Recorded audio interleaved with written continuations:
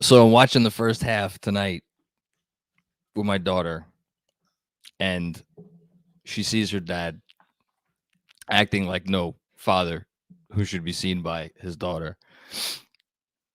And she says, "Dad, calm down. It's just basketball." And I had to look at her and say, "No, it's not." You know, it's been a long 20 years, 22, excuse me. And sitting on the freaking LIRR years ago, killing time, looking for something to do, being like, there must be something more productive to do than to blog about this terrible basketball team that has given me nothing in so long. And yet that's the only thing I wanted to do, because it's the only thing other than my family that I truly loved. And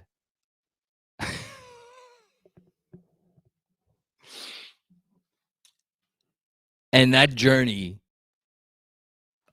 from day one has been so incredible for Knicks Film School, because from day one, I would put anything out there, a podcast, a blog, a tweet, and I would see that there were dozens and eventually hundreds and now thousands of Knicks fans right here in the exact same shoes that I am in right now, who have just, unlike the Cavs fans tonight,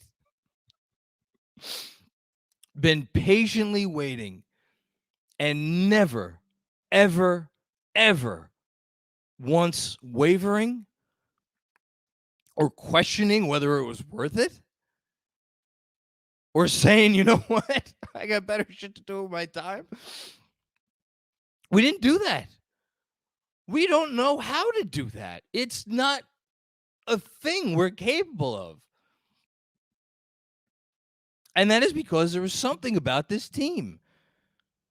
There has always been something about this team and its connection to the city, whether you are in Manhattan or Brooklyn or Queens or 3,000 miles across the globe. When you are a Knicks fan, there is nothing like it. And that is true of when they are at the bottom of the league.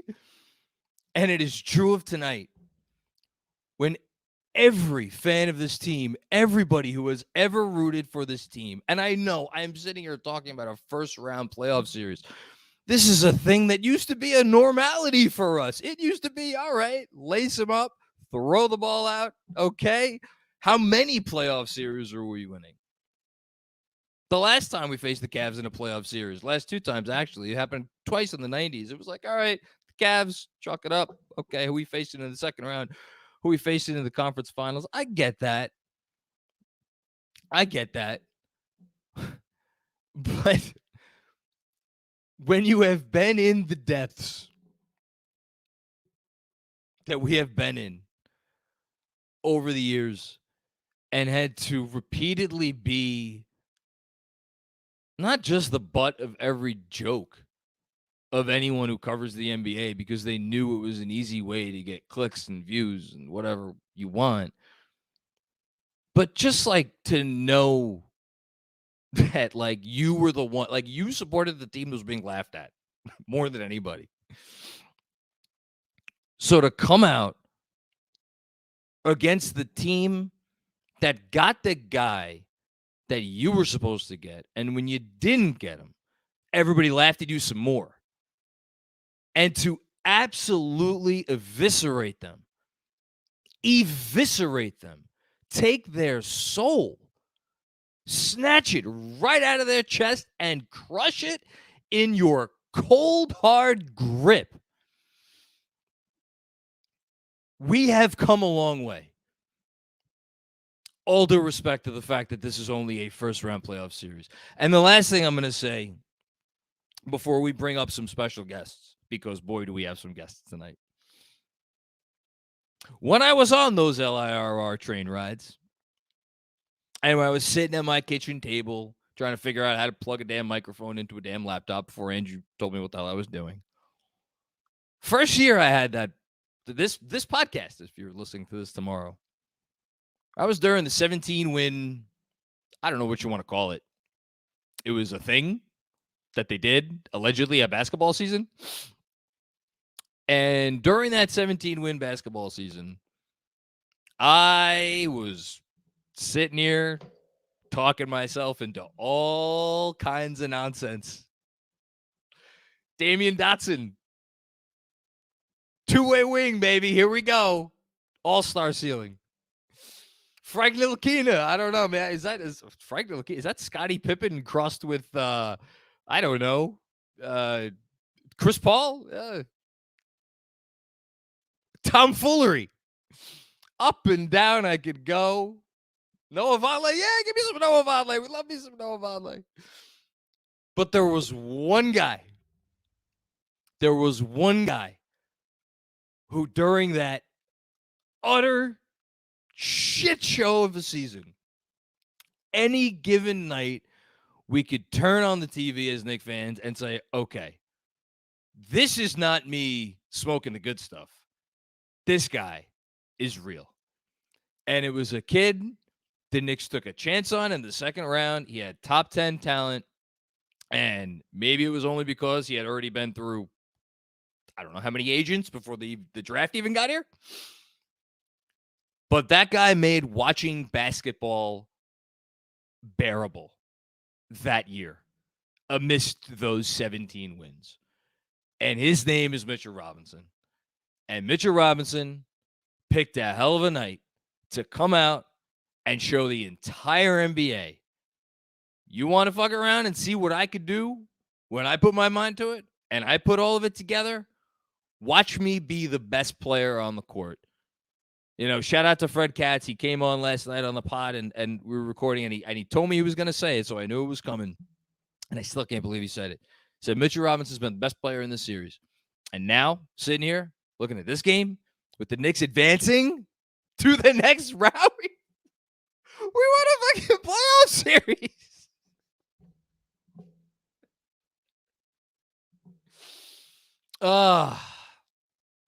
This night is for Mitch. This night is for RJ Barrett. Oh, wait, hold on. This night is for RJ Barrett and all of the crow. I know I don't know what meal. I think we're doing HelloFresh right now. Andrew, you gotta call up HelloFresh or Factor, whichever one we're doing right now, and just make sure they add crow to their menu, because if there's no crow on the menu, I'm not sure I'm going to be able to participate and get the meals, because that's all I could eat today, tomorrow, next week, next month.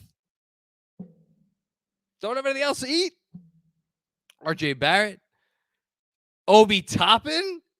You want to talk about storybook? After what has happened to this guy, after being the national player of the freaking year in college basketball, to come out and absolutely set the tone and show the Cavs, you think you're going to have it easy with Julius out? I got another thing coming for you. And then and we are going to talk about Julius, and my God, how good Julius was. And we're going to talk about Jalen. It was not Jalen Brunson's best second half, but boy, did they need him to come out and help set the tone. We're going to talk about everybody. We'll might talk about the coach a little bit. The last guy I'm going to mention before I bring Andrew up here and we get our first special guest. In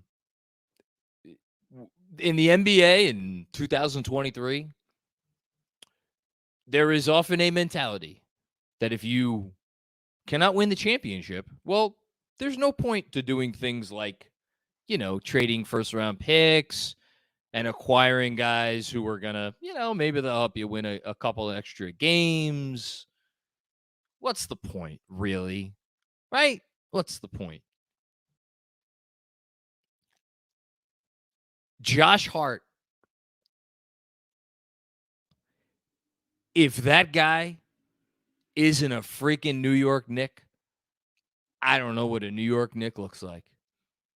He is the embodiment of everything after, again, it's been 20 plus freaking years of watching so much basketball, of so many players that just didn't care as much as we did.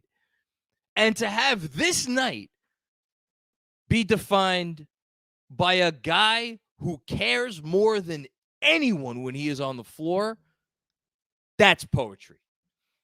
And it's for him, it's for everybody I mentioned, and most of all, it's for everybody watching right now and everybody who can sit here and finally say the words, "We are back."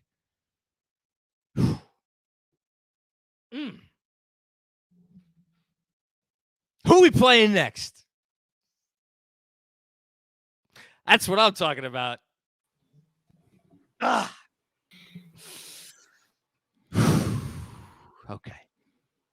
I could breathe. Andrew, how you doing?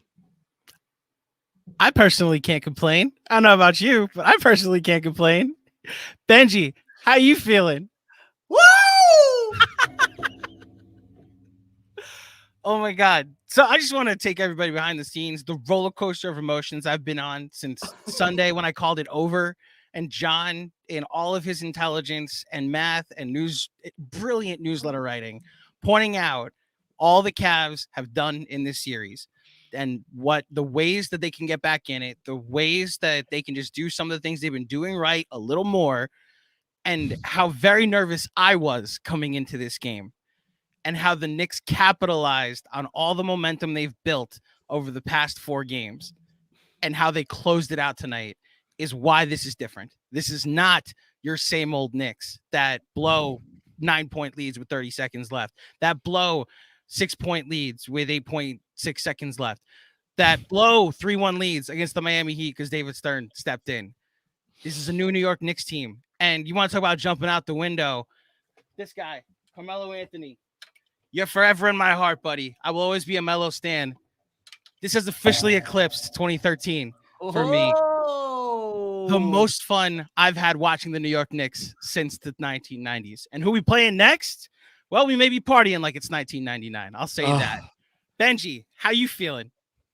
Man, my mind went back to 2 years ago, not quite to Melo years, because I think it's kind of crazy how similar this series was to the Hawks series in some ways. And the way we just flipped the script. How do you always say what I'm thinking? And it was the same games that were won on the road at home. The way game 1 could have gone either way with a play here or there. And then the way game 2 went how it was supposed to go with the home team taking care of business. But then 3, 4, 5 was just an imposing of will, where like the team that won just controlled everything about the series. And they're very different teams. Like Atlanta did it in a very different way to the Knicks than the way the Knicks just did it to Cleveland. But just that vibe of like, we were exposed as the lesser team with real flaws that we could not overcome. It just never felt like a series from game 3 onwards. That's how this felt. The Knicks punished this team. Like, physically dominated them to the point where I thought, and you guys might agree, Jared Allen looked defeated from tip tonight. Him specifically, his body language, the way he went about it, like he just didn't look like he wanted to be part of the series anymore. It was once a net. The way Julius maybe didn't want to be part of the Atlanta series by the end. Once a net, always a net. To your point, Benji, Josh Hart had more offensive rebounds than Jared Allen had total rebounds tonight. Oh, excuse me, 1 fewer. He had Josh Hart had 3 offensive rebounds. Jared Allen had 4.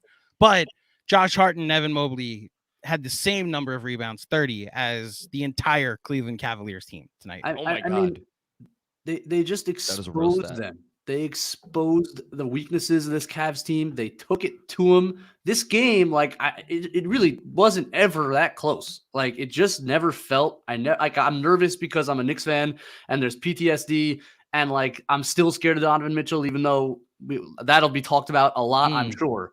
Yep. But they frankly just destroyed them.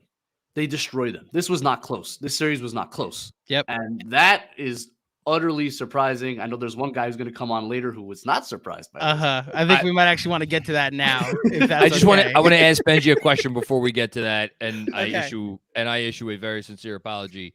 Benjy, is this the best? I know they did not make all their shots and that, but is this the best game the Knicks have played this year, in your opinion? By a million miles. Okay. Yet on the road closeout game, every single guy played excellent basketball. Not one guy on this team didn't contribute in a major way.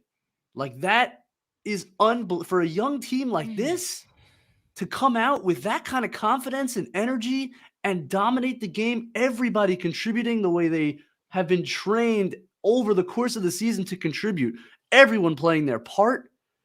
The performance was astounding.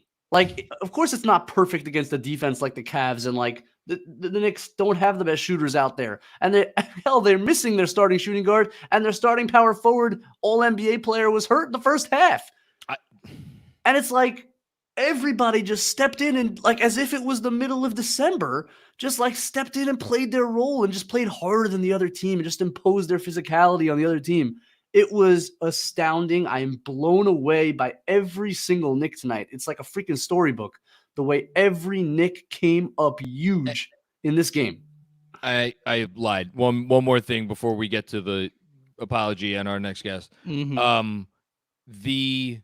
If you would have said, I mean, I don't know, at any point this season, that the Knicks were going to win a closeout game against the Cleveland Cavaliers on the road in Cleveland's building, in which in that game, Julius Randle, their all-star, would play 0 minutes in the second half, and in which Jalen Brunson, the other guy who should have been an all-star, arguably, went 2 for 11 in the second half and really couldn't buy a bucket because one of those two baskets was a fast break where he just happened to be ahead of the play.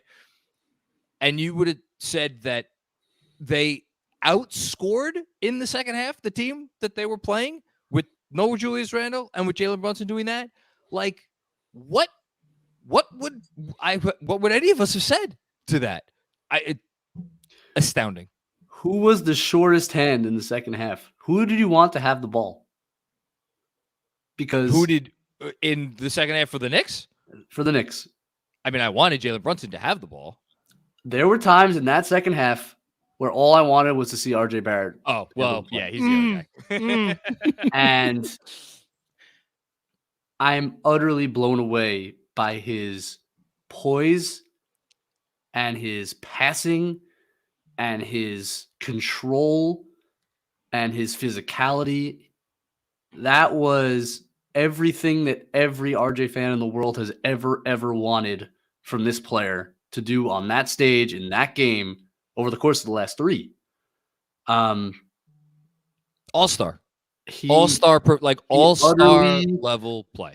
He 100%. He transformed the way I think about him, and maybe that's on me for being too low on him, but I cannot believe the extent to which he put everything, all of his abilities and talent together in a 3-game stretch on this stage. I just can't. I'm having trouble wrapping my head around how great he was. And like, it's stupid to feel proud of a player because, God, they're whatever. We have nothing to do with it. But I don't know. It's hard not to feel that way about a guy who you drafted and who's been piled on both outside of the Knicks fandom and inside of it. And to come out with this kind of performance, I don't know, man. Like, you feel a lot of pride, don't you? You just feel a lot of pride for the way he played. Let me piggyback on that, Benjy, because I actually do think it's okay. This team has made us proud to be Knicks fans. And in the vacuum, RJ Barrett and what he's turned himself into the last 3 games, I'm proud that he's on the New York Knicks now. Really? This is anytime he struggles in the future, because we were talking about this on Playback tonight. We just go back to these 3 games to be like, when it mattered the most, when Julius was dealing with whatever he was dealing with physically, RJ stepped up.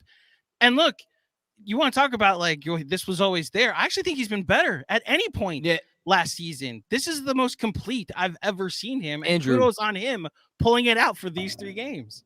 There's 100%. no, oh my God, with the season on the line, RJ Barrett had 3 of the 15 best games of his career. There's no, oh, he had 3 of the 10 best games. No, RJ Barrett had the 3 best. I don't care that he scored 46 points in a game in Miami. I don't care that he scored 44 points earlier this year against Chicago.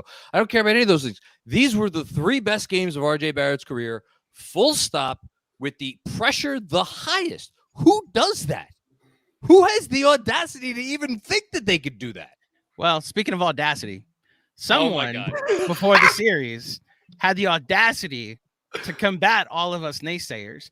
And, I get some, it brought up a lot that my background in faith and, Pastor Claudio and his Obi Hive.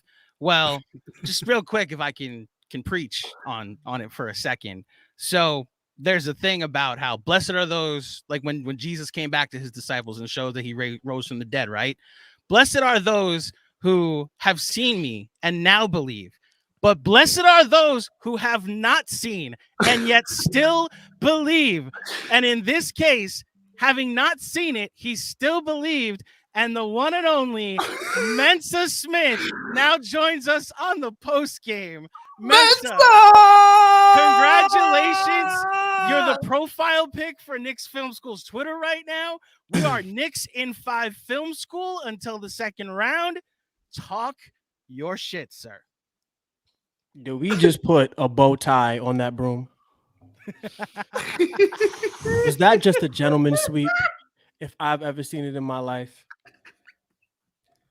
All I had to hear about was how much respect we had to have for the state of Ohio. And how much respect we had to have for Donovan Mitchell and for Darius Garland and Evan Mobley, Defensive Player of the Year, and that Jared Allen, he's a swell guy. Had to hear all sort of stuff. But they did not have the dogs that we have.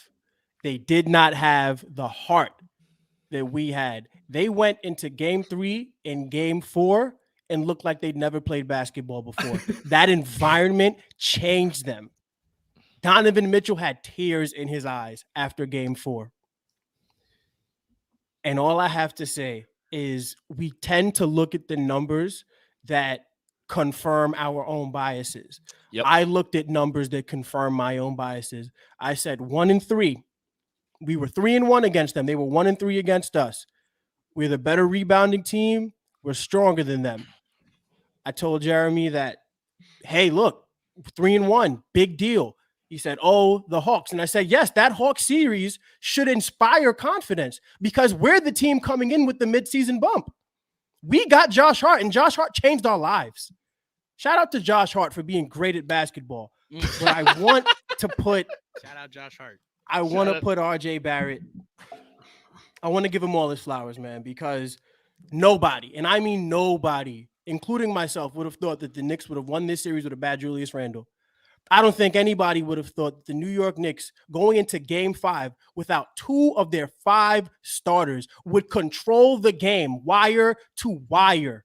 They got close, it got cute, but they never, ever, ever led because the New York Knicks had the coaching advantage. Shout out to Tom Thibodeau. We had the depth advantage. Shout out to Cheddar Assman. How about Lamar Stevens? Come on now. What are we doing?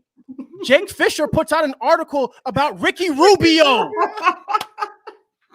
That's the respect we had to go up against. Nobody saw it coming, and it infected our fan base. Today is the day for the New York Knicks fan base to stand up and say, you know what? I don't care what anybody says because I've seen my team do it. We did it. 4 seed, 5 seed, don't matter. 5 games, gentlemen sweep. Put the bow tie on the broom. And get them out of here. The New York Knicks. The New York Knicks. If I told you that the New York Knicks would maybe be able to host a second round playoff series, Oh my God. you would have told me that they went and made a superstar trade. They didn't make a superstar trade. They just signed Jalen Brunson. They just got Julius Randle out of his own head. They just got the best Mitchell Robinson we've ever seen in our lives. We just got the best RJ Barrett we've ever seen in our lives. Emmanuel Quickly, great on defense, didn't show up on offense too much this series.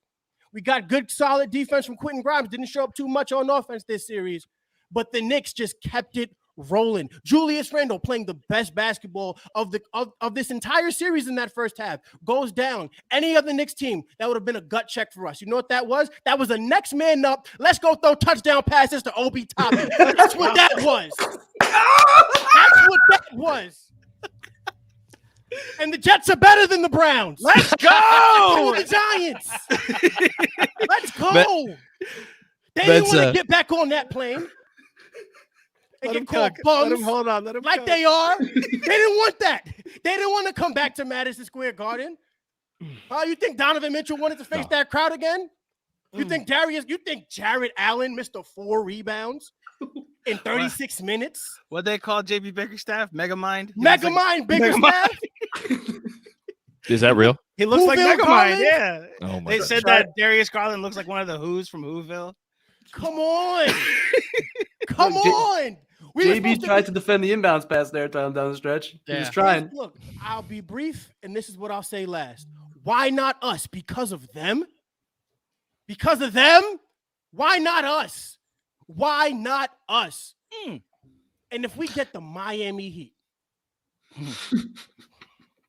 and we don't have to say if anymore, John. That's personal. I know. If we say yeah. That one is personal. Because the last time we played them, it was a gentleman's sweep. I don't have to discuss the antics that the New York Knicks went and did when we won that one game. I don't have to discuss that. But it's personal. It's always been personal. And I can't wait to see Duncan Robinson in the second round of the playoffs, game 1. I can't wait to see Kevin Love. I can't wait to see overweight Kyle Lowry. Oh, my goodness. I'm scared of nobody. I have no fear in my heart. We just went up against the number 1 defense in the NBA, the number 9 offense in the NBA. That is a bona fide contender any year. Any year, you are top 10 offense and defense, that you are a bona fide contender. And you know what the Knicks want to do with that bona fide contender? Gentleman's sweep. They told us we played our best basketball in game 1. And then the New York Knicks showed up in games 3, 4, and 5. Mitchell Robinson gave him the shook. They were shook. Moment of the series. Oh man, shook. Mensa, I gotta. I just have to issue an apology to you because when you said Knicks in 5, and shout out to I can't believe we have to shout him out. Oh yeah. Shout out to the birthday boy because he joined you, Robert Cross. When you guys said Knicks in 5, in my head, I'm like, well, that's nice that fans are having a moment with themselves. And here that's we cute. are. That's cute, right? Where's That's Giancarlo? cute. Yeah. That's cute. I wish I could still do that. I wish I could still be so silly and naive to think things that are so far from reality, and then be able to say them out loud. I can't speak enough about how ridiculous I thought the notion of the Knicks winning this series in 5 games. I'm just being honest. I cannot say enough how crazy I thought it was. I could admit that right now. I thought it was insane, the notion that they could do this. Sometimes you got to be a little crazy. Fan is short for fanatic. But you weren't. But here's the thing, though, right? Is you weren't crazy, and me and Benji and DJ could sit here and we could talk about X's and O's and this and that. You went deeper than that, and because you've watched this team all year, and you've watched what they're made of, and you knew what that could translate to, and if they brought that into this series and they didn't back down when they were confronted, well, then in that case, oh boy, then it's not crazy at all. So, Jesus. Can we just say Mensa didn't just unless I'm mistaken, he didn't just say Knicks in 5. I believe Mensa predicted each game, Yep. Each game's result. Said win game 1, lose game 2, win the next 3. Called it exactly. That's freaking psychic madness. Yep.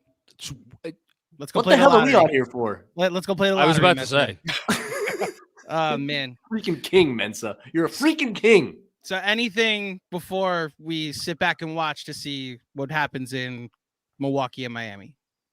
Because you got Casual Friday tomorrow that we'll record and give you the full red carpet. The only thing that I want to say, just like medium to long-term impact, RJ Barrett just changed the calculus for this team. Yes. Yep. Oh yeah. Decisions will now be different. Oh, That's all I got to say, guys. Got that right. Thank you for having me. I appreciate it. Mensa Mensa, Smith, ladies and gentlemen. thank you for becoming a member of the Knicks Film School team. Thank you guys for having me. Yes. Thank you, Mensa. Thank you guys for having me, man. I couldn't be more proud. Best. Wow. Okay. I'm going to leave you guys to it. We are smoking on the Cleveland pack tonight. So However you want to follow that, go ahead and follow that. yeah, I don't know how we do it. I mean, I'll start here. Here in my mind, I don't know. So the 3 guys I'm going to take away from this game, and it's impossible. I don't know how I order. I know I have Mitch number 1. I have Mitch as the number 1 guy in my mind for this game, and then I have RJ and Josh Hart in some order after that, and then I feel like it's Obi Toppin for what he did and how he did it and when he did it. So pick one of those guys. And do you agree with the order? Do you tell me anything? I think the order sounds right. The coolest thing about it is that you can go in every direction. Like every guy was huge in this game. Like IQ didn't finish with a great shooting percentage, but him coming out in the first half and making some shots and like taking the lid off Those threes, from 3, the threes that he made, massive in the moment. Changed the whole game, the feel of the game. Like he just needed to finally get a few to go and just like loosened everything up. And like Brunson didn't have a good second half at all. But like we all understand the value, just like the unbelievable confidence the whole team gets from him handling the basketball. Yep. The poise and the ability and just like freaking godsend. He's a godsend to this team and to the fan base. But I think you got the order right. And can we talk about Obi for a second? Please. Because storybook stuff, man. It's the guy. No, it's not, because you can't write. You couldn't sell this. The guy who can't they'd be laughed out of the pitch meeting. The guy who cannot get on the court. Like just cannot get on the court, and every time he gets like the rare opportunity, he just produces. All he does is produce. Like when he gets the opportunities, and it's always at the end of the season, something you doubt it. Like, is it real? You're playing against crappy competition. Well, hello, it's real. It's real. Like he comes on the floor, he changes the whole vibe of the game with his speed and his energy. And guess what? He can shoot the basketball. That's also real. He can shoot it in pressure situations with closeouts from very tall people like Evan Mobley coming at him. He's a confident and a good, especially from the corner, a good shooter. Like it's all real. The ability to get out on the break. His rebounding, not as much in this game, but in the last game, stepped up on the boards. Like this is a real good NBA basketball player. I thought his rotations, by the way, were pretty good tonight. Missed one drop. Stayed on the corner on Lamar Stevens for some strange reason and gave up a dunk to Mobley, and I was annoyed about it. But yes, generally on point on the scout, on point on executing the game plan, and just changes the whole feel of the game with his speed and energy. And like it's just so freaking cool to see him excel in that third quarter.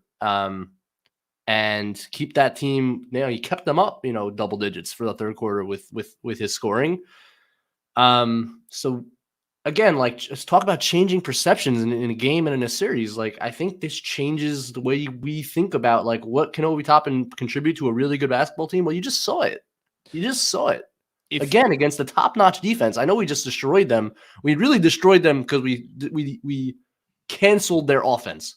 We eliminated it. Their offense was abysmal in this series because we scouted it and game planned it correctly and executed the game plan to a T. And you have freaking Mitchell Robinson on the back end, and you have Josh Hart on the top end defending Donovan Mitchell as well as I've ever seen anybody defend Donovan Mitchell, straight up. So you had those two guys, and then you had a great game plan around it, and guys generally executed the game plan. So, like, we won the series on defense. Don't get it twisted at all. But, like, it's just... No, you have to score some... Listen, you have to score some baskets.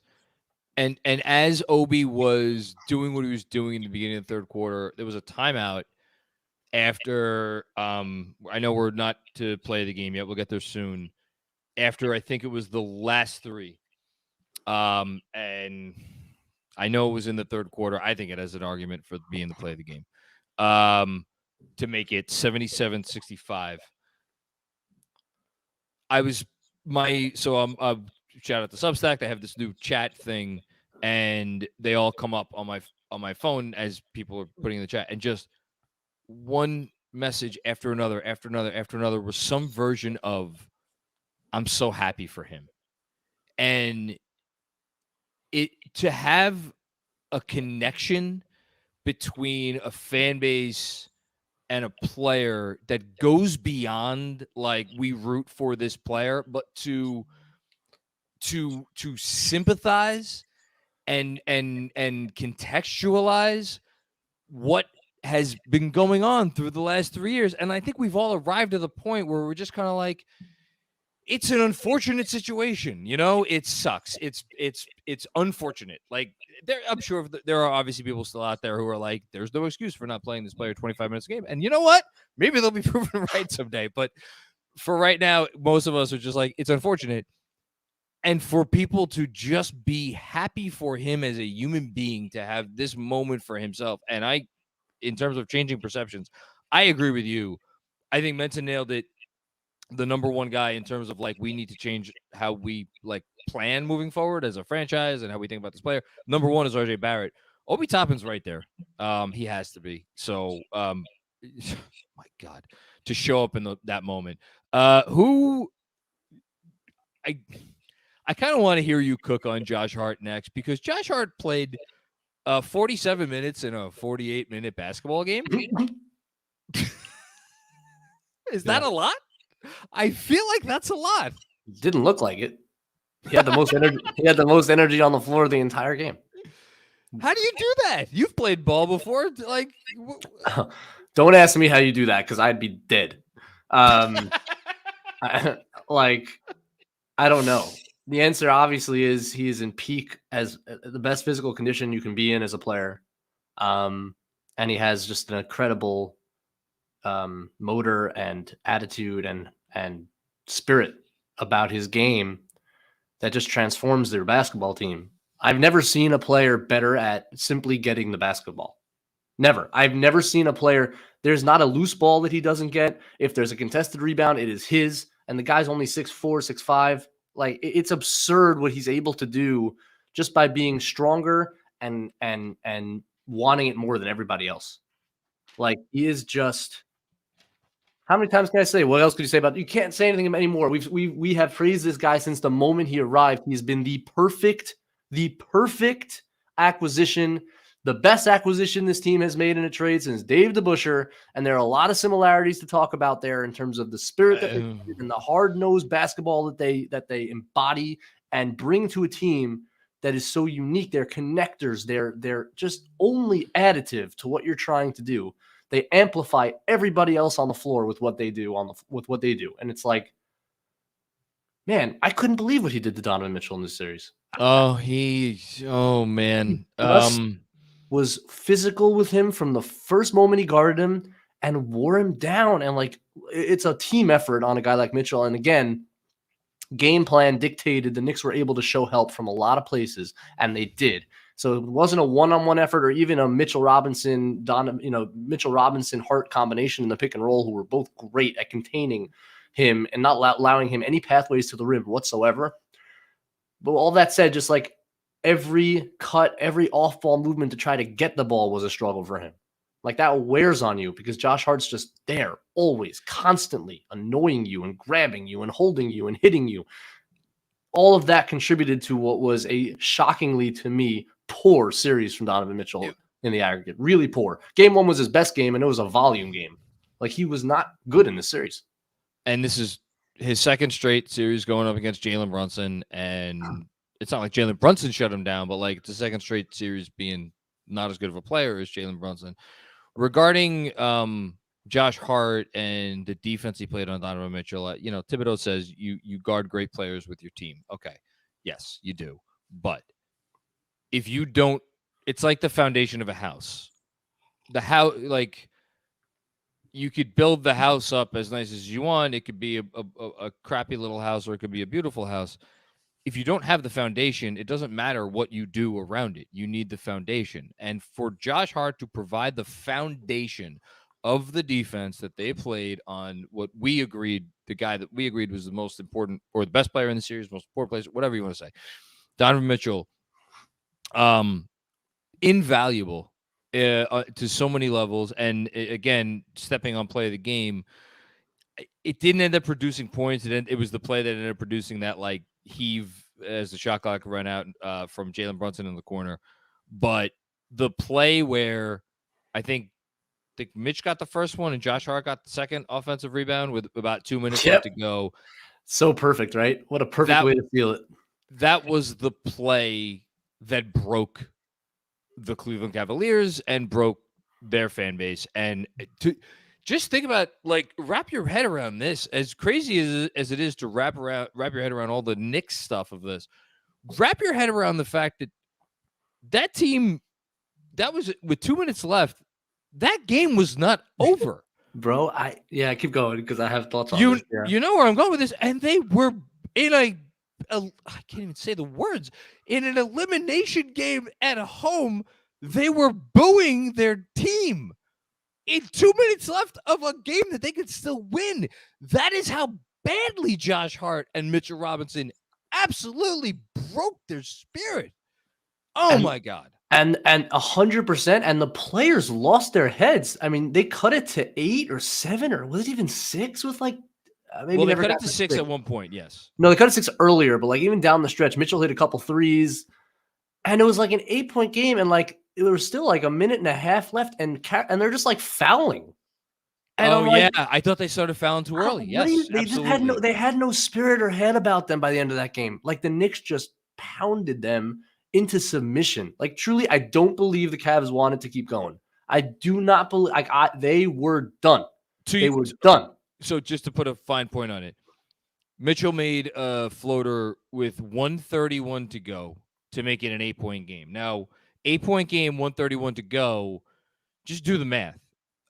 24 seconds times 3 equals a minute minute and 16 seconds. Now you obviously need some time for offense there too, but minute 16 seconds, 1:31 to go, 8 points. You could do and like it's more than doable. Like Christ, again, we saw this Knicks team earlier this season with 2 timeouts. Like they had their timeouts to advance the ball. They had their timeouts exactly. They just didn't. And they lost the will. There are coaches that probably do foul there, but they weren't fouling as like a strategy. They were just they just didn't have their heads about them. They were just done. Like LeVert just grabbed quickly. Like they were just done, and that speaks to what the Knicks did to them, and it was freaking inspiring. Like just the physicality and the heart that they showed, pun intended. It was incredible just to impose your will in that way. And like the way that possession wrapped it up, where it was like, let's throw up some more bricks, miss some more shots, because God knows we did enough of that in this series. But we're just going to keep rebounding it. We're just going to play freaking squash against the backboard and just keep hitting it back onto the backboard and catching it again until a team just gives up. That's what they did to close out the game, which was so perfect. They closed out game 1 also in a similar play where they got like 2 or 3 offensive rebounds to win the game. It's just like, this is what they do. People wondered if it would transfer. It transferred. It sure did. They destroyed this. They won this series on the boards in a lot of ways. It was awesome. A couple more, and then I'm going to get you out of here because I'm sure we have a lot of super chats here. I want to go to Randall. Yes. I wore the shirt today. I wore the Julius Caesar shirt today because I'm like, I believe, and I don't know what was more impressive: the fact that he,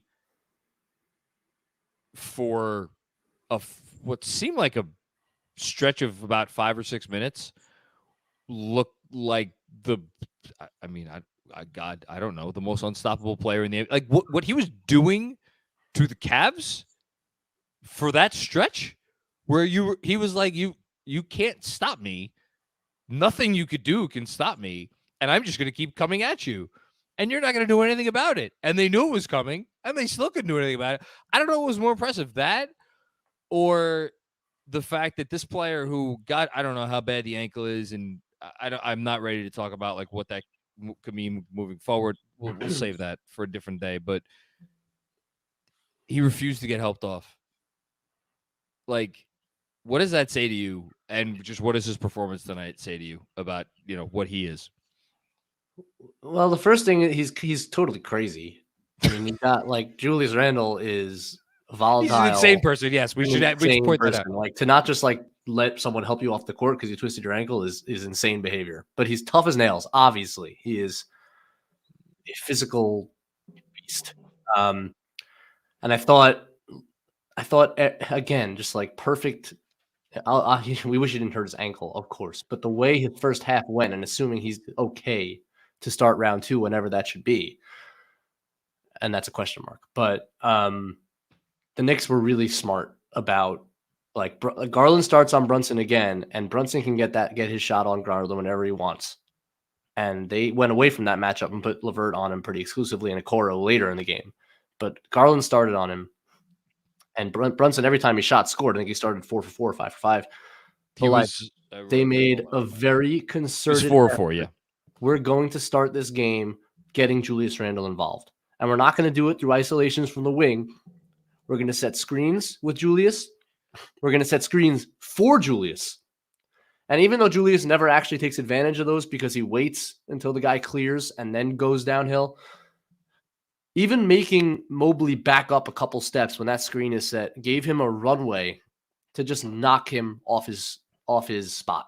Can you take some credit for this? Because you tweeted in the moment, like, look, I get it doesn't look great right now, but I appreciate what the Knicks are doing. Yes. And I think the unsaid part of it is like, look, man, if they don't get Julius Randle going, none of this fucking matters. They have to get him going, and they got him going. Exactly. And it didn't, like, the results didn't come in the first quarter as much, although the passing was pretty good, but it came in the second quarter, and he kind of just figured out, he's like, man, I can't really like go into Mobley and then take my fade away because he's too long and it's just too good a contest. But what I can do is bully his butt all the way under the rim and either go finish or find shooters, because there's help's going to be coming if I get that deep.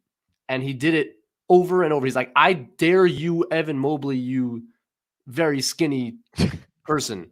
I dare you to take a charge on me. I dare you. And Mobley never did. He just backed his way into all the way under the basket, and Julius finished. Would you take a charge on him?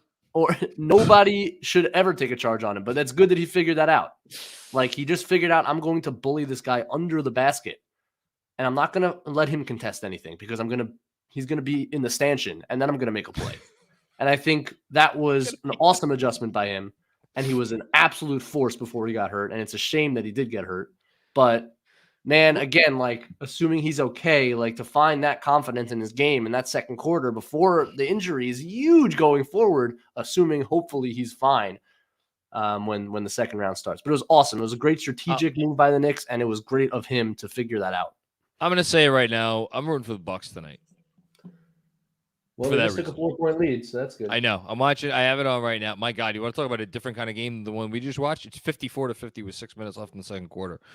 And by the way, it felt like everybody made shots tonight because it was more. They made more shots than they have in the past. And meanwhile, it was like a very low-scoring game anyway. Can we just say again, like, it needs to be said, the Knicks just won a series in 5 games in which they shot, I don't have the exact math in front of me, I think they shot below 30% from 3 for the series, because I know they only shot above 30% in one of the 4 previous games, and that was 31%, and they shot 31% tonight. So I think if scorching hot, do you want the number? Sure John, do you What? want the number? I have it updated. Yeah, sure. What is it? The Knicks in this series from 3 shot 28.2%. Look, what? Like, and like that's like damning praise, but it is praise because this is the NBA, and it's oh my God, talk about things coming full circle. I saw, and I haven't listened to the pod yet.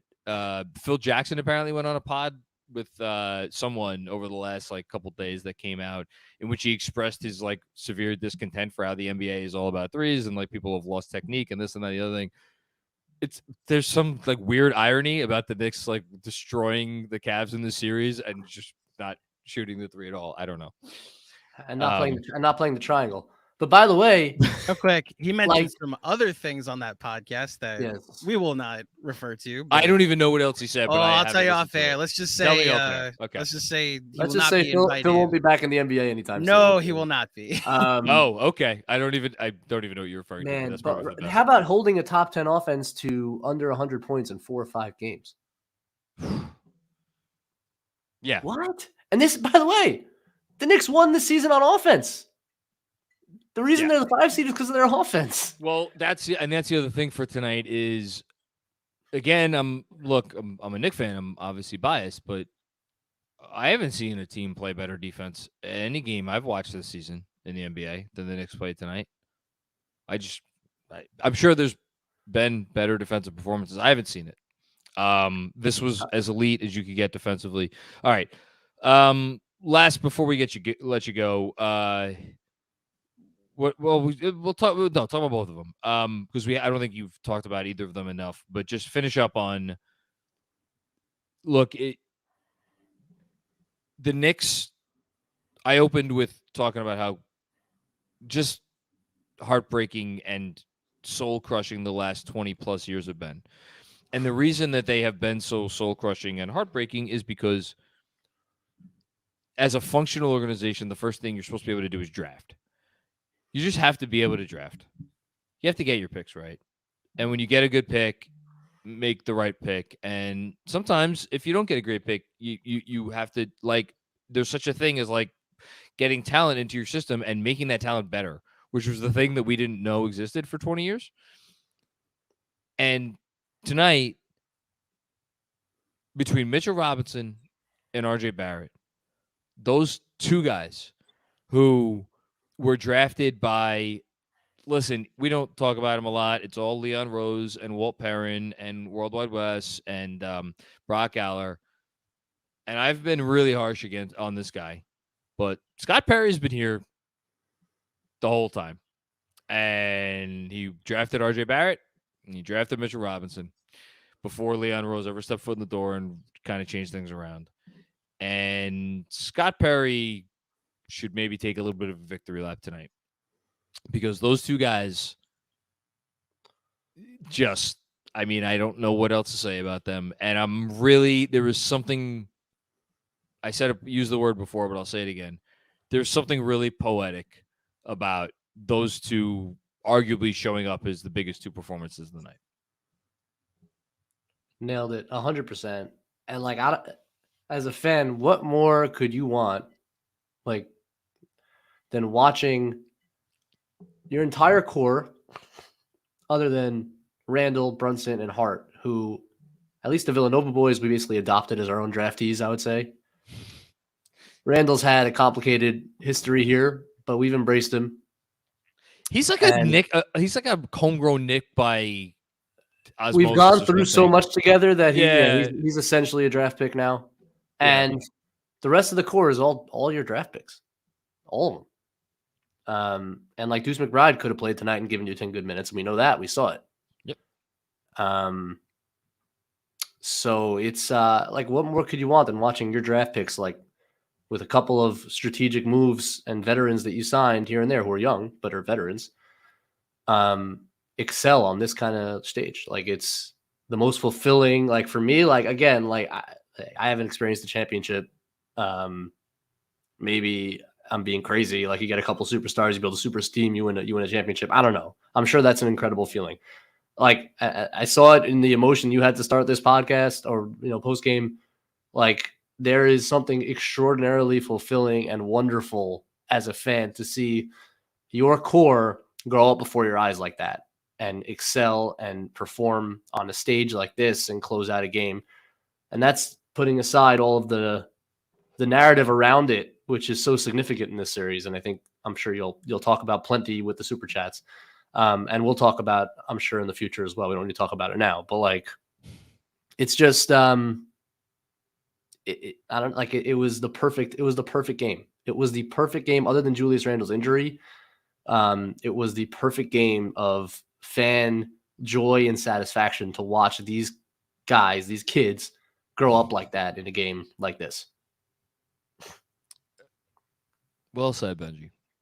And we'll obviously we'll talk more before the next series. I gotta start taking notes on this game that I'm watching right now. Oh my God, I have how many pages? That's so crazy. We're gonna do a whole nother series preview and like the holy cow.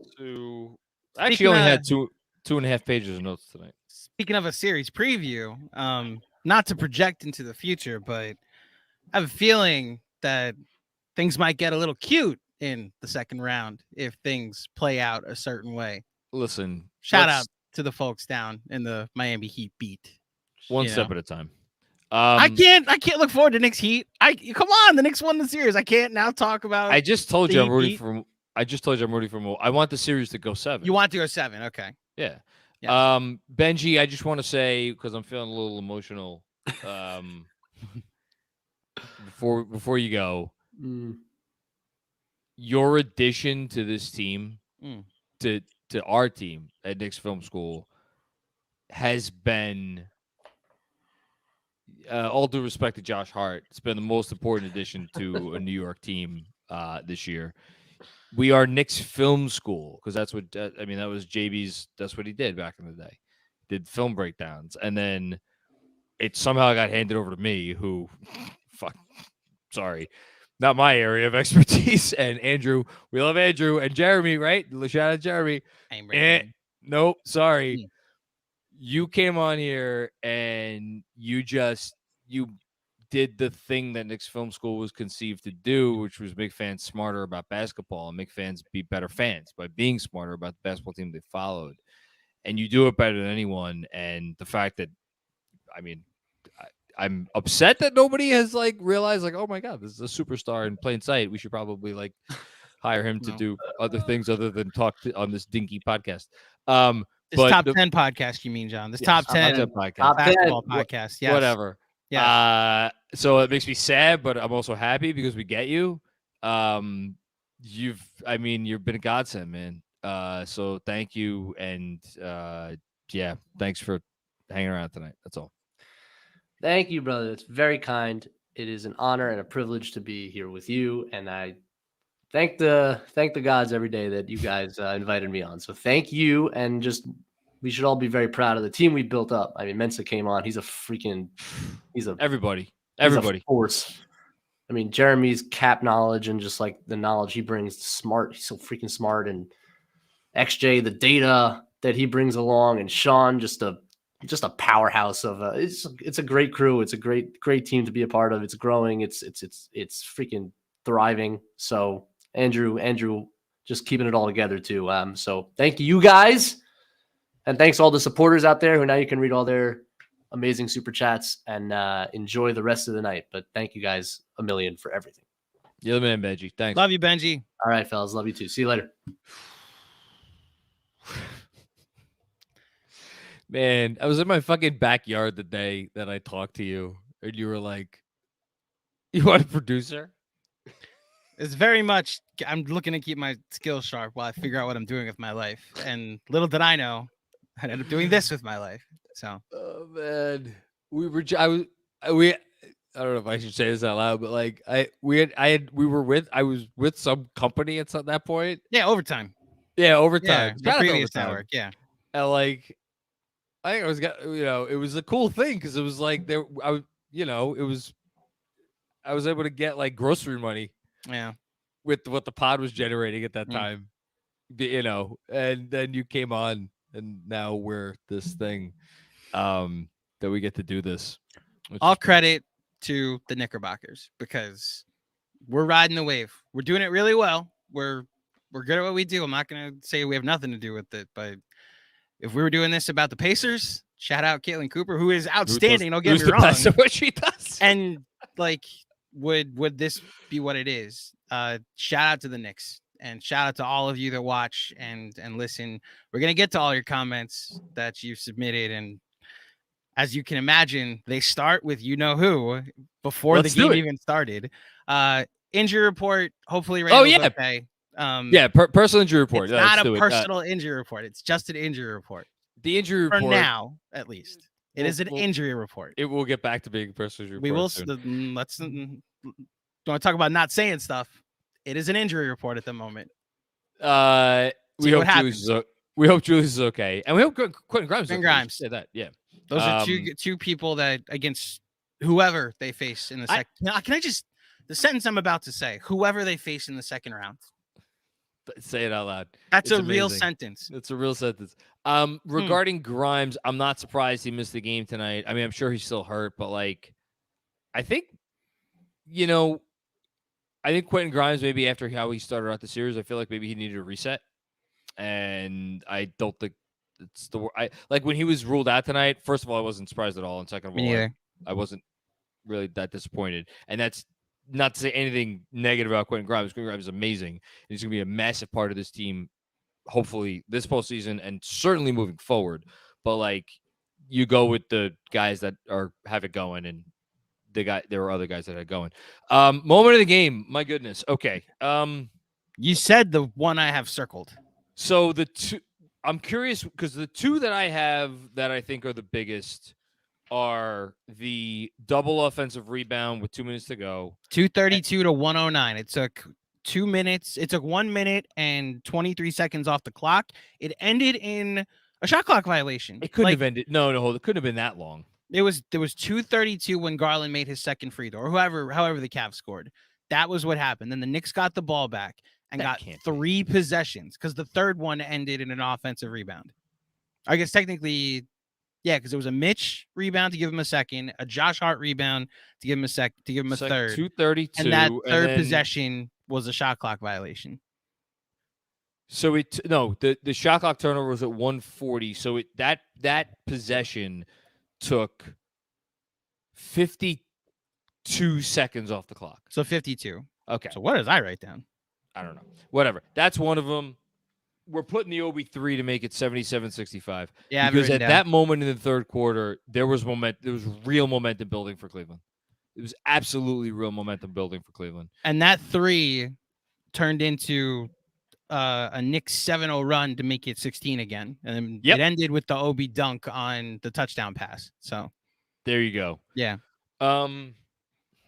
That's all I got, by the way. You want to talk? Can I just read off some fourth quarter stats for you and how like the Cavs? I'm shout out to the chase down. Like we've talked a lot of I've talked a lot of shit this series about the state of Ohio and specifically the Northeast Ohio City, Cleveland. But the chase down, they're really good at what they do. They are as much as you could possibly get as close to Knicks Film School and how they talk about the sport as us. So shout out to Justin and Carter. We will revisit that in a exit survey podcast, probably coming soon. But I know that they're talking about this fourth quarter as like it was there for the taking. The Knicks scored 19 points and made 4 field goals in the fourth quarter. There were 4 of 19 in the fourth quarter. Mitch was 3 for 3. Everybody else was 1 for 16. Are you shitting me? I'm looking at RJ Barrett, 0 for 5 in the fourth quarter. Jalen Brunson, 0 for 4 in the fourth quarter. The Knicks had 7 offensive rebounds, though. So they were able to make up for it. So this is going to be criminal, and I'm going to say something to make up for it in a second before we get to Super Chats. That's the last play of the game. And I think, can you combine it into one, the consecutive Mitchell Robinson offensive rebounds and putbacks to make it 98-86 and then 100-88? That's the third candidate. Yes. So this was there for the taking if the Cavs wanted it, and they didn't. The Knicks just took their heart out, especially on the offensive glass. The Cavs were 1 and done the entire fourth quarter. They had 6 rebounds the entire fourth quarter. The Knicks had 14. Can we make it 4 candidates? Yeah, Of course. Here's the fourth one because I want to get an RJ play in there. The flagrant foul that wasn't called a flagrant foul. With Jared Yeah, Allen. got hit in the face. Yeah. So that was when the Cavs got it down to 6 to 90-84, and RJ did what RJ does and took it into the lane and got the foul call and made both free throws, and then it's not connected to that play, so I can't include it, but he made maybe the best defensive rotation of that I've ever seen him make with about 4:35 left to go in the fourth quarter, where he had to rotate over on a pass to, I think, a corner shooter. I want to say it was LeVert. And it was the quickest rotation I've ever seen him make. And this is over the last week, this is the best defense I've ever seen RJ Barrett play. And so those are our 4 candidates. And last thing I want to say before we get to Super Chats, and I was thinking about this a lot over the last few days, because a few people were like, this has been personal for you with RJ. And I thought about it. And I was like, well, wait a minute. Yeah, it has. And that's because, and it's the best compliment that anyone could give me, because it implies that I'm like a media person and that I am like fully like even keeled when I talk about this team. Sorry, spoiler alert for anyone watching and doesn't realize this. I'm a fan just like all of y'all. And I get extraordinarily emotional and personal when it comes to all of this stuff. And I have my guys that I like, and I have my guys that frustrate me to no end.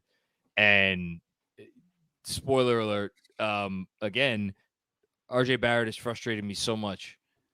And if I've responded in the way that like a lot of fans respond when players frustrate them, and I haven't been able to like weed that out, that's my bad, because it's been real.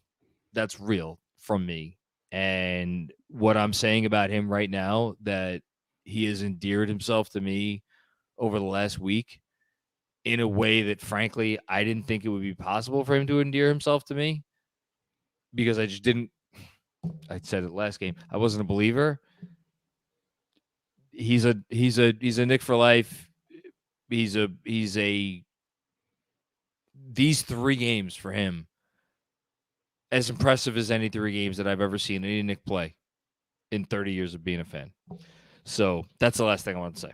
I agree. And it's even cooler when because there's 2 ways to talk about what RJ just did. There's the joke, like, why do you hate RJ Barrett? Like, any criticism of him turned into like, why don't you believe in him? The 84 game sample is why. What RJ did is why, like, yes, you're supposed to believe in your players and you're supposed to like hope for the best and not root against them, which I don't think we ever did, but it's a credit to him for playing the way he did, for stepping up the way he did. Like, he's played the best 3 games of his career, as you said. He backed up the talk.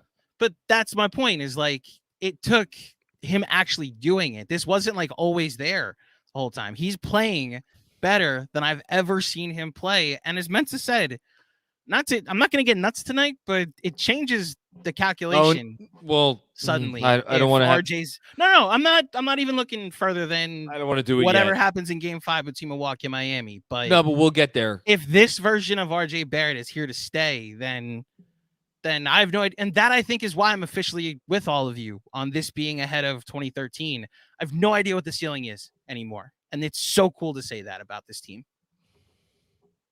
Man, we're really here. All right. Hashtag we here, John. All right. Last thing before we get to the first super chat. Thank you, everybody who put in a super chat, has been waiting patiently. I hope everybody's cool and has been enjoying their time here. And let's get to you guys, because this is your night. This isn't ours. We start where we always do, by the way. So, of course, tip-off for the Knicks game was 7:00 p.m. Eastern, and like on the dot, 7:00 Eastern. I logged on for playback, and shout out everybody that joined us for playback. By the way, you will want to see what 48 minutes of Mensa talking that talk for the elimination game, the closeout game that ended up being. If you want to, the link for Patreon is below. It'll be up as soon as we get done with this. I'm going to edit that. The first super chat, though, comes from none other than Robert Cross at 5:14 Eastern, 2 hours before tip.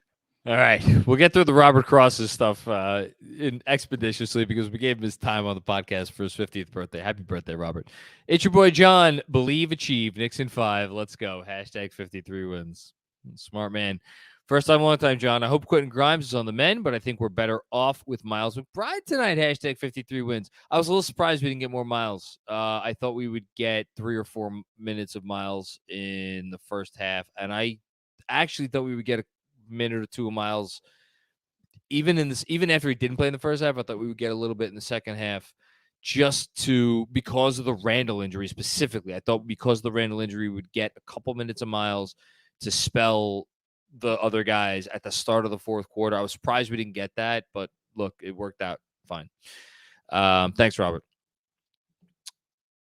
Another one from Robert. It's your boy John. Did you see Clyde's suit? Do you think he is fearful of the Cavs? Not a prayer. Hashtag 53 wins. I saw Clyde's suit. I loved it. I love Clyde. I love his style. I wish I could have been alive in the 70s like you were to see him in his prime. Robert Cross, it's your boy John. The officials, the only thing keeping the Cavs in this game. Hashtag 53 wins. On the level on the 1 to 10 egregious scale, I'll give this game.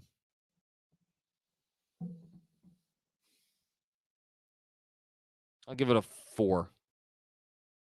Let's do 4. Robert Cross, Rich, first time, long time, John. We cannot underestimate Mitchell Robinson's impact. Underestimate? Oh my lord! It was the most impactful player in the series. Not underestimating him. I believe Fred Dean Wade Katz highlighted this earlier today on the pod. Hashtag 53 wins. Oh my God, we're 2 wins away from this lunatic meeting his prediction. It just hit me. Thank you, Robert. Another one from Robert. If Julius Randle plays inside out the rest of the way moving forward, our New York Knicks are a title contender this year, are a title contender, period. This year, period. We now, period. Hashtag 53 wins. League is wide open. League is wide open. Realize what you just said? And it's 100% true. What? The league is wide open. Why not us? I sent it in a Substack chat before the game. Very, very, very, very, very quick aside, where I was like, people are saying about the injuries in Milwaukee and that we might face the Heat and like looking ahead to whatever else. Like, oh my God, this sets up well for the next. All I could think of is how this league at this point in time, I guess kudos to Commissioner Silver. Parity is real in the NBA right now. It is a legitimate thing, and there's no super teams out there. And part of it is because of injuries, I guess, unfortunately. But like your old guard of like superstar players is getting older, and how dependable are they? It's going to be look. I'm not giving up on this year by any stretch. Like, let's see what happens. But like the future is bright, man. Oh my God, is the future bright? Okay, that's it. That's what I want to say. So real quick. Josso Focus joined in on the okay party. The pregame chats. Yes, on the pregame chats. So shout out Josso Focus, and then several others that now join in on the experience of super chats during the game. Josso Focus back at it again. John Randall's looking engaged and aggressive early. I see good things in our future. RJ and JB and Mitch still our best 3. Yeah, I already feel bad about like kind of brushing Brunson off to the side for this game because like we had to sit here and praise Mitchell Robinson and praise RJ Barrett and praise Josh Hart and praise Obi Toppin, and all of those guys deserved all of our praise. And like, you know, you look up and like someone still needed to lead the team in scoring, and like with the Cavs focused on him every single possession, it's Jalen Brunson. Thanks, Ja. What up, John? This is another one from Ja. Knicks are looking aggressive as hell on offense, like a shark smelling blood in the water, stifling on D. Play like this for 48, it's over. They played like that for 48, and it was over. I counted 3 bad shots in the game. maybe 4. I want to say there was a bad shot from Brunson. There was actually one bad shot from RJ that I was confused as to why he attempted it. It was like it was a very weird angle, and he threw it up, but he was perfect in the game, so I'm not going to get on him. And then that one quickly 3 in the fourth quarter that I thought was a little bit of a quick trigger, which I was like, wait, is there no time on the shot clock? Why is he shooting it so fast? And like maybe another Brunson shot or something, but like every shot they took was like process, perfect process on offense. They don't hit them all, but yeah. Robert Cross, it's your boy John. Deuce minutes is a drink moving forward. Let's go. Hashtag 53 wins. I'll take a sip regardless. Thank you, Robert. Happy 50th. Josso Focused. Musical reputation of New York Knicks behavior from the first quarter is G Unit minus ice. My goodness gracious. I smell. Did I get that right? I smell. Is that you, Mob? I smell. Is that you, Don? This team isn't showing Cleveland any respect. Yes. Robert Cross, first time, long time, John. Can you tell me how RJ has done thus far? Actually, you don't need to. He's dominant. Hashtag 53 wins. I'm trying to think. I think Mitchell Robinson is the player that I will remember most from this series. But RJ's, man, RJ's right there. It's a toss-up. It's one of those two. How the hell am I supposed to do stars of the game tomorrow? Robert Cross, first time, one time, John. Can you tell me how RJ is? No, we already read this. Yes, he is dominant. It's your boy, John. IQ sighting. Let's go. Hashtag 53 wins. I want to say it again because we kind of glossed over it quickly before. Second quarter, start of the second quarter. So the Knicks were up 33-26. Like, again, we look back on these games and these series and they become these blobs that you forget the specifics of the games. When Quickly came in and he started the second quarter with a 3, and then a couple of minutes later he had another 3. Like, yes, the Knicks came out with energy and the Cavs were clearly frazzled. But they got to the end of that first quarter, and think about how many times we've watched the Knicks this year where they've gotten to the end of the first quarter and a whole bunch of shit went wrong, but they were still right there in the game because of X, Y, and Z, offensive rebounds or whatever. That was that game, except it was flipped. It was for the Cavs because the Knicks came out, and they played literally perfect basketball for 12 minutes, and yet they were only up by 7 points, and that was with the Cavs not really playing well at all, and Donovan Mitchell and Darius Garland not really doing anything, and they were only down 7. So think about what was going on in the Cavs' minds. Think about what might have been said in the Cavs' timeout before the second quarter. Guys, we can't play worse than that, and we're only down 7, and that was because the guys the Knicks always laid off of in this series hit some threes finally from the corners. It happens. For Quickly to come out and score those points at the beginning of the second quarter to maintain that advantage and maintain that momentum, again, it'll get lost in the sauce because of everything else that happened. Absolutely massive in the moment. And can't say enough about him. And do we have any talk about the defense? Thank you, Robert. Josso Focus with another one. Second quarter musical rep is Pat Benatar. As a DJ for several years, I played a lot of this song. Hit me with your best shot. Knicks are asking him to fire away because there is no fear. Cleveland awfully quiet right now. Yeah, but I gotta say, even the first quarter, obviously they were letting them fire away the shooters that they don't care about. Their activity level tonight, I can't. The Knicks' activity level on defense tonight, I've never seen anything like that. Never seen anything like that. Incredible. Robert Cross, it's your boy John. Bully ball. Randall's my favorite Julius. Let's go. Hashtag 53 wins. Yes, he's my favorite Julius, too. Thank you, Robert. Ja so focused. Randall has shown up. Total team effort so far. Thank you, Ja. Yes, I agree. Robert Cross, first time, long time, John. I am in no way, shape, or form concerned that we don't close out this game tonight. Obi has made an impact in this series. We good. Hashtag 53 wins. I'm assuming this is from the third quarter. Another one from Robert, who could not contain himself. First time, long time, John. Can you talk to me a little about RJ's defensive series? I'll hang up and listen. Defensive rankings for the series. Number 1, Mitchell Robinson. Number 2, Josh Hart. Number 3, IQ. it's either him or RJ, right? Yeah, You're putting IQ ahead of RJ? slightly, but yeah, IQ. I think that's correct. So here, this is a compliment to RJ, and it's a compliment to the team. I agree with Andrew. RJ's 4th on the defensive, the individual defense rankings, and it was outstanding. This is a defensive team all of a sudden. When did that happen?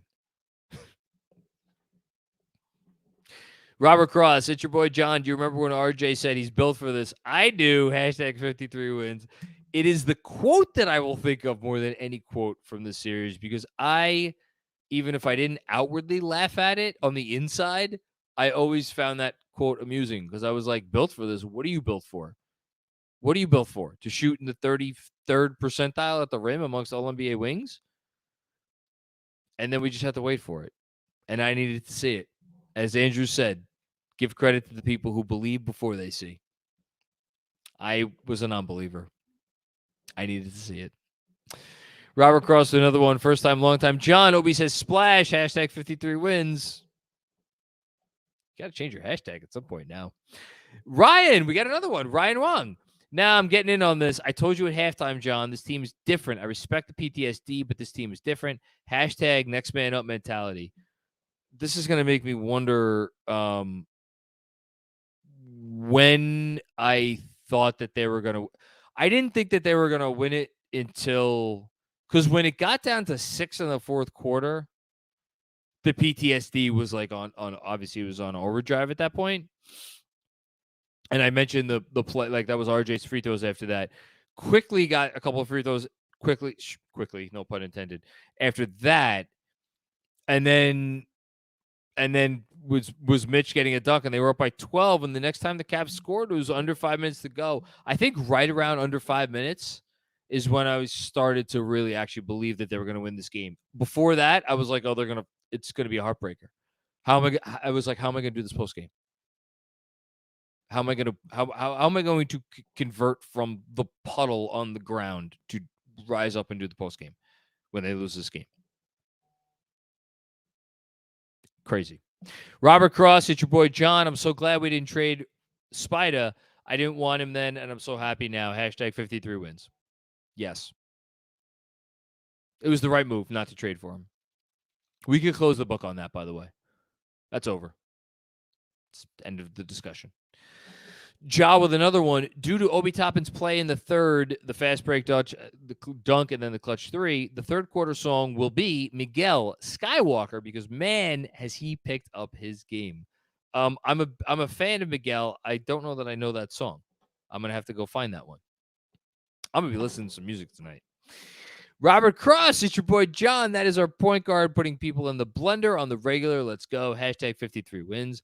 I'm not sure what play you're referring to, because Jalen Brunson only made 1 field goal in the second half besides the fast break, but he was great tonight.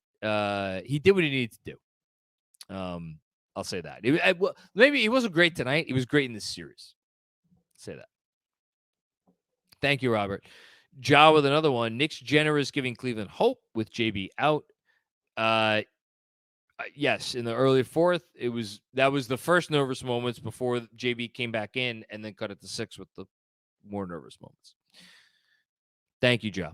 Robert with another one. That was a flagrant foul on RJ Barrett. Hashtag 53 wins. Completely agree. I cannot believe in an NBA where they review freaking everything, they didn't review that. Robert with another one. First time, long time. John, Mitchell Robinson has played at an all-star level this entire series. The entire series. Hashtag 53 wins. Tonight was the performance of a defensive player of the year. That I'll say. Not much argument. Robert Cross, legend of GMAC. I declare far and wide, Knicks fan PTSD ends tonight. Boy, you are ballsy to put this stuff out there before the game's over. How you feeling Andrew, you're muted. as far as how's your PTSD?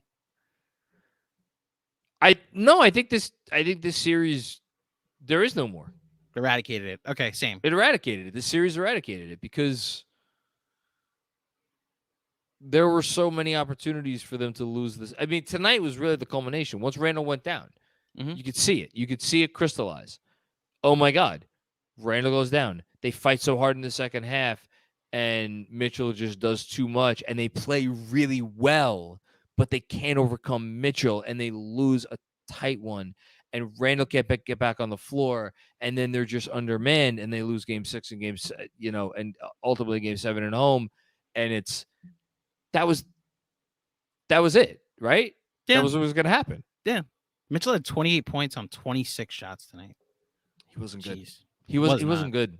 He wasn't good. Yeah.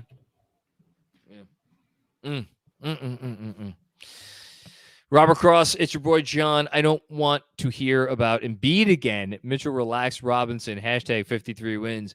You know what I hope? I hope we face that guy in the conference finals. That's what I hope. Robert Cross, first time, long time, John. Do you remember when I told you the Cavaliers were soft before the series? Sharman, hashtag 53 wins. I mean, again, like Andrew likes to tell me, like, you're a writer. I'll never believe I'm a writer, but I do write a lot of words. And there's not enough words in me to say how many things I was wrong about in this series. I thought the Knicks were the more physical team for sure. I did not think that they would be able to exert their physicality to the extent that they did and for it to impact them winning to the extent that it did. Did not think they could do it in the way that they did it. Unreal. Robert Cross, it's your boy John. Repeat after me. Knicks PTSD is over. It is over. Hashtag 53 wins. Amen to that. And now you're muted again. That's the end of the okay. Yeah. Giddy up. Yeah. And now an hour and a half in, we get to the super chats from after the game. And everybody's really been great with their generosity. I'll say that. Just I'm reading a couple that you're emotional to start the game. I think we may get emotional throughout this. So Jesus Christ. Yeah, we'll start here. Dan Hidalgo, what are we doing here, man? Come on. Jesus. The fact that anybody listens to me for these things is reward enough. Dan Hidalgo, my grandpa couldn't be here to watch this series with me, but I know he's watching from those orange and blue skies. Oh, God. Watching the Knicks close out a series live was special. Let's shock the world. Much love to KFS and everyone who makes it special. So for our last God damn, Dan.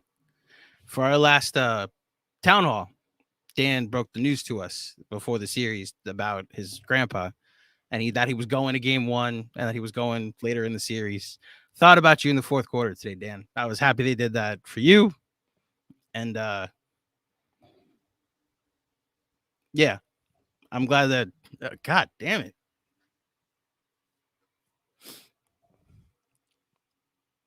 No, man, no, just take a second because this is like, the joke is that you root for laundry. You root for the laundry because of what it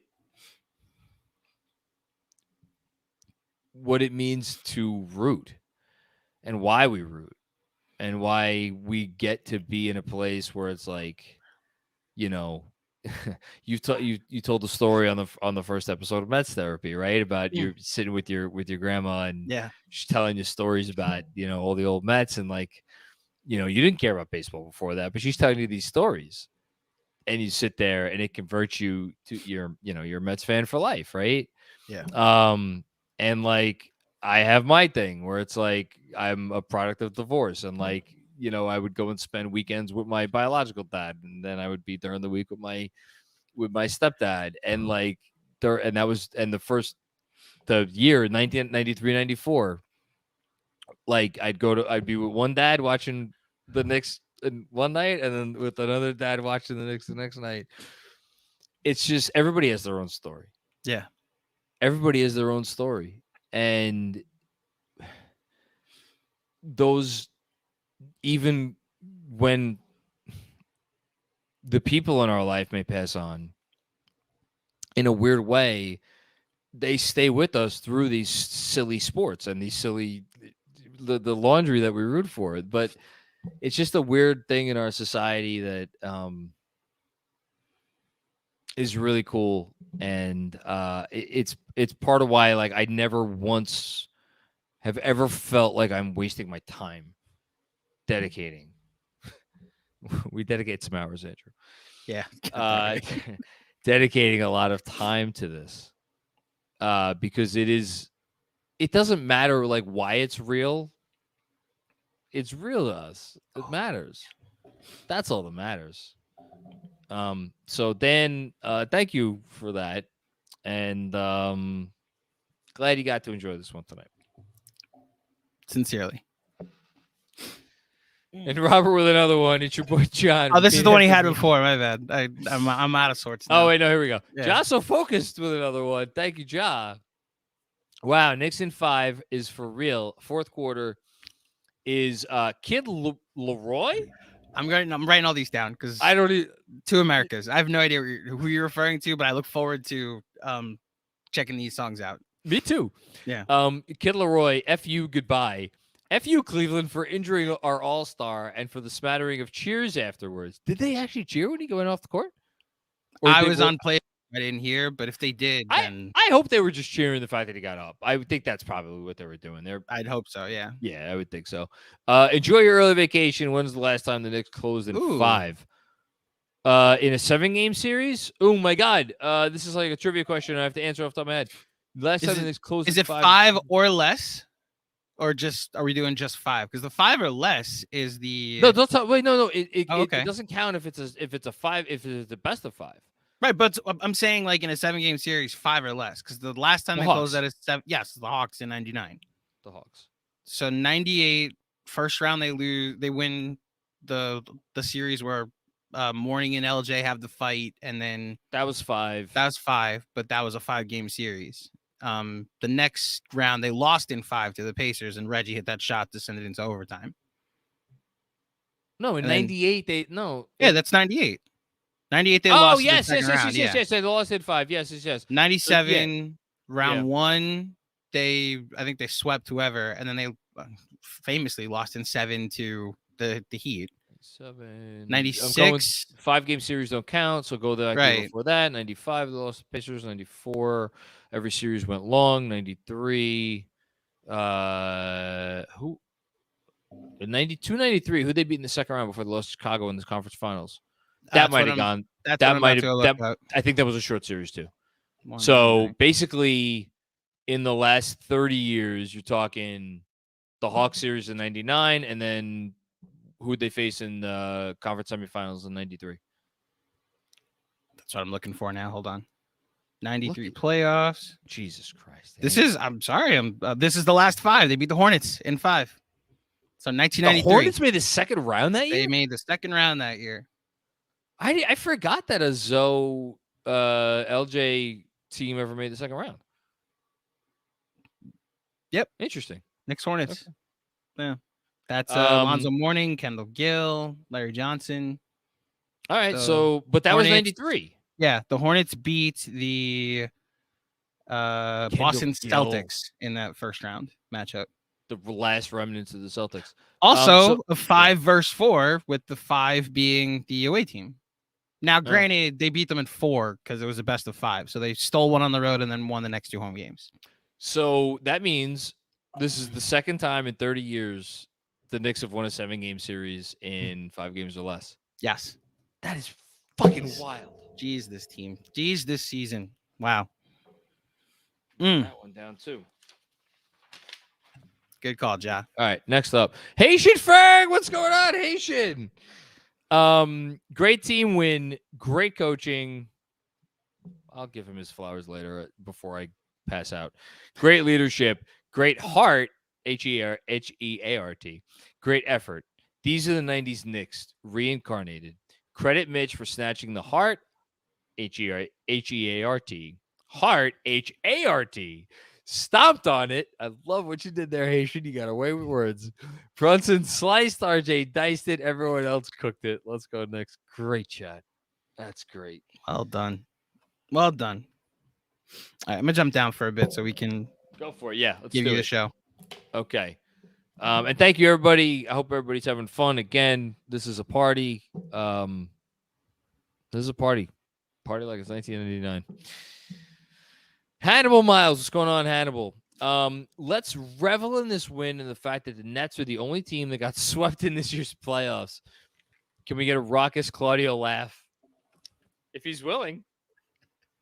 Okay, so I do have some respect for some Cavs fans out there, specifically the chase down dudes.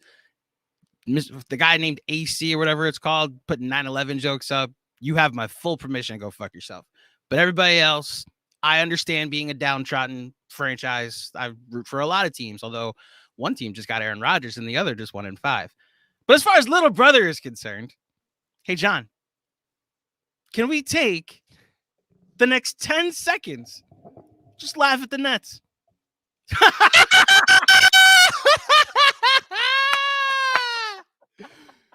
Y'all got Kevin Oh my Durant and Kyrie Irving and Oh my won God. the same number of playoff series as we did. The city's under new management.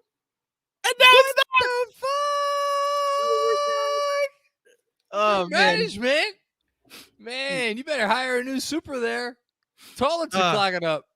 Now, in the words of Thanos, perfectly balanced, as everything should be. The things are back to where they should be. The Clippers are now behind the Lakers, and now the Nets are now behind the Knicks again. Hold on. Hmm? We won the same amount of playoff series behind Jalen Brunson, Julius Randle, and RJ Barrett as they did behind Kevin Durant, Kyrie Irving, and James Harden. Mm-hmm. That's a real thing that happened. Can I curse? Go ahead. That's never you've never had to ask, John. No, I'm not going to. Okay. You've literally never had to ask. Adios, Brooklyn. Okay. I love Mikal Bridges, though. Mikal Bridges is so good. And I Nah. hope by hook or by crook somehow No. they should get their hands on him one day. I agree. I like Mikal Bridges as He's a really good. unbiased NBA fan. In the words of Sean with the W, we have have enough. We have enough. So It's fair. Dylan Courier, thank you for the contribution. Daniel Constant, shout out to Mitch, who Mr. Matthew Katz called the best player in the series tonight. He played like it. He was and not just Fred. What did Josh Hart just tweet out? Oh, he tweeted out the Brunson thing. Oh my God, these two are like they need a buddy comedy. And by the way, I'm pretty sure Jalen Brunson is wearing the Slam t-shirt with his own Slam t-shirt. I think that's what that is. Chris Herring that's the tweet that I was looking for. Chris Herring tweeted out earlier tonight, basically asking out loud, has Mitchell Robinson been the most impactful player in this series? Yeah. Where does Mitchell Robinson rank in terms of impact or importance in this series? No lower than third. I'd hear an argument for number 1 or 2. Yep. Oh, come on, Robert. Man. You do enough. You do enough. You didn't need to do this. Hashtag 63 wins. I mean, one of these days we'll get it. I don't know if we're getting it this year. I'll tell you this. You know who thinks they can win the championship this year?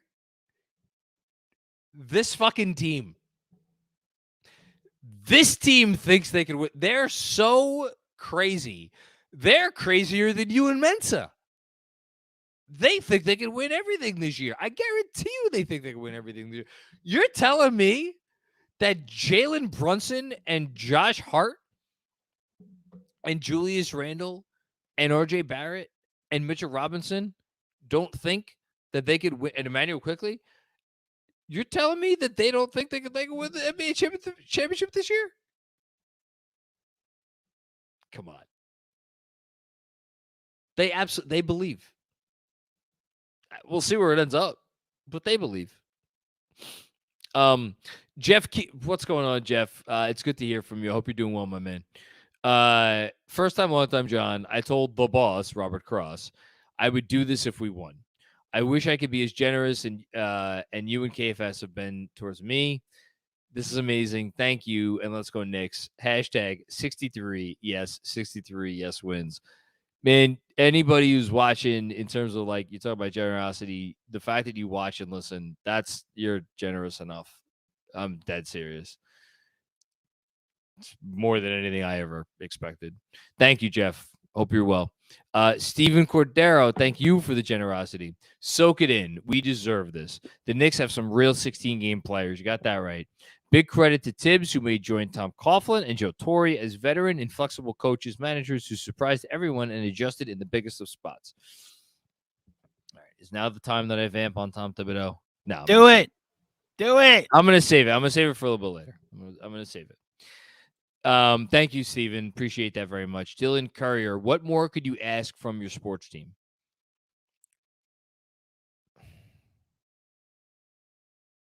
Nothing. Just all I've ever, I think all so many of us have ever, and that, again, that's like, I'd be really curious to speak to the not the Chase Down guys, sorry. Well, no, not the Chase Down guys, but the Light Years guys. Shout out Light Years Pod, part of the Blue Wire Podcast Network, who cover the Warriors. I'd be curious to talk to them because, I mean, yeah, those last the two middle championships were still with Steph and Clay and whatnot, but like, I don't know. I would want to talk to them about like, what did it feel like when Steph beat Denver, right? Steph beat Denver back in, Andrew, you got to help me out with the years. 2013? Yes, 2013. 2013. Because that Denver team was really good without That was the Melo. Gallo team. Yeah, exactly. That was the Gallo team. And then they went and they lost to San Antonio. And then the next year they lost to the Clippers in the first round. The next year they won the title. But like, I would want to like ask them to compare their feelings after that first Denver series win versus like their feelings when like they won in like 2017, 2018 with KD. I'm like, what was it like? Because like the first one was where Steph, I mean, he was already Steph, but like they won their first playoff series with that core. Like there is something about what we are going through right now, literally right now, this very second, that I don't know. There is a part of me that wonders, like, is, one of my favorite movies, is this as good as it gets?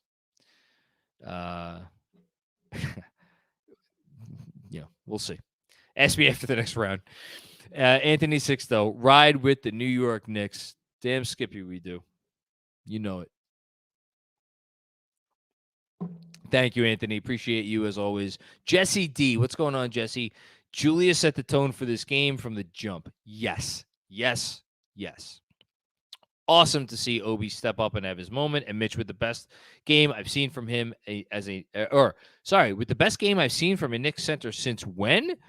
Love sharing these moments with KFS. We love that you want to share these moments with us. Oh my God, the best game from a Knicks center. I mean, those regular season games. When was the last time a Knicks center had a game this big and this impactful? Again, Andrew has the photographic memory. I'm trying to think if Tyson Chandler had any game. He was bad in that Pacers series. As Andrew, as you always talk about, Andrew. It's Um, night and day. There was no Tyson was Chandler no- got dominated by Roy Hibbert. There may be game 2 when the Knicks won by 100. That might have been a game that Chandler played well, but my biggest memory is like, oh, the Knicks have no way of stopping Roy Hibbert with their Defensive Player of the Year. I mean, my gut instinct here is to go back and look at Pat's numbers in the 2000 semifinals against the Heat. Oh, Pat Ewing. Yeah. That Pat, yes. I don't know. Sorry. Multiple Pats in your life that I got to make sure. There's only one Pat in Knicks history, man. Touche. I feel like games. That's the answer. There's your answer. Okay. Game 7, 2000. Eastern Game Conference. 7, 2000. I don't care what the numbers were. I remember that game. Literally, game 6 is probably the more impressive one. He had 15 points, 18 rebounds, and 2 blocks. What was the stat line in game 7? 20 and 10. Like 20, Okay. 10 and 2. Yeah, I remember that game. Shout out to Vanessa Brochin, whose basement I watched it in. Shout out Vanessa. And whose street I ran out this poor girl. I had just started dating her friend. It was like the third time us as like a group had hung out, and it was the first night I'd ever been to this person's house. Mm-hmm. And the Knicks won that game, and I ran out her door and started running around her street, like yelling like a crazy person. Mm-hmm. I'm shocked somebody didn't call the cops that night. I watched it from a church basement. So again, Of course you did. 2 different lives that we lived. Indeed. There you go. That's your answer. Patrick Ewing, game 7 against the Heat. 2000. Barry Craver, what's going on, Barry? Is everyone in this chat room chips in $5? Will John rename his younger daughter to Leona, Julie, Jelena, Mitchie? Let's freaking go. Mitchie is not a name. That is a dog's name. Jelena is a name. Leona is a name. Julie is a name.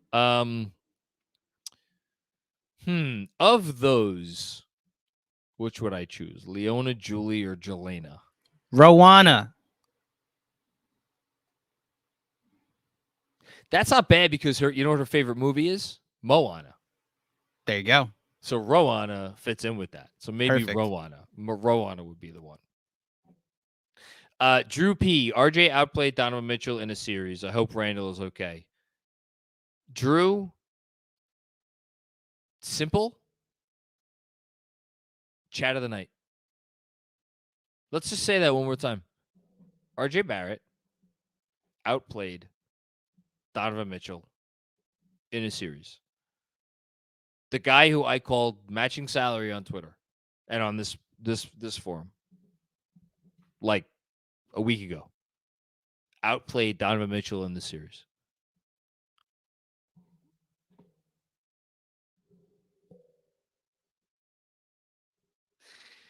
Greg Moran, only fit. Thank you, Greg. Thank you so much.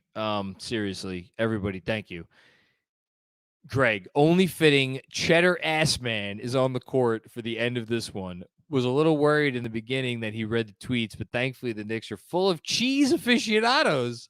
Feel better, Julius. I love all the Feel Better Julius add-ons here. Let's freaking go Knicks. Let's freaking go KFS. Cheddar Ass Man had himself a nice game, didn't he? I think he did.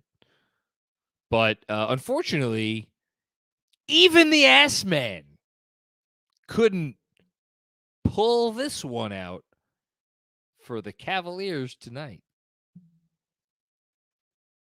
Thanks, Greg. Appreciate you. Appreciate your contributions as always. Matt in Australia, I am so proud of this team. Genuinely the best moment of my Knicks fandom. I'm only 29. I want to cry with happiness. I love you, KFS. You're all amazing. Thank you, Matt. We love you. You're one of the old heads. You've been here for a long time, and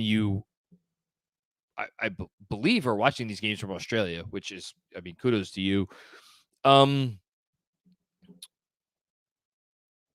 The best moments of my Knicks fandom, I mean, 99 is still number one for me, and it will be until I'll let you know when something tops 99. I'm trying to think of this a second. It's weird because in terms of like individual moments, like, I'll never forget the putback dunk and how I felt when Ewing put that back in 94. A weird one that lives with me and me only that a lot of other people have since forgotten because it didn't end up meaning anything was Ewing's spin move to win game 5 in 95. That is the only time in my life where I've ever cried true tears, like gushed tears of joy. It didn't end up meaning anything because they lost the series and it was the second round, whatever. But like that's there. 99 had a few moments, and this, it's top 5 for me. And I've been watching since 93, 94. So do with that what you will. Hamdi M. My goodness gracious. What are people doing? Guys, like all I ever wanted was to, like, oh my God, I hope somebody listens to me when I do this podcast. Thank you, Hamdi. Hey, John. Here we go. Here's where I vamp. Just want to give our coach some serious credit. He had this team ready to play tonight. His adjustments, timely timeouts, and substitutions. I can't say enough about him. He totally deserves this. And thank you, KFS. Andrew, come up here. You want me here for this? Okay. I want you here for this. Alrighty. Behind the scenes, we'll go. We had conversations last year, off air, because I was very passionate about my defense of this head coach in front of this camera. What on earth could you mean? And you would like, this is how much, like, people, I don't know, maybe some people out there watching think this is like an act or whatever, but like me and Andrew would Nothing fake about this. Andrew would be like, you need to calm down and understand that like people who maybe not on this coach's side have valid points. And we would, Andrew, God bless you, because you'd charge me for therapy. But you know what? All the people that were critical of Tom Thibodeau last year were absolutely right, because he had one of the worst years of any coach in the NBA, and it was undoubtedly the worst year of his career. And 23 games into this season, as friend of the pod, Ian Begley has reported, and also shout out to Yaron Weissman, who has written on this as well. Tom Thibodeau telling at least one confidant that he thought he was out of a job. Like, wasn't going so well. I got to the point where I was willing to accept and embrace the fact that maybe this was not the right place for Tibbs, and that like the disconnect with the front office and the whole thing. Like, I never wavered on the fact that, like, if you give this guy, as Bill Parcells used to say, the ingredients, right? If you give him the ingredients that he wants, and look, that's a knock on him, right? Because some coaches, you give them any ingredients in the cookie or 4-course 5-star meal. This coach, he kind of does need some specific ingredients, but man, this I've never wavered on. If you give this coach the ingredients, he'll make you a meal, and it's probably going to taste pretty good. And I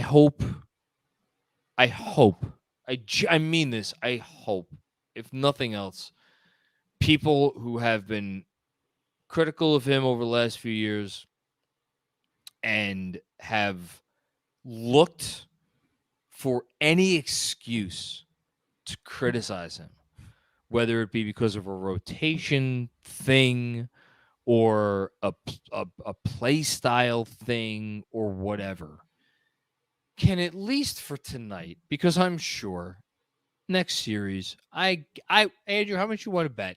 I'm going to be sitting on here in front of this camera next series, and I'm going to have to be staving off Tom Thibodeau is awful as our head coach. Why do we have this guy? He is not the guy to take us to the promised land. Ooh, I'll come up and yell at those people with you. No, this is the best coach we've had since Jeff Van Gundy. And yeah, that's all I want people to acknowledge, with the understanding that this is a sport and a venue that is designed to have the coach criticized, because it is hindsight's always 20/20, right? And if you do the thing and the thing doesn't work and you lose, you get criticized. I just hope everybody could at least tonight take a minute and be like, you know what? We haven't had a lot of very good head coaches over the last bunch of years. This one's pretty good. And at least, whatever your personal opinions on him may be, at least recognize that and give him his credit for that. And thank you, HamDM, for your generous contribution, and also for saying as much, because we're all giving flowers left and right to all these other people, and I appreciate the moment that we could give a little bit of flowers to Tom Thibodeau. That's all. And the cool thing about what's happened with this and how this has led to giving Tibbs his flowers is, again, like the Tom Coughlin comps are just staring right at us. You know, like I've read a lot of I want to think if it was the Victor Cruz book or like what profiles on those Giants teams that, just like Tiki Barber's talked about this. Like one of the big reasons he retired in 2007 was partially because his body just didn't want to play football anymore. But part of it was just like, I just did not want to play for Tom Coughlin ever again. And on his exit interview, where he knew that he's never going to walk back in as a player, he was like, he's a good coach. He's just terrible with people. Like he has a stubbornness to him that needs to change. And because it's the Knicks, we don't know as much as we might, but there's been a clear adjustment in how he's coached this year. And part of it is he got his guys, and part of it is Josh Hart. But like the trust he showed in Obi in the fourth quarter on Sunday, part of it is that he finally trusted in Obi, but part of it is that like Obi became one of his guys. The reason he's trusted quickly so much more this year, part of it is that he's now like allowed himself to see if he's ready. But part of it is that quickly became one of his guys.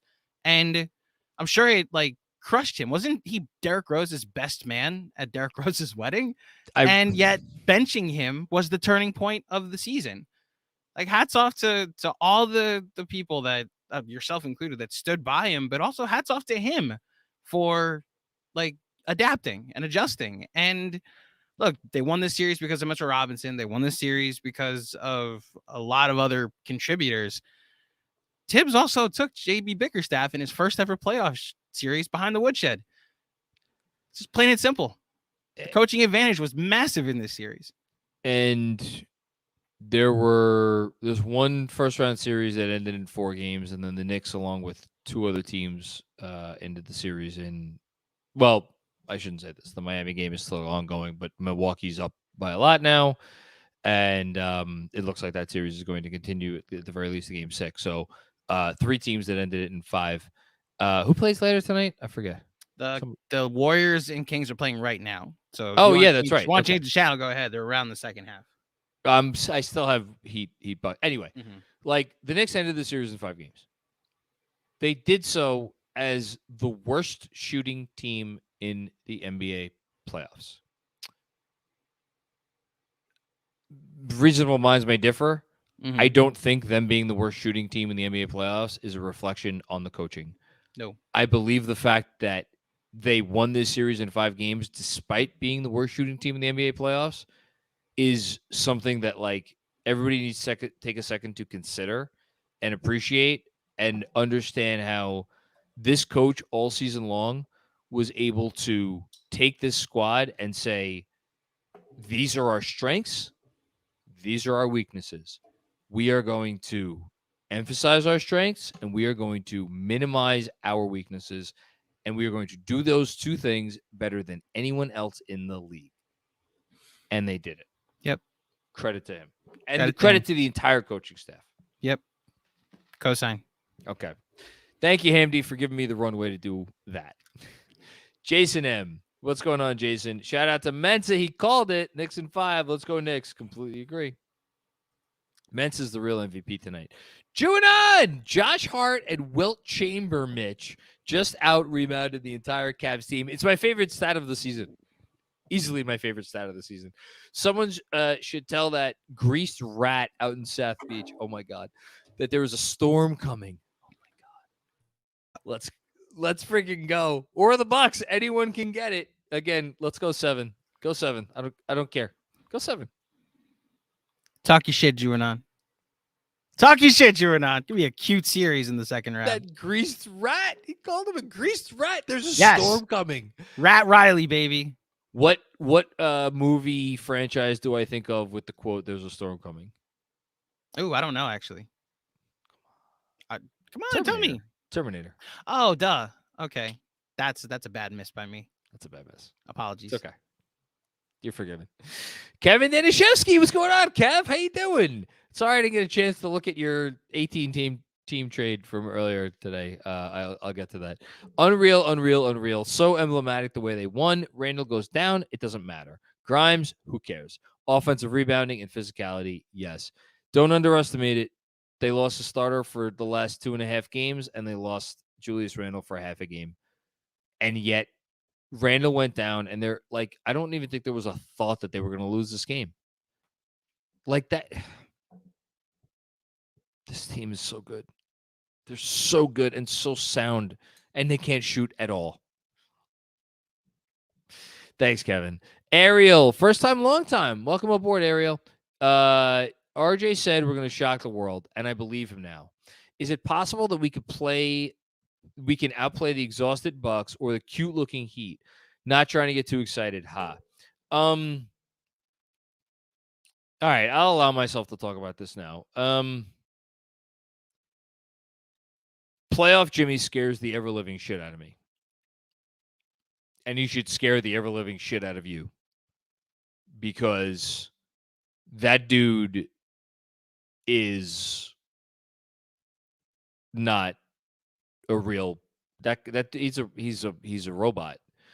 That's frightening.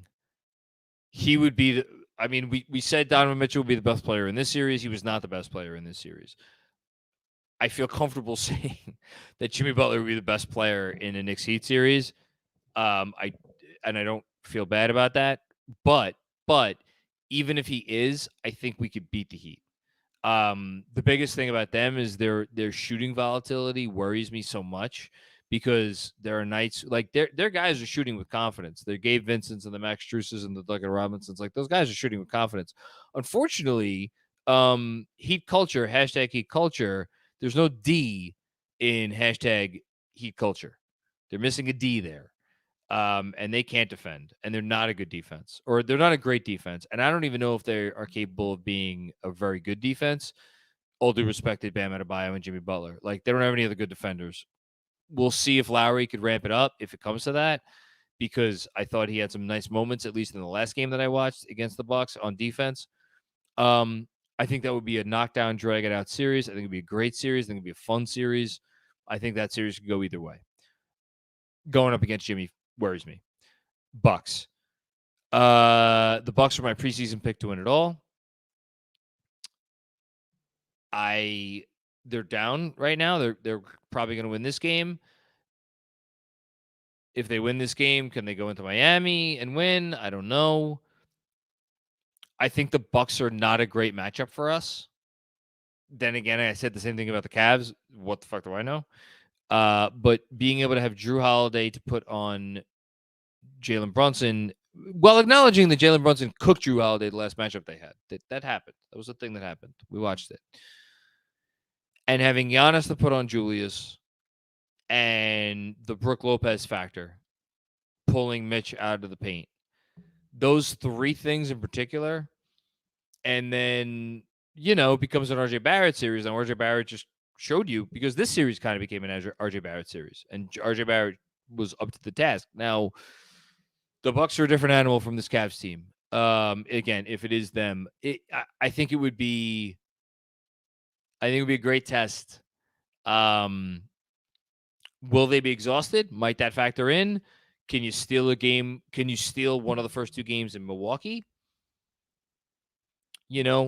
look, we'll see. I look forward to analyzing that series, either of these series, whichever one comes to pass. I'll say that. Frank Sound, Mitchell Problemson. I love it. Let's go next. Great job, Frank Sound. That was good. Ryan Huang, what's going on, Ryan? How are you, my man? First time, long time, John. Do you hear the trumpets? I do.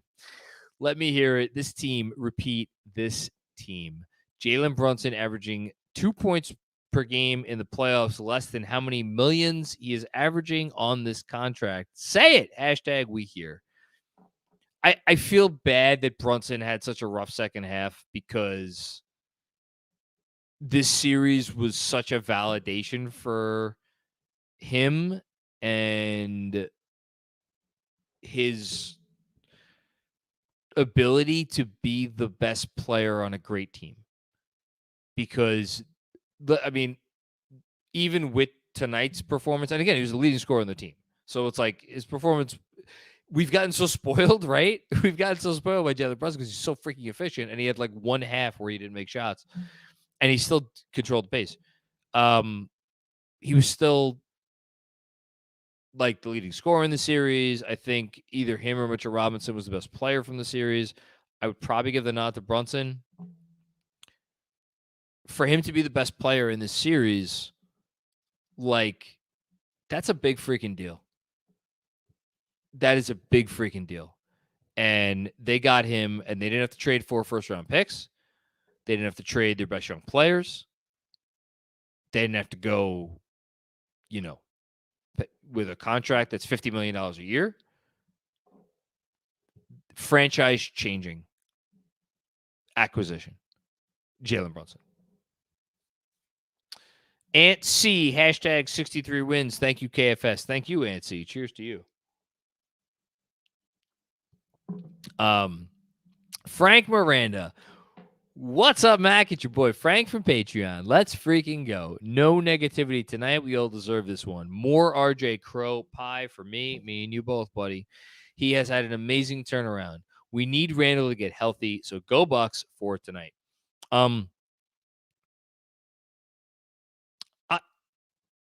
We're not talking about RJ enough. I'm not talking about RJ enough. I didn't give RJ enough flowers early on. The dude, I can't believe he did what he did tonight. He was even better tonight. He was somehow better tonight than he was the previous 2 games. Didn't think that was possible. Keith, let's go. I'm so freaking happy. These boys have done nothing but prove everyone, including me at times, wrong. I cannot overstate how proud I am. What a playoff debut from Big Mitch. Shouts to the KFS fan. We deserve this. I'm happy you pointed out that this was his playoff debut because I feel like it gets swept under the rug. He didn't play against the Hawks. Obviously, we remember that, but we don't talk about that he didn't play against the Hawks. Again, we'll do a little bit of behind the scenes here. Fred Katz, just an amazing friend of the pod, and I'm so thankful for him that he comes on and he shares his insight with us. But we do get to pick Fred's brain and hear Fred's anecdotes a little bit off air. And I'm not going to say anything out of turn here, but he kind of shares with us what it's like to be around Mitchell Robinson and to interview him and to just his personality and the whole thing. He is just one of one. And he is, from what I could glean, so relaxed during this series in every way, just like he's so relaxed at every moment of his life. Nothing gets to him. He's a big kid.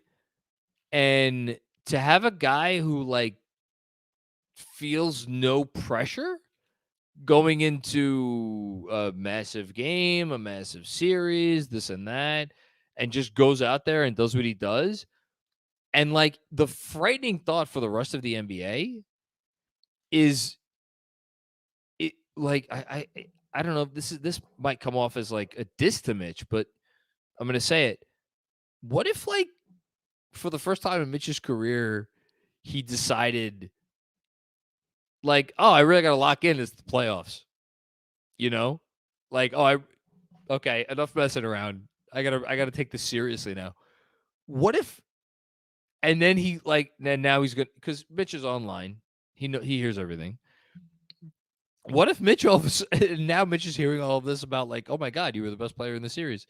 What if Mitch is like, wow, this is what happens when I, like, really lock in and really, like, don't let teams do anything in the paint or anywhere on the court. How frightening of a thought is that? And I think that's what he's capable of.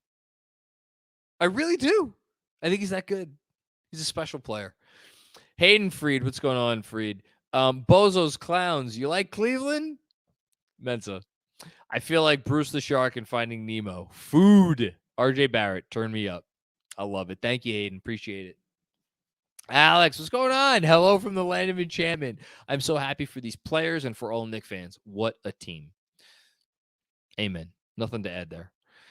Hushzu, Scott Perry to bring an 18-year, barely 200-pound kid from the second round, Wes, to beg for IQ, Leon Rose to bring in Obi, Mills getting RJ. Applaud all around. That's a great tweet. It really does take everything to put together a team that is capable of winning a playoff series, especially this playoff series.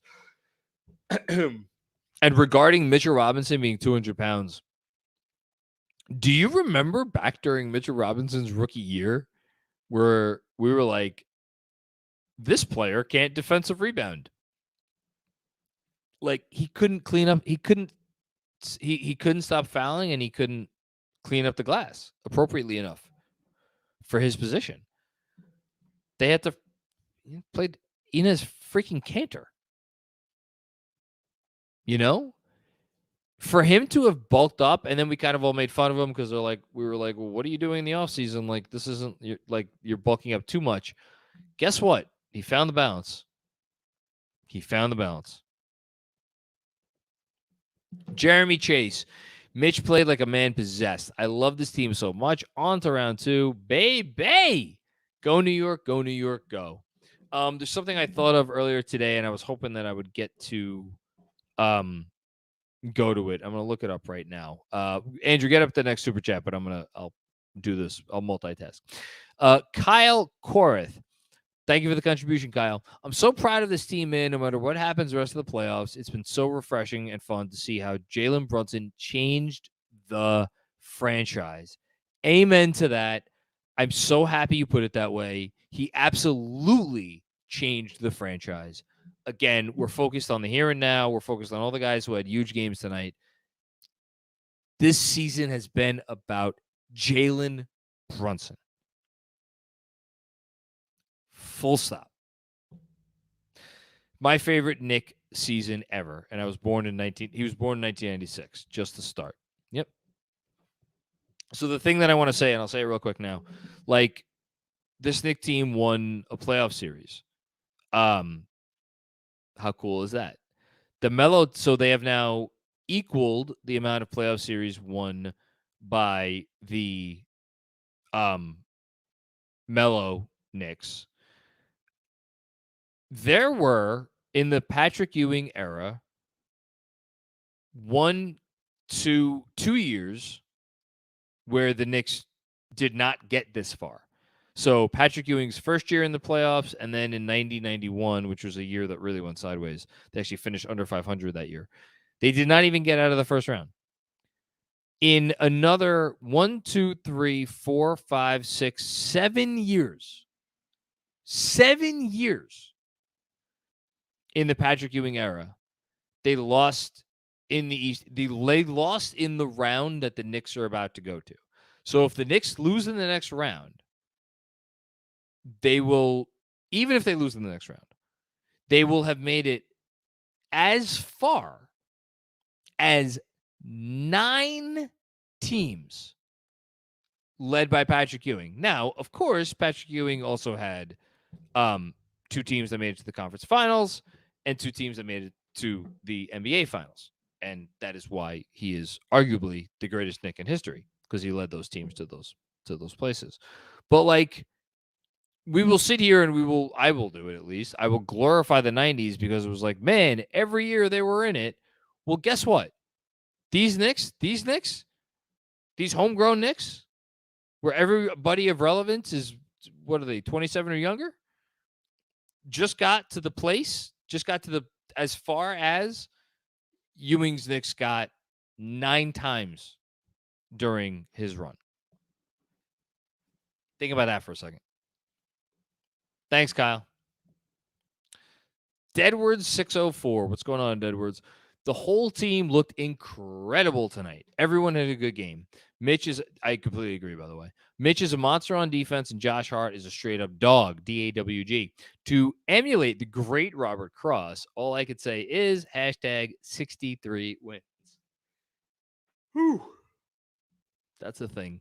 Lunas, what's going on, Lunas of Marat?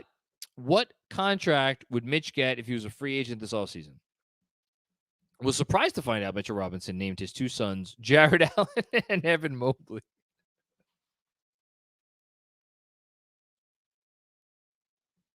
That was very good.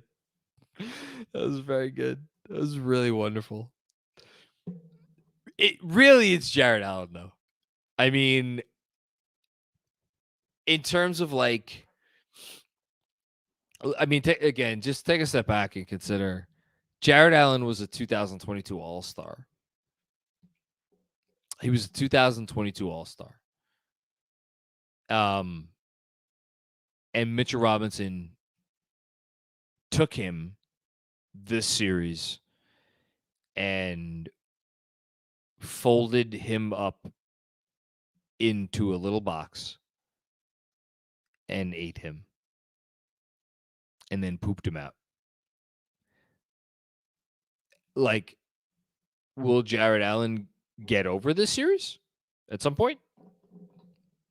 I don't know. And I don't really care. If he was a free agent this offseason, what would he get? It's tough because he plays the center position. Center's tough to evaluate. He get 20 a year from somebody. He get 20 a year.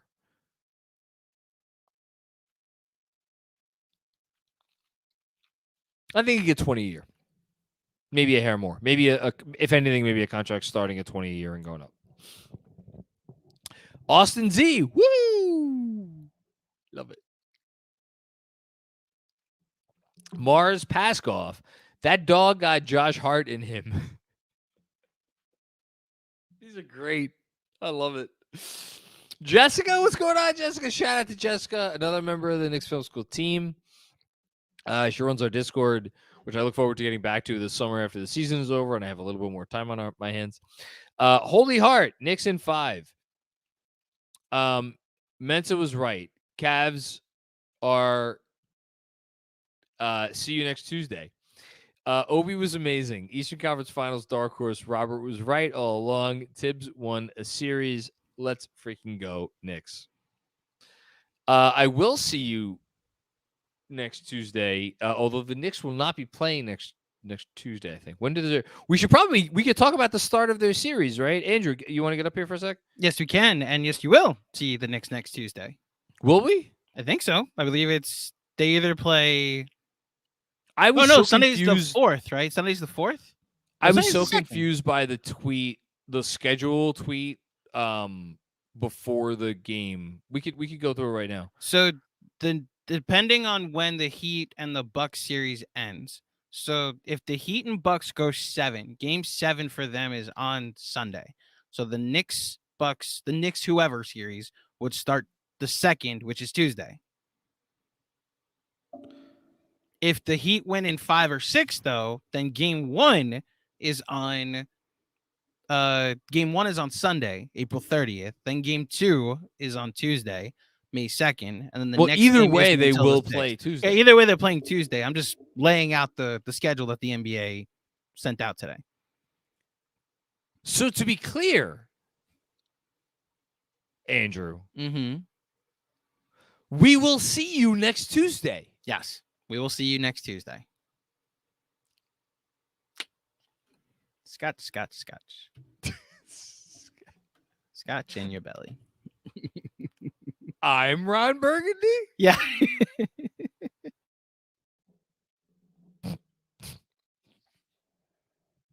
Hush you. What's going on, Hush? Hi. What a fitting way to end the game. Just offensive rebound after offensive rebound after offensive rebound after offensive rebound, and he keeps writing it over and over again. There were many offensive rebounds in the game. Thank you, Hush. We appreciate you. Yeah, it's an offensive rebounding display for the ages. Swaggy OG. Cleveland, this is for you. Man. I'm not gonna. I said this, I think, at one point. I dated a girl in college that was from Cleveland, and I drove from New York to Cleveland and back like half a dozen times. There's a lot of nice people in Cleveland, and I have nothing but love for my college girlfriend. She's a wonderful, beautiful person. She has a wonderful husband, kids, the whole thing. So this is not against her. Cleveland's freaking boring, man. And that is a boring-ass drive. And I'm so happy that those people left their seats early because they had so given up on their basketball team. That makes me so happy. Bye. Sayonara. Losers. King JR, New York forever. Let's freaking go. Thank you, King JR. Appreciate the contribution, man. Thank you. Ag Blatt, thank you for the generous contribution. Appreciate you. Mars Paskoff with another one. Happiest sports moment of my life, and we're just getting started. I mean, look, fandoms. I don't know what your other fandom is, and like how much Knicks are above. What other teams you might root for? I would not begrudge anyone if this was the happiest moment of your sports life. I mean that, especially if you're a fan of like other New York teams. Like, man, I don't want to like crap on any other teams, but like, you know, I think even Andrew would agree with me. If you're a Jet fan, like there probably hasn't been that much over the last, you know, several years. And confirm.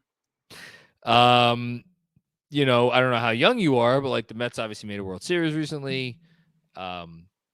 That was a big deal. But like, I don't know, maybe you're young and you haven't been watching. Like this is up there. This should be up there, especially if basketball is number one for you and the Knicks number one for you. Sam Slater, what's going on, Sam? Just stayed up late with my 7-year-old to experience something that hasn't happened in his entire life. Oh, that's awesome. Wild. The Knicks won a playoff series. How about Mitch? Go Knicks, go KFS. My daughter, after telling me that it's not that serious, it's just basketball, fell asleep on my wife's lap, and Dolores, God love her, stayed and watched the entire game and then carried my daughter into bed. I have not seen Dolores since, although she did text me like a half an hour to go with the shh text, the obligatory shh. So maybe she's still up, but it's cool to get to experience these moments with your kids. It really is. And yeah, that's all. It's really cool. Anthony Strano, what's going on, Anthony? We did it. We freaking did it. Knicks in 5. Hashtag Knicks in 5. Who's next? Well, we're finding out right now. And again, I keep looking up and like this game is like over and then it's interesting and then it's over and then it's interesting. Milwaukee is up by 7 with 4:09 to go. Miami has the ball. Oh boy. We might have to do like Andrew, we might have to pause the super chats if this gets to the last, and Jimmy Butler just scored. How you doing? It's a 5-point game. We might have to pause and like narrate the last minute if it comes to that. We'll see. I've got it on my second screen too. I promise you, if it gets down like a minute left, we'll get there. We got if it gets to that. And the Bucks just, I don't know what they did, but they didn't score, and it's heading the other way. It's heat ball. Okay. Wait, hold on. I'm curious. We need. I'm sorry. I apologize to everybody listening. It is right now as I'm watching going down from 3:48 to 3:47 to 3:46. How far behind are you? The ball just got inbounded with 3:49, so I'm like, so 3 seconds behind you. Yeah. Okay. So hopefully that doesn't pose a problem. Aunt C, been a fan since the David Lee days. Shout out to David Lee. David Lee was a good Knick. David Lee. I think there's an argument. Make sure I think this through before I say it. I think there's an argument that David Lee wins the ratio of like best Knick to crappiest team. Like, obviously, there have been better Knicks than David Lee. He made one All-Star team. He put up some nice numbers, but like when you compare his production to how bad and dysfunctional the team was during his time there, I think that ratio might be bigger for David Lee than for any other Knick. You could tell me Stephon Marbury, but I feel like Stephon Marbury kind of contributed a little bit to the fact that they were not a great team, and those errors overlapped. Other than that, you kind of have to go back to the late 50s. I'm trying to think, because the Knicks had some really good players that came in towards the tail end of when they made 3 straight finals. And there's one in particular, I forget which one it is, but one of those like all-time great Knicks came in towards the end of that run. Anyway, I'm really going off track here. I don't think I've ever felt this proud. This is continuing with Aunt C's comment. The path to the finals is there if Miami beats the Bucks. Hashtag 63 wins. And someone on the Bucks, I think Wes Matthews maybe, just hit a big 3. So Yep, Wes Matthews. Yep. Brian Less, what's going on, Brian? Down 2 starters, JB with an objectively awful second half. Awful in terms of shot making. He was good otherwise. Cavs at full strength, backs against the ropes, and yet they overcome. Truly special group. We deserve this. I think that might be the newsletter title tomorrow. I'll have to write that one down. Yeah, we do deserve that. Hayden Freed, jump out the damn window. Title now, yes. I mean, I'm not. I said this during the season though, and I'll say it again. I'm not ruling them out in any series. Like, this Bucks team can't. They're home and they're having trouble putting away this Heat team, missing their third best player. That's been like a mediocre team all year. I mean, you want to talk to me about Boston? We beat Boston a bunch. Shit, they couldn't even beat Atlanta last night. My God, what a game that was. And then Philly, I mean, man. Talk about Tibbs versus Doc. That would be Tibbs versus Doc. That would be a series. That'd be interesting. Bernard Richardson, we were always the better team. Happy you said that. It's very true. Our rotations are better. Our coaches are better. Our water boys are better. Our Gatorade is better. This matchup was always food on the menu. They looked at it as food. Credit to them and credit to all the people you gave shout outs to, including the people that provided the Gatorade, for instilling in them the belief that the Cavs were food. A lot of other teams, I shouldn't even say a lot. That is what makes the Knicks the Knicks. It isn't their. That's why I want to push back about we were always the better team. We are better because of our belief. That's part of what makes us better. Because of the mental and the emotional. 3-point game. I'm watching. This is for everybody listening and watching. And the Bucks just missed a shot, and the Heat are bringing it up court down 3. Oh, boy. Oh, my God. Oh, Jimmy is taking a 3? And he made, oh, my God. It's a tie game, so you're ahead of me officially. So it's a tie game. Well, we may be looking at the Heat have tied this game. It's 111 with 2 minutes left. And Giannis makes a basket and draws the foul on some poor soul who's trying to pick up a charge. That's Kevin Love. Kevin Love. Was he in the semicircle? No, he's out. Could this be a charge? He might be moving. They're not challenging it. I don't know if they used their challenge or not. I have no idea but that looked like he was in solid position. All right, Giannis is at the free throw line for 1. Let's get another super chat up here. Kevin McEwen. We've got Kevin McEwen. Seconds, shout out to you. You've been an OG Knicks Film School supporter from the very beginning, and you've been incredibly generous over a very long period of time. Let's go. This damn team. Amazing win. Second round. Let's get it. Hashtag New York forever. Okay, back to the Bucks Heat game we go. Giannis missed the free throw. And Bam Adebayo makes it 2. It is tied again, 113. Oh, jeez. With 135 left. The Bucks are bringing the ball up the court. I feel bad. Is this okay? This is good. This is quite literally people invested in the next thing. Oh my God, Jimmy Butler! They stole the ball, and the ball's on the floor, and Jimmy Butler's on the floor, and it's a jump ball. Okay. And with 120 left, and oh my God. Okay, another super chat. Get another one up there. Okay. I don't know what I'm doing. I've lost all control of my faculties. AG Blatt, RJ game? Nah. RJ games? Nah. RJ series? Yes, sir. It's either the RJ series or the Mitch series. And I think we're going to remember it as the Mitch series because I have a feeling we're just getting started with RJ. Oh, okay. So the chat is now saying for you to stop spoiling because they're like 3 seconds behind. Oh, okay. Okay, we'll do our best unless you want to watch along with it. How about this? So people in the chat, there's no way we can't watch this because this is quite literally the correlation with us. Watch the game and come back to us, or like pause us for like 40 seconds so that way we're behind the game and then come back and watch us. We'll do what Barstool does where there's like a 30-second delay. Yeah, so Dirty Dancers got the idea. 30 seconds ahead. Just pause YouTube for a little bit and then we'll be your reaction after you've already seen it. I'm so happy that you didn't tell me to do any of that because I'd be like, yeah, I you would have just closed out YouTube. Like I'm leaving this. Yeah. Kevin Levitt, I love this team. Glad I didn't sell my RJ stock. The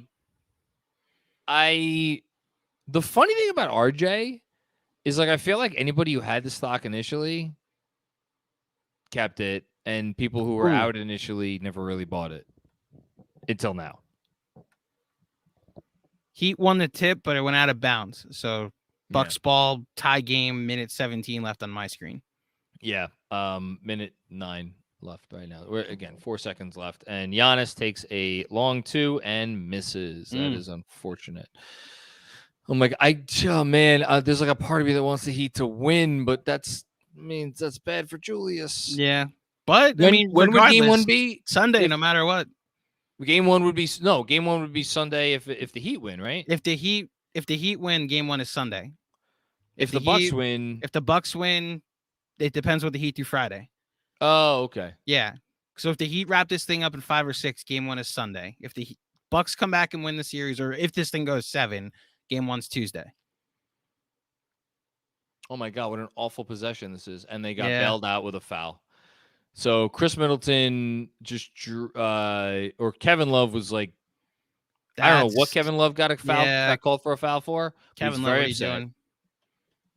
And I think he might have just fouled out of the game. Oh, he like kind of bumped Middleton. Yeah, that's a foul. And this is why you want Julius, because he would cook Kevin Love over a 7-game series. I worry about Kevin Love. Really? Dude, because he's a stretch 4. Do you see Terry and Trey? They're all like we will destroy the Knicks team. Like Terrence Ross, Kevin Love. Yeah. Gotcha. Kevin Love's on that team, man. I just watched him body Evan Mobley today, though. So it's the defensive side of things. Now it's the offensive side of things for Kevin Love because he could stretch the floor a little bit. But yeah, no, for sure. Middleton hits it first. Let's get another one. Jocelyn Focus. Last one for real because this clearly will be going whole night. You got that right. How am I supposed to write a newsletter tonight? Yeah. Womp womp. So hashtag sorry not sorry. Everyone from Randall to Tibbs to RJ has been redeemed. I love this team. Oh yeah, Redeem Team. That's the new name for this team. There you go. Hashtag we redeemed. Amen. Robert Cross, it's your boy John. Are you ready to go to game 1 of the Eastern Conference semifinals? See you in New York City. Hashtag 63 wins. Are you coming, man? I mean, you know where I'm watching it from. I can't be around people. If I was around people during this game, I need to plug our playback tonight. XJ and you are cut from the same cloth.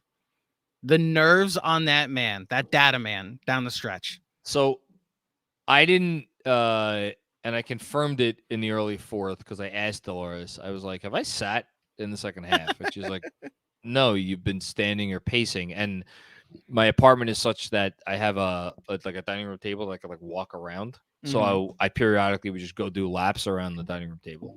That was my second half. I sat here and made jokes with Mensa and Sean while XJ, super paranoid, was like, the game's not over, which he was not wrong. And then it was. Yeah. It wasn't until RJ held the ball at half court and they weren't fouling him where he exhaled. That's what yeah. Sam Garcia. Wow. Ray Garcia. Ray, man, thank you, dude. I don't need to tell you, you've done enough already. But thank you for this. Wow. If you told me the Knicks would be walking away with this series with Grimes and Randall missing big minutes, I don't think I would have believed it.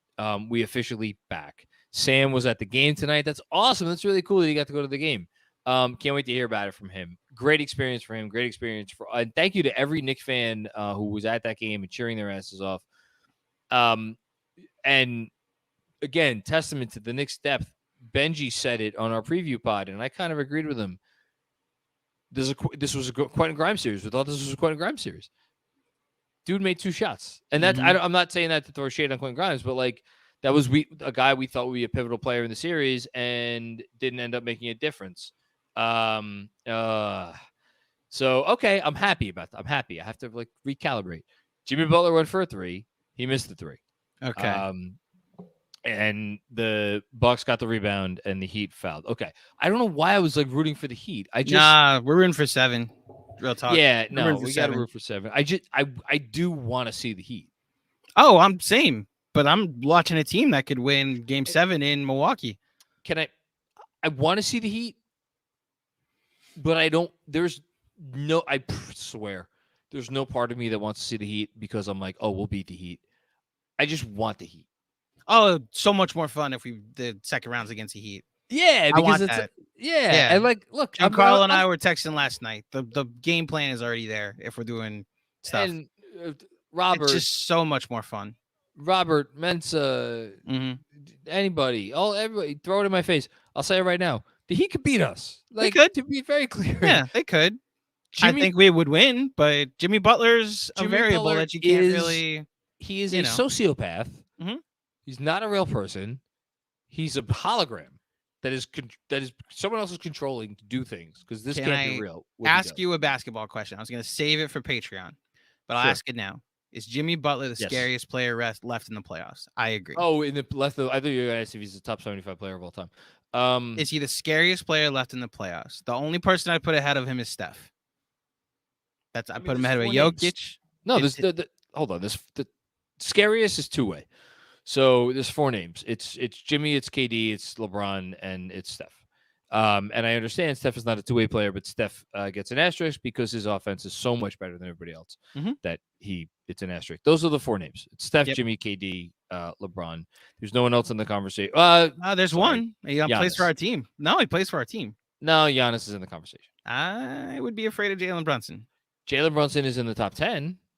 Giannis. So I'm accounting for if Butler advances because neither of them would matter. Like they're not both going to make it to the second round. Not both going to make it. That's what I'm trying to say. So if the Heat win, then is he the scariest player left in the playoffs?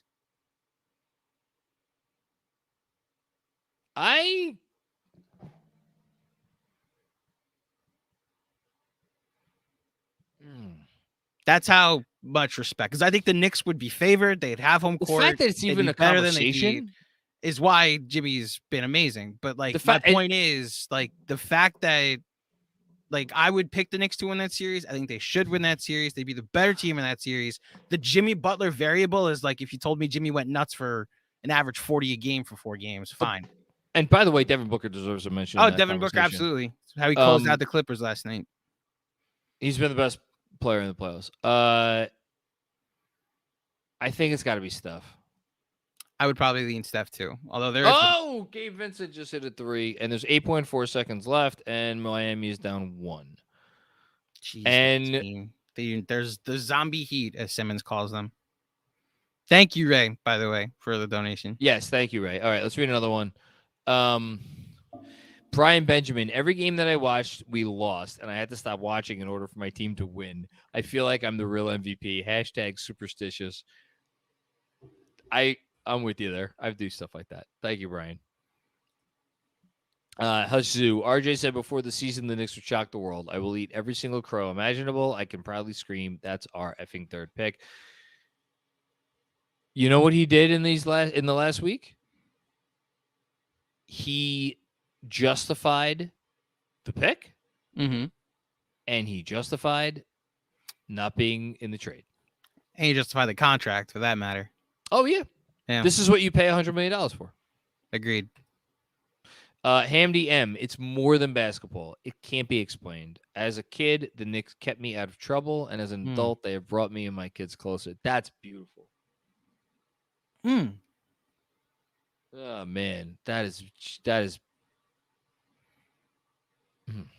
Love that, Hamdi. Seriously, love that. Thanks, Andy. Man, you really know how to hitting the fields there. Bernard Richardson, this effing team turned me up. I want to have a dance party in my living room after this is over. I should dance around to loud music. Think Dolores would be not like that. No, Unless all of them are coming out to join you for the dance party in the middle of the night. I don't think she'd like that anymore. Mm-hmm. Christian Finnegan, what's going on, Christian? I don't know what to do with myself. I have no words here. Have some money. Thank you, Christian. Appreciate it. We'll take Thanks, it. Christian. Kenneth Escalona. This team, no words, never a doubt. Never to doubt RJ. OB support. Find time quickly. Join the scoring. Gatekeeper Mitch. Atomic Josh Hart. On to the next. Love D Rose smiling. How cool is it for D Rose to be on this ride, right? Yeah. Yeah. There's a moment too, speaking of D Rose, but the guys that were taken out of the rotation before the game, they had SNY sent out a video of Leon Rose giving dap and pounding fists with players that were on this coaching staff and some of the players. He goes over to Fournier, daps him up, and it was just oh, okay. I'm glad that they're still on good terms after. Fournier's a good teammate. Yeah. That's just really cool to see, an all-in atmosphere and attitude around the team. You know? I also love Atomic Josh Hart. Something about that's great. Yes. Matt G. I remember running down the hallway in high school holding up the LJ. It's been a long time. This is a team. KFS is the best. I was also in high school for that. Man. Yeah, it's been a while.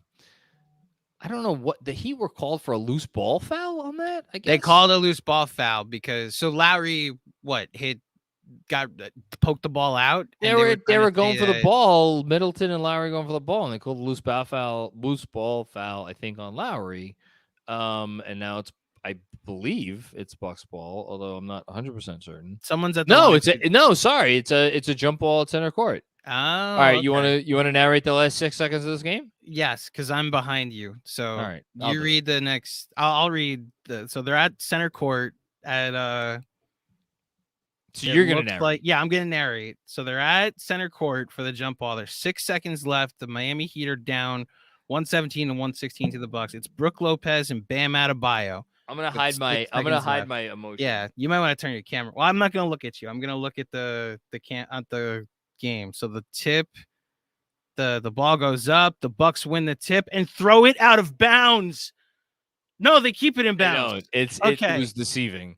Okay, so that camera angle. Oh, geez. And Chris Middleton ran into the scorer's table that had the camera and saved it enough. Got it into Drew Holiday, who's now at the line shooting 2. Giannis almost threw it out of bounds. Dear He God, actually tried to throw it out of bounds. Chris Middleton saved it to Drew Holiday, who is now at the line for 2 free throws, and he misses the first. Oh my gosh! And the Heat have one timeout. Miami has a timeout left. Good Lord. Drew Holiday, pretty good free throw shooter. Yes, he does. So this could end on a Heat 3-pointer. Oh my gosh. You're probably not feeling great if you're a Bucks fan watching. No. This. He makes a second, so now it's going to be Heat timeout. Okay, let's get some more. Okay. Next up, Jibo. What's going on, Jibo? GMAC, you said last game when I said it was the RJ game that I was wrong. It's just the beginning. He's playing the best ball of his life on the biggest stage. So proud of him. Hey, I was right about something with RJ. Good There job you by go. me. Did you read Matt G's?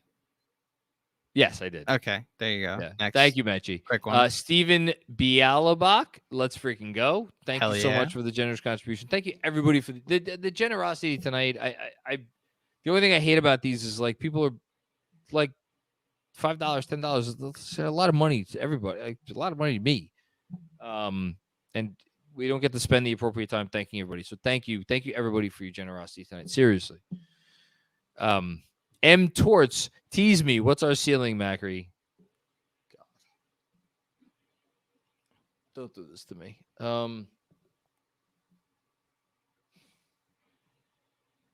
My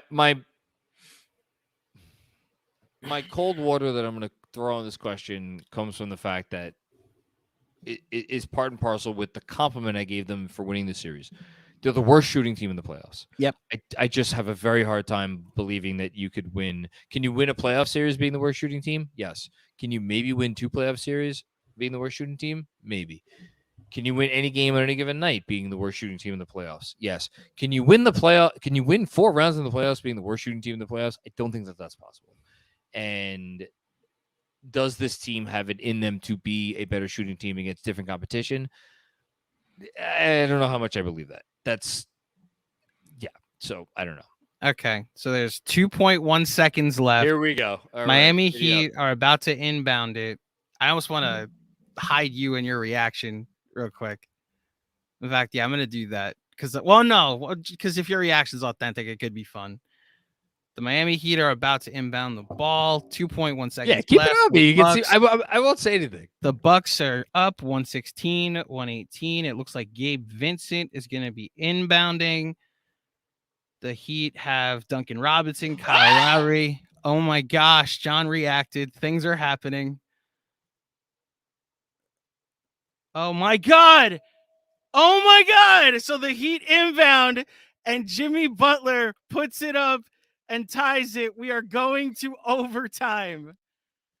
He lobbed it. So the lob came in as if it was an alley. Jimmy mistimed it and had to shoot it with one hand on, like, oh my gosh, this shot falling down. So he was like perpendicular with the court. You got to go see it. The Heat and the Bucks are in overtime officially. Jesus Christ. My Lord and Savior, Jesus Christ. How did he make that shot? That might be how. Jesus. The Bucks are in overtime. Next up, CT Pittman. I need a refill on a beverage. Read After his thing. CT Pittman, another OG, another longtime MVP of the Knicks Film School post games, the whole thing. We love you, CT. After all the years of ridicule, today more than ever, it is hashtag New York forever. Did that rhyme? Yes. After all the years of ridicule, today more than ever, It it's is New York hashtag forever. New York forever. I think even the hashtag syllables- adds it. Yeah. Yeah, there you go. Go Well read done, Phil. CT. I'll read Dom's. No, I want to read Dom's. You read it, Dom's go my ahead. Dom's my main man. Hey man, you got it. Eastern Conference semifinals. We here, we back. Let's freaking go Knicks. I haven't been this proud of the Knicks in 23 years. I mean, I think we're all feeling that way right now, Dom. That's right. 2013. Well, I can't go this far. Pales in comparison to me. Thank you for everything, John and KFS. It doesn't pale in comparison. 2013 was special. It was a very special year. It was a different year. It was a different team. It was, as Andrew has talked about, who Andrew loves his team. It's different, you know. Yeah, it's different. It was a team built for the moment, and it was a lot of I feel bad saying mercenaries, but like, you know, guys brought from the outside. This is a different team. It's a different team. It just is. I can't believe he made that fucking shot. Oh my Yeah. God. Okay. Thank you, Dom. You're the man, dude. Seriously. Next up, Stephen W. RJ's redemption. Amen to that. And Frankers. Thank you so much, Frankers. Jesus, man. First super chat. Yeah, thank you for the generosity. But I just had to because I'm just so happy right now. Let's go. The fact Jimmy has 40 tonight. The fact that people like equate like they want to show their happiness by supporting us is like what heaven did I land in that I get to watch the Knicks win a playoff series and then have this experience. Thank you, Frankers. Thank you so much. One more and then go refill. Okay. Is Donovan Mitchell a Knick today? That's why. This is awesome. When that Twitter account like popped up, that was like a highlight of last summer. It was great. Mm-hmm. And because it went on for so long, it made it even better. Reporting to John, Donovan Mitchell is still not a Knick. And after tonight, that talking point will be officially dead. Welcome to the Eastern Conference semifinals, gentlemen. It has been a long time. Amen. I'm going to refill and possibly use the restroom. I'll be back. Go ahead. I'll be back in 60 seconds. There you go. So shout out to all of you watching live with us. Still got over 700 watching live in chat. Thank you so much for all your contributions tonight. I'll give you a quick programming note for the rest of the week. Of course, the casual crew are recording Thursday nights for Friday morning pod. You're going to want to hear what Mensa has to say. And then, of course, also Sean with the W and Mr. XJ. We will have a Patreon pod Friday. I think we're recording it that recaps this ridiculous week that may culminate with both the Knicks and the Heat winning in 5. For patrons that want to join us tomorrow night, John's hosting a town hall for our Ewing and our Monroe tier patrons. So if you want to join us on Patreon there, we'd love to have you.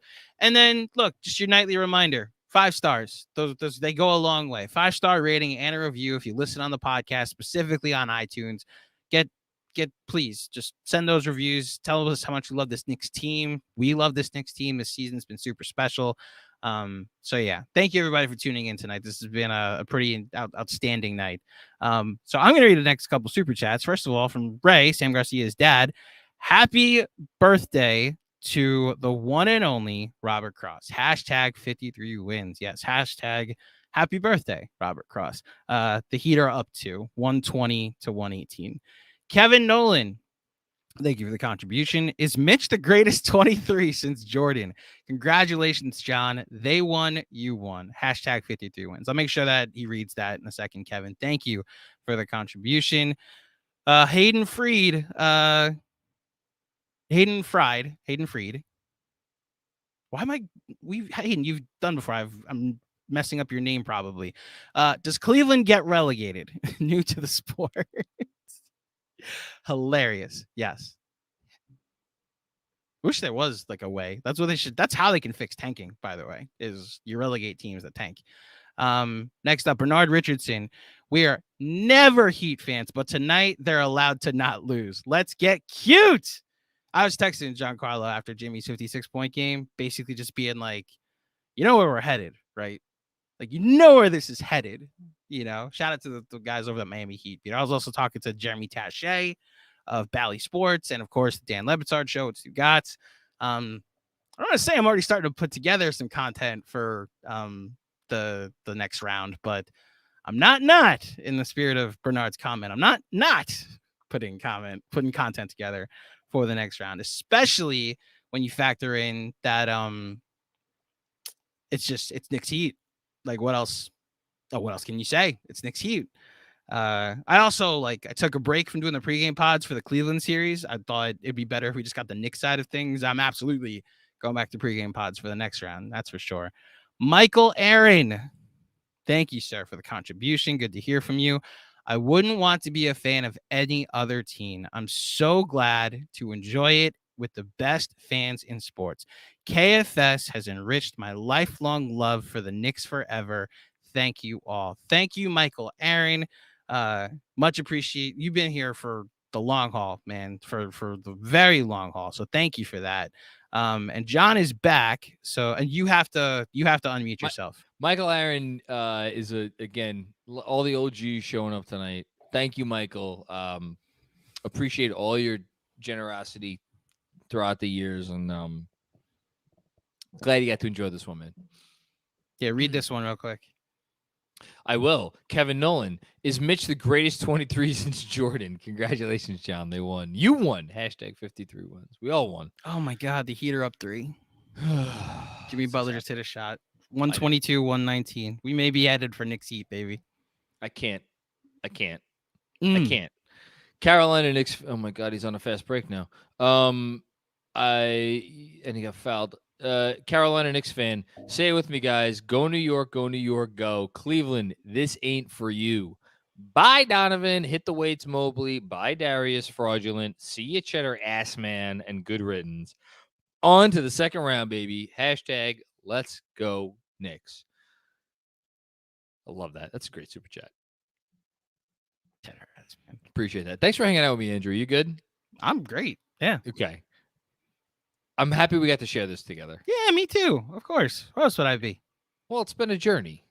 Oh, yes. That I thought you meant like tonight or my God. I'm great tonight, but as far as things are happening. John's reacting. It's a 5-point game. 124, 119. Oh my God! But he got fouled. Richard, one of our Ewing tier patrons, again, all the OGs showing out tonight. Richard Vanek. Oh, what a night. As a 68-year-old New York Knicks fan who remembers the titles with Clyde, Reed, and Monroe, can I dare to dream of a return to glory? Hell yes. I have to use this opportunity to just say very briefly, so like,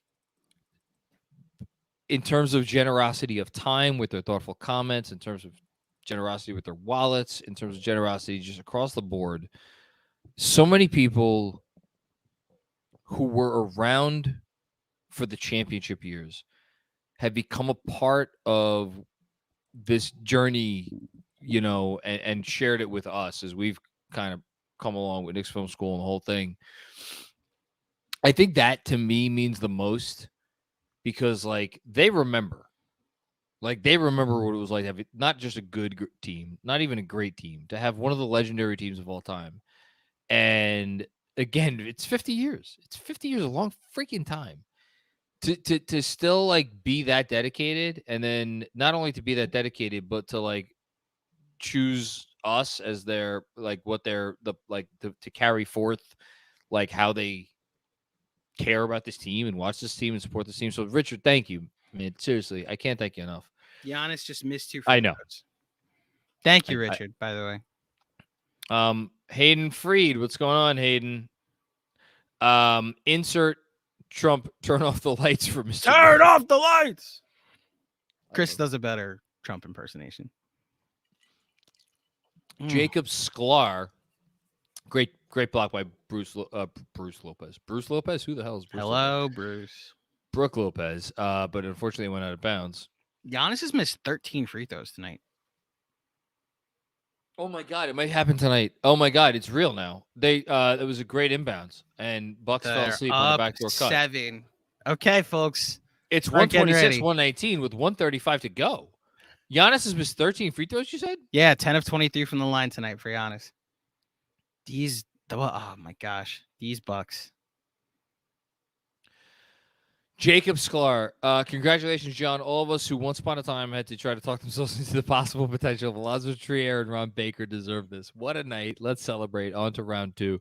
That's a off-season pod. Top 10 potentials that we talked ourselves into. I don't know what the criteria would be for what the order is. Is it discrepancy between talent and where they actually or excitement level over the player? I don't know, but that's a good off-season pod.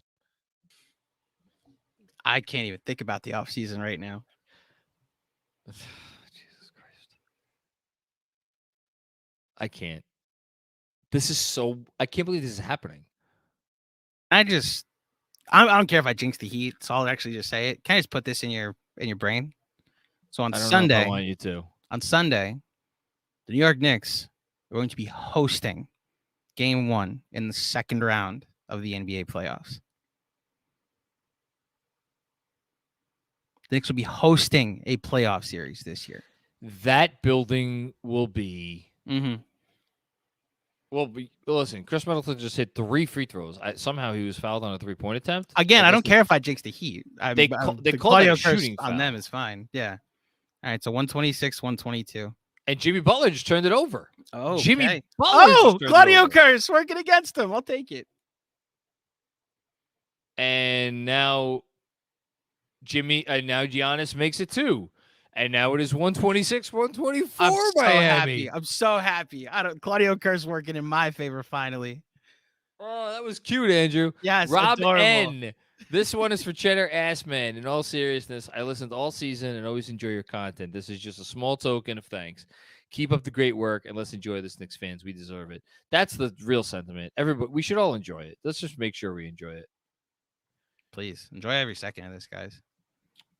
Miami just airballed a 3. There is 40 seconds left. Oh the my gosh. Bucks are down by 2. Talk about a collapse, Miami. Oh, I'm so glad I jinxed you. Yeah, he was trying to. Strus was trying to. Wait, they didn't actually call a foul, right? Strauss kicked his feet out to try to draw they a did foul on call Giannis. it. They called it. They called it? Yeah. Because Giannis stepped forward They called and it. Strauss. Wow. So Strus is I don't getting like three. that call. I don't like that at all. I don't like that call either. It's not a foul. That's Will not. Oliver. What's going on, Will? What a season. What a team. Enjoy it, everyone. We deserve this. Again, amen to that. Every Knicks fan deserves this, my lord. Feels good to do it to that team after the Spider Saga. We stayed true and it paid off. Let's freaking go. I haven't purposely done this, but I'm happy I did it because there's a bigger picture conversation that needs to take place about what the Knicks just did to the team that they did it to, and specifically to the team that they did it to who acquired Donovan Mitchell last summer. There's a much bigger picture conversation that me and Jeremy kind of already started a little bit on the last episode, and we'll do in full force next time we speak. But, like, there's a bigger conversation to be had here about what a monumental achievement this season was for the Knicks. I just want to say that right now. Yep. Hayden Freed, I've come down with cross disease. I believe, John. All right, so Strus made 2 free throws of the 3. So 128, 124, under 40 seconds left. And ahead of me, so I'm just Middleton gonna watch misses your a stuff. 3, but Giannis grabs the offensive rebound. It is still Milwaukee down 2. This is interesting. There's a 5 and change second difference between the shot clock and the game clock, and the Bucks are electing not to foul. They I do mean, have a timeout. They have 2 timeouts for that matter. Yeah, but if they give up a shot, They'll have like 6 seconds left. Yeah. all right, 9. Oh my God, here it is. So this is Milwaukee season. And oh my God. Okay. Oh my Don't God, say he anything. just won. Hold on. You're ahead. He of just me. won the game. So- Oh my gosh, Grayson Allen dribbles out the clock. It's Knicks Heat in the second round. Oh my God. Oh my gosh. Oh my gosh. He literally had the ball in his hands when the clock was expiring. What did he do? What? How did he not realize he needed to put up a shot? That's one of the greatest choke jobs in the history of the NBA, and that is an upset that is on par with. Unbelievable. Okay. Oh my God, is this happening? We're playing the Heat on Sunday. The Knicks are playing the Miami Heat on Sunday in Game 1 of the second round at Madison Square Garden. We got to recalibrate here because This is now the 5th time in NBA history 8 has defeated a 1. and they did it in 5 games, Andrew. Mm-hmm.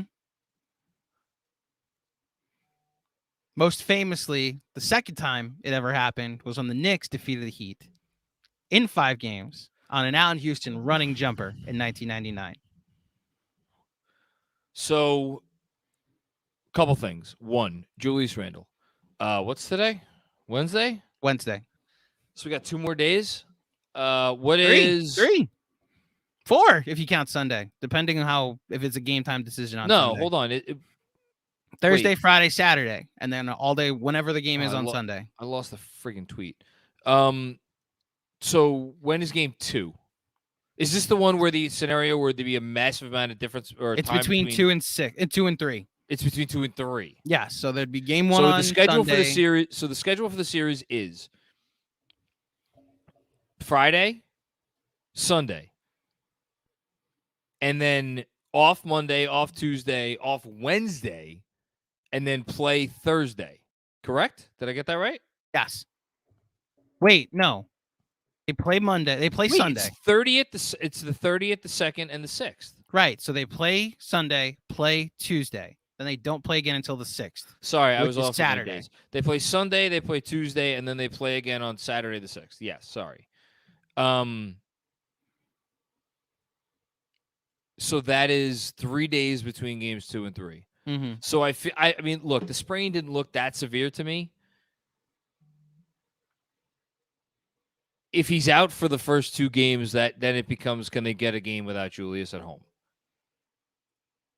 If he's out for the first 2 games. If he's out for the first 2 games, can they get a game without Julius at home? That's how it is to me to start off the series. And honestly, even if Julius is back for both games, I'm like, can they get a game? Or I go into self-preservation mode. Yes, you Get do. a game at home. Get a game at home. Mhm. And then, but because here's the thing, they don't worry about going down to Miami. They don't. Which is why I think it's take both of the first 2 at home and then take one in Miami and then wrap this thing up at the Garden in Game 5. You're a special man. Mm-hmm. So the Julius thing is the immediate question that looms over all of this, and we haven't talked about it too much. There's been some Obi praise, but like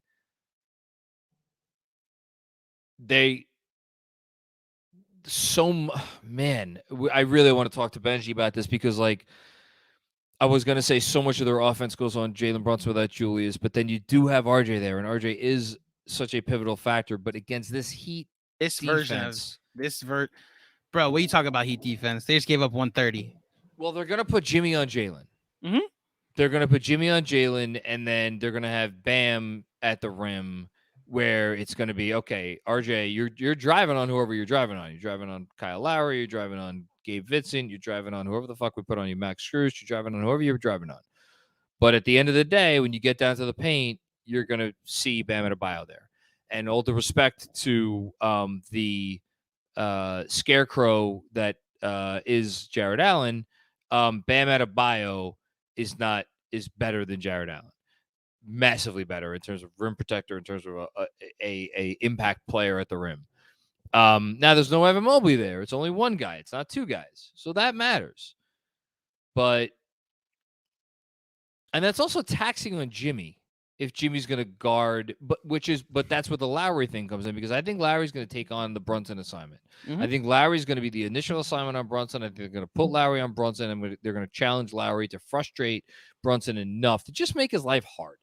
Just make his life hard. Do what Josh Hart did to Donovan Mitchell. Make his life hard. And then when it comes down late at the end of the game, then you put Jimmy on Jalen if it comes to it, because then what that allows you to do is then you put Jimmy on RJ. And then RJ can't get going, which obviously the thing looming over all of this is Julius. That's why it comes back to Julius. That's why I think Julius' health is massively important to this series. Not that Obi can't hit threes, not that Obi can't do some things, but you got to make stuff happen. And the Knicks in this series were able to make things happen.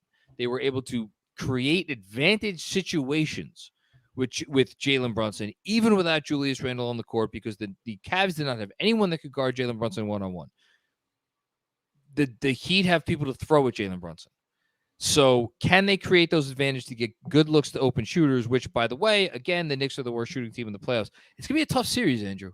I know. At least I think the Knicks depth will win out at this point. The Heat, this was their most impressive win of the bunch, but 3 of these games barely had Giannis. I mean, it's a very different defensive series because, the series against the Cavs defensively was like, it was so clear as day what they were going to do. It's like, we don't have to pay attention to one person at all. And then we focus our attention on the other 4 guys. And really the other 2 guys. This series, it's like the Heat are going to be putting out players at all 5 positions who could do things. Like, the Heat are not going to put anybody out there who can't make a shot. So it's a pick your poison. And then when you throw in the very interesting Kevin Love factor, how much did the Heat play Kevin Love at the 5, which, again, those minutes will probably match up with Hartenstein. It also gets Julius very involved because it tests Julius regarding a stretch 5, which has been a very not a great thing. It's a tough match. It's gonna be a tough series. Hold on. It's a tough series. It is. You're right. I agree with all of your analysis. The Knicks won their first playoff series since 2013. Can we go back to enjoying that? I know you are, and it's great. That's why we love you. All right, I'm sorry. We still have. I'll stop. So many super chats to get to. I'm sorry. I'll stop. Okay. What the Knicks did 2 hours ago. So 3 hours to go. I got sidetracked on the analysis, and I didn't get to the last point, which is that it's Knicks Heat, baby. Knicks Heat, baby. We're getting Knicks Heat. Knicks Heat in the second round for the first time in the second round since 2000. Josh Hart tweeted out, "Wow." Well, you want to talk about Josh Hart going from the proverbial frying pan to the fire. All right. Oh, boy. So let's get back to it. The Knicks just defeated the Cavs in 5 games. Hell yeah. All right. I'm super chatting you to death now. Let's go. Juan Cruz. Thank you, Juan Cruz. We've been clowned so much as Knicks fans, so this is so sweet. Thank you, John, for doing you. That's the only thing I know how to do.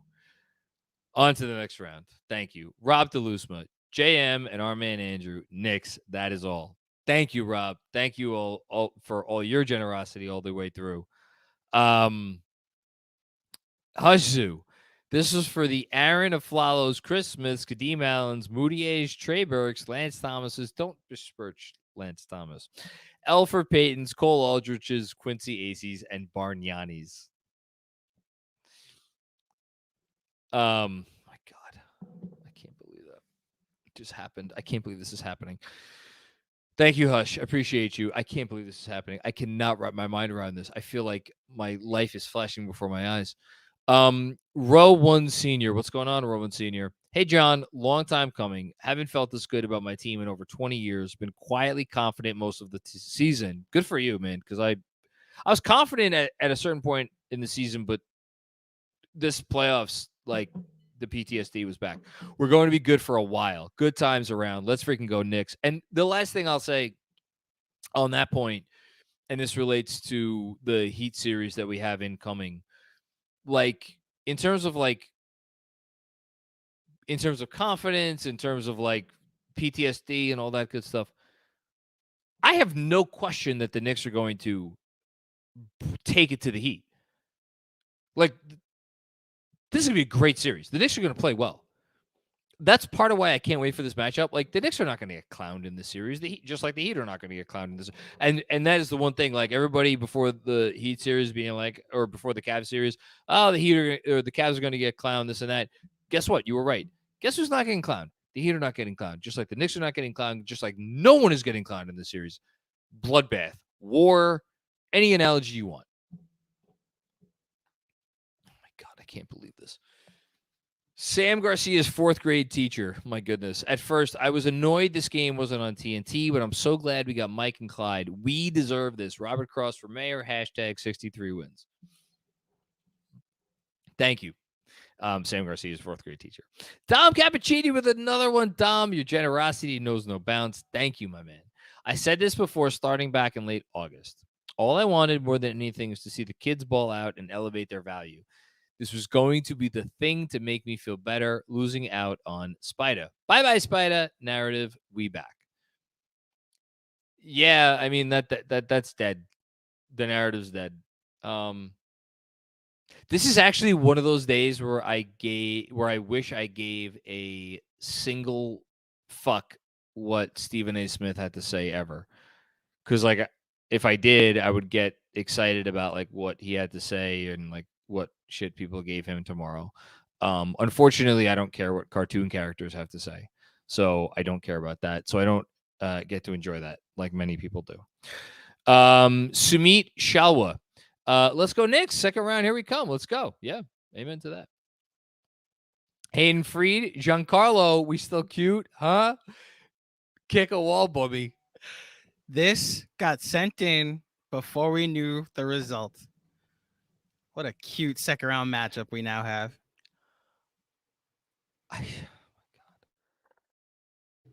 I can't believe it's not. It hasn't sunk in yet. Just what had to happen for this is the Heat had to lose a play-in game to then win the 8th seed game to then beat the Bucks, so that way we get Knicks Heat. And it was, I sent.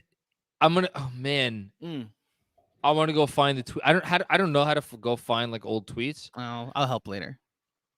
But like after I think it was after the final Knicks Heat game.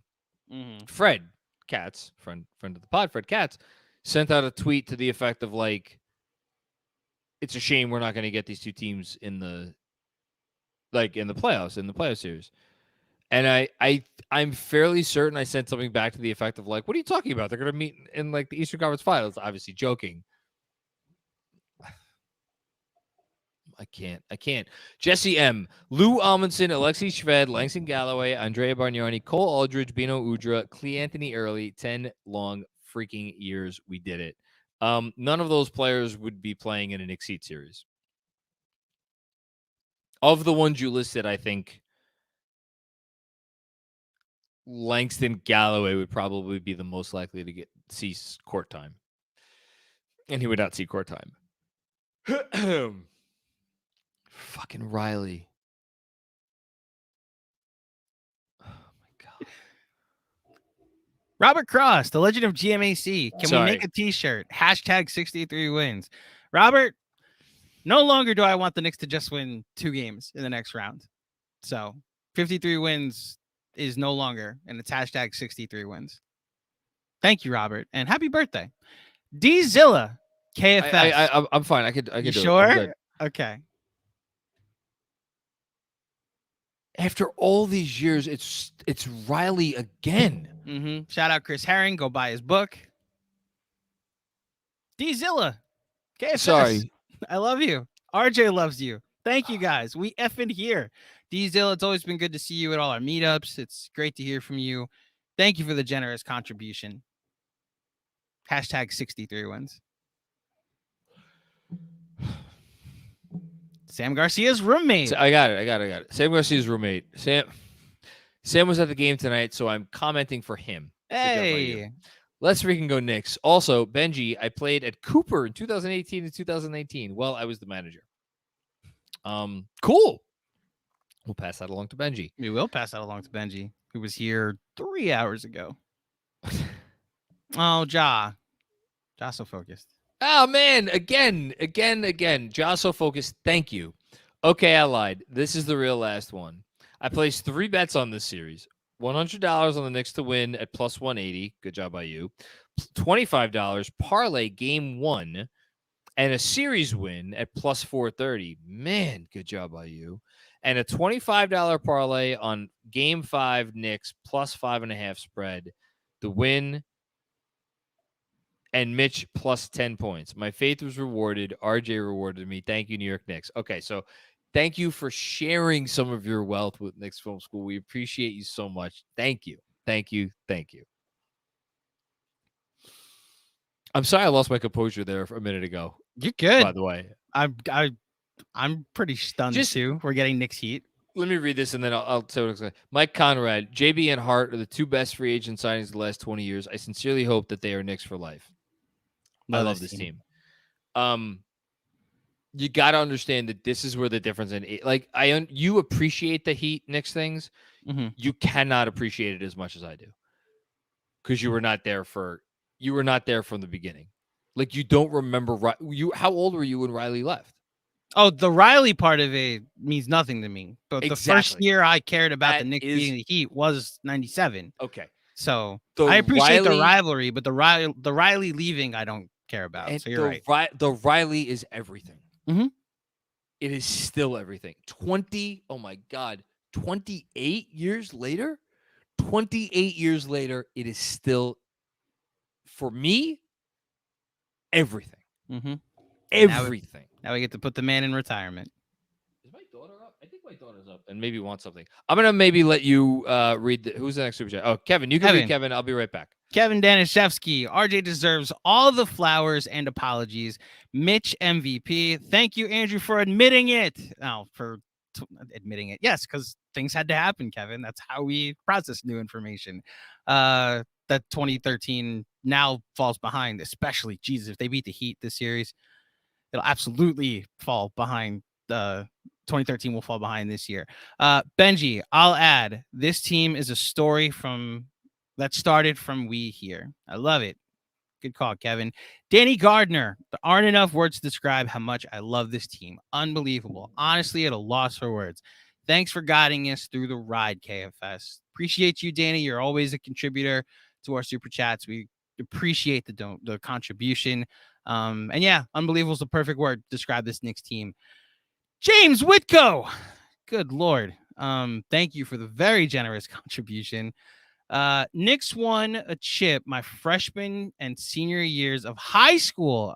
We got an OG in the building. Thought it would happen every few years. 50 years later, we have another team to love. I'm gonna need more Xanax. Love your coverage, knowledgeable and passion. Thank you, Doc Witt. Thank you, Dr. Witt. We appreciate you and your generous contribution, and for jumping on the bandwagon with us as we follow this team. It's pretty awesome that this is all happening. And yeah, I hope we can party like I said 1999, but I would also hope we party like it's 1973, 50 years after.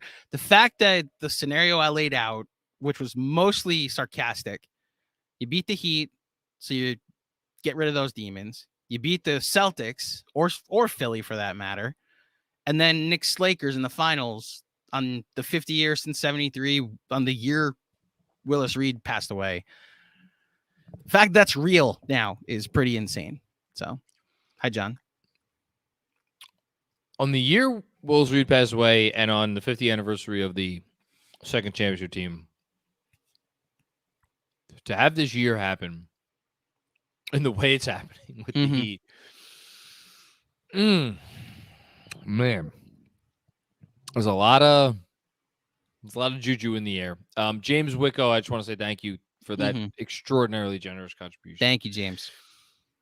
Sam Garcia, let's freaking go Knicks. Yes. Thank you, Sam. Hush you. Stephen A. crying over and over about Donovan Mitchell. Who cares about Stephen A. Smith? My God. I'm glad I stayed on the side where I was fine not giving up everything and we reaped the benefits. It was the right move not to give up everything. They're better off.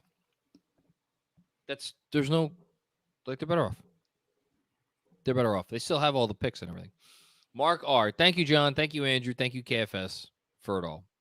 And thank you guys for it all. We are the ones who need to be thanking you. That's all there is to it. There's no other anything. Dom Cappuccini, rest up. Ice up, Grimes and Julius. I hope 3 or 4 days will be enough. We need everyone next round. All in all one. We back. Love this whole KFS fam. The Grimes piece is interesting. We could use some Quentin Grimes against the Heat, especially the way he played in the last 2 games against the Heat. So they've gone to Hart in the starting lineup the last 2 games. There is a part of me that wonders if Tom Thibodeau will go back. Because RJ has rediscovered his shot. At the very least, RJ is now confident shooting the 3. By the way, RJ in this game hit. I mean, there were so many big moments and big plays in this game. RJ Barrett was 2 of 4 from deep. So RJ Barrett, I know he was 0 of 6 from 3 last game, but he was 2 of 4 from deep tonight, and he was 3 of 6 from deep in game 3. His rediscovering his 3-point shot, along with everything else that he did, is really massive for this team.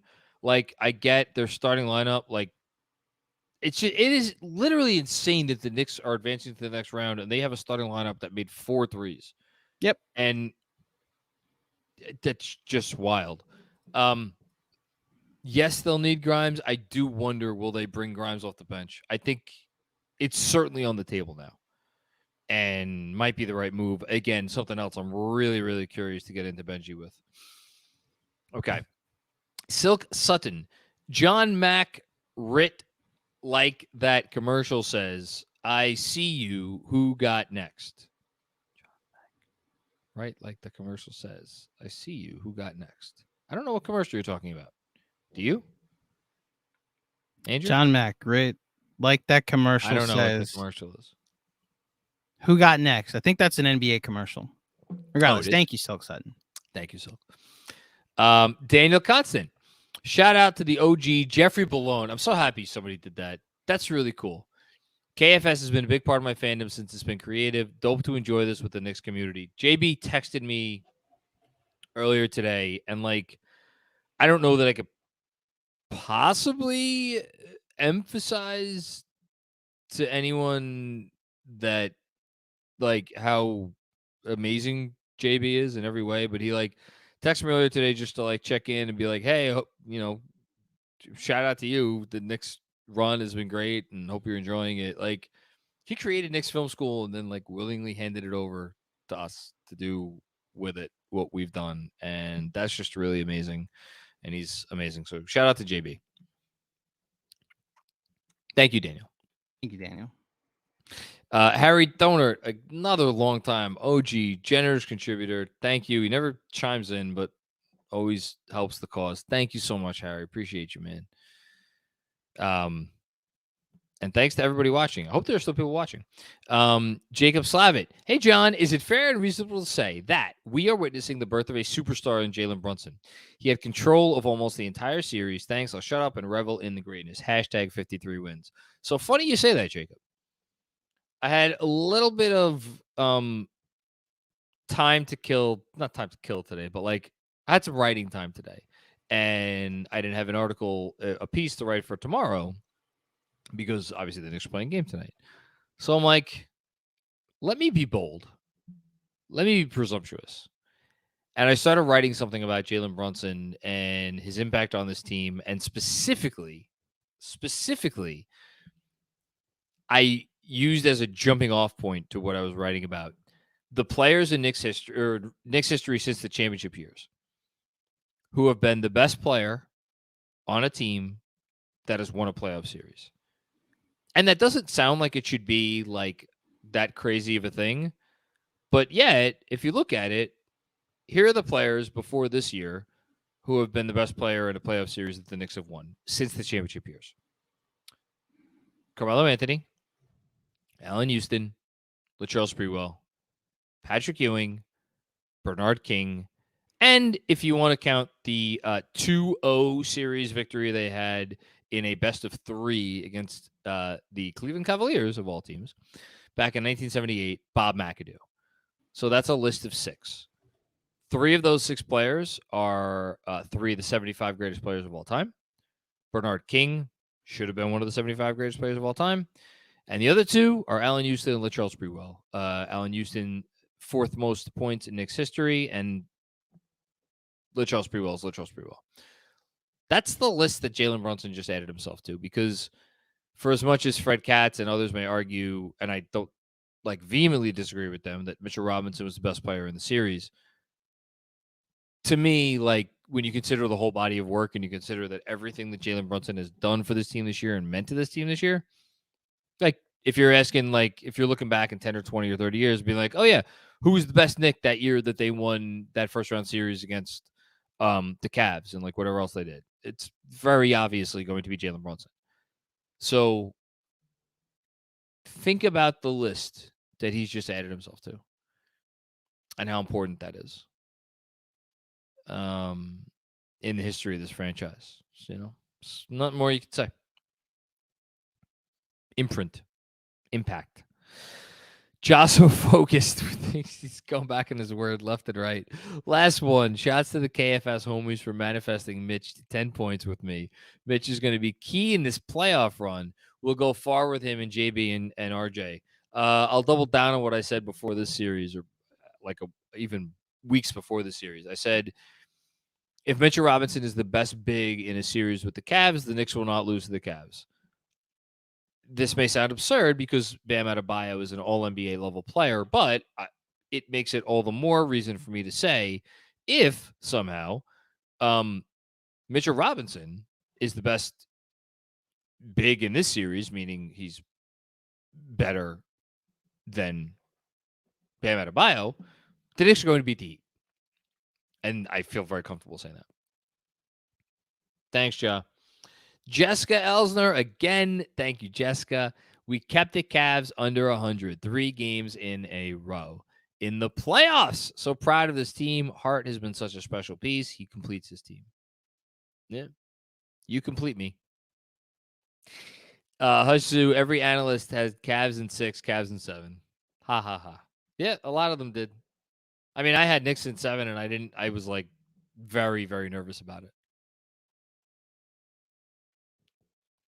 So it's not like I could exactly take victory laps right now. Sam Frenzel, from screaming at my TV for RJ to pass the effing ball to screaming at my TV for the entire team to pass to RJ. What a journey. This team, my lord. No bad plays from RJ. None. All the right plays. Time and time again. The whole night. Absolutely. Thanks, Sam.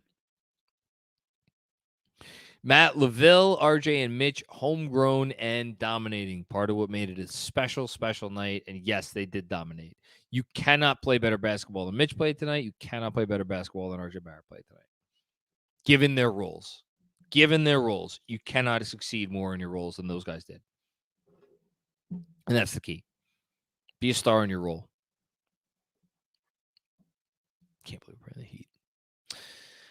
Daniel Concert with another one. Thank you, Daniel. You have a lot of generosity tonight. Appreciate you, man. I shouted out JB, but also got to shout out you, GMAC, and Andrew, and everyone else who's keeping the KFS engine running. You guys are awesome. Well, I don't know. We're lucky to be able to do what we do. That's all I'll say. Thank you, though. Really do appreciate it. Sean Ahern, what's going on, Sean? For every jab the Cavs thought they hit the Knicks with, the Knicks would respond again and again with crushing body blows that crush their soul. This team. Yeah, one of the things I'm going to think about probably coming off the series is like, were the Cavs overrated? And I have a funny feeling that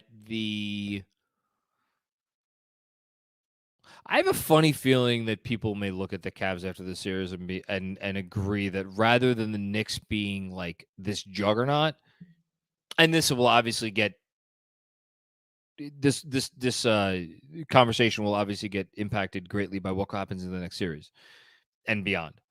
But like, I have a feeling the initial talking point is going to be very focused on, or at least as focused on the Cavs being less than the Knicks being more than. And to that point, I want to say that the Cavs made pushes in this series. They could have won game 1. They beat the crap out of the Knicks in game 2. They had a third quarter lead in game 4. And they were within 6 points with 8 minutes to go at home in game 5. And were like throughout other points of game 5 and game 4 and like so on and so forth.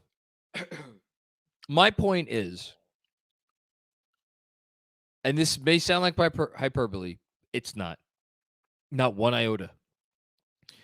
If you take all the times in this series, 5 games, 5, where the Knicks made a big shot to stem momentum and to stem the tide and maintain momentum in their favor and hold off the Cavs from like gaining momentum.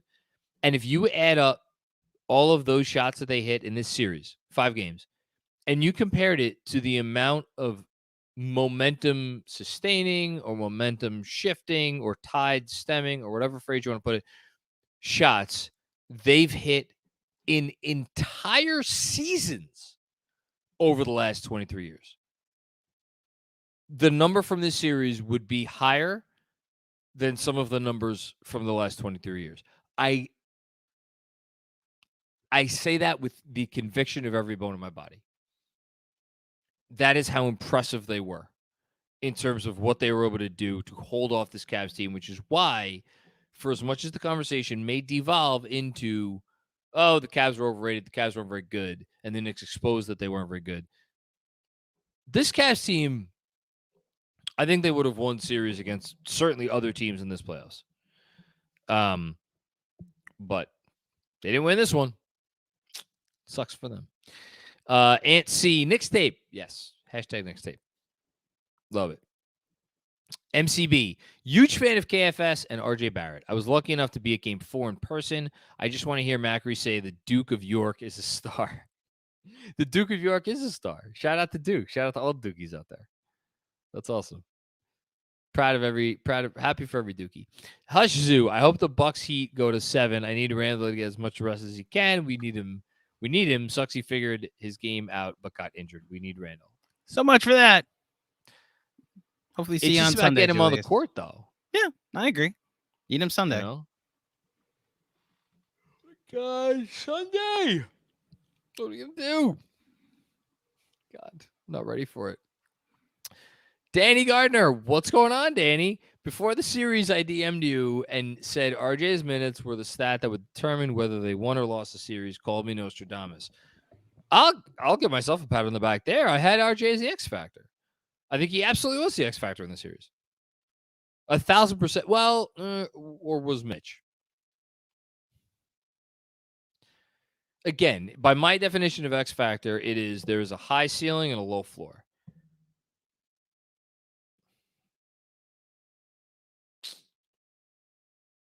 I think Mitch qualifies as an X factor candidate, and if he does, which he should, then I think by a hair, he was the number 1 X factor in the series over RJ. It's close, though. It's close. Good job by you either way, Danny. Matt Zaluki, inject Mensa's energy into all of our veins. Yeah, we all need some of that every day of our lives. Just exist in the world with confidence. Amazing what you'd be able to do. Thanks, Matt. Appreciate you. Alex, sorry, Danny. There is only one, and his name is Crostradamus. Well done. Thanks, Alex. Appreciate you as always. Hello to the land of enchantment. Husu with another one. RJ Barrett outplayed the player. Everyone said that they should have picked over him. We made the right pick. We're back, baby. Yeah, he did. And that's like when does that happen in the NBA? Seriously, like when does that happen? Where that something like that happens? Like the NBA is a defined hierarchy. You don't get interruptions. Like you don't get glitches in the Matrix.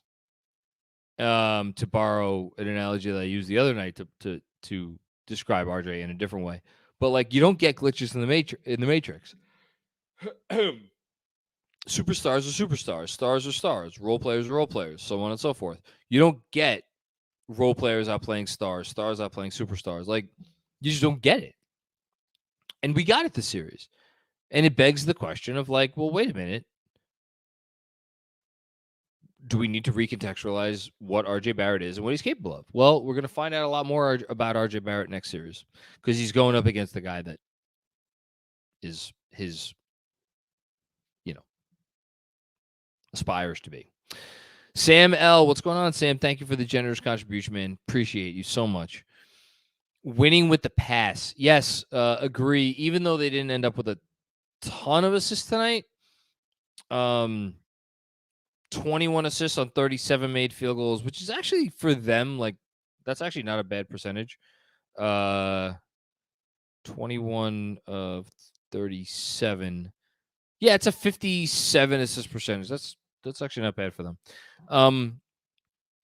Through Julius Randle in the first half was amazing. Shows how high the ceiling of this team could be. In the summer, I compared Brunson over Lowry and today's Knicks over the Raptors of the 2010s. Feeling clairvoyant today. KFS. Yeah. I think I was trying to think today of the article that I referenced that I started writing a comp for Brunson. I got to tell you, I know Kyle Lowry's a 6-time All-Star. I know he's made All-NBA teams. I know he was probably second best player on the championship team. He's not this level of scorer. He's never been this level of scorer. Not close, actually. And defensively, he has obviously a higher ceiling than Jalen Brunson and is better than Jalen Brunson. But I think the offensive end of the court, what JB is able to do over what Kyle Lowry has ever been able to do offensively, I think it might put Brunson ahead in terms of look, they didn't win the championship until they got Kawhi Leonard, and they wouldn't have won the championship unless they got Kawhi Leonard. But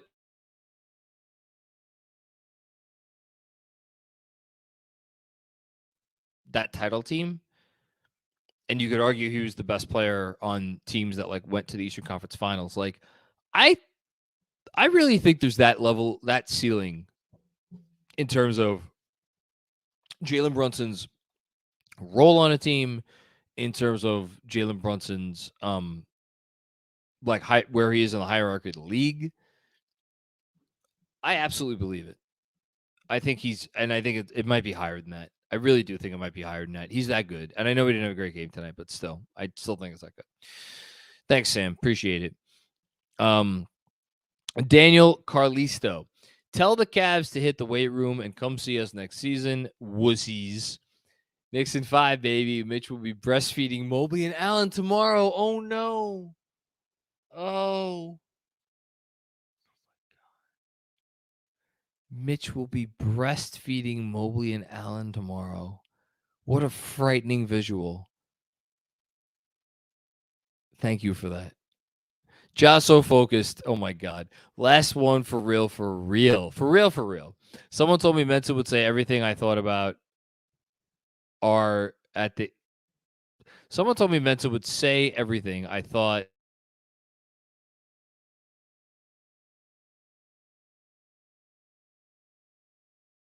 Good night, John, GMAC, and Benji.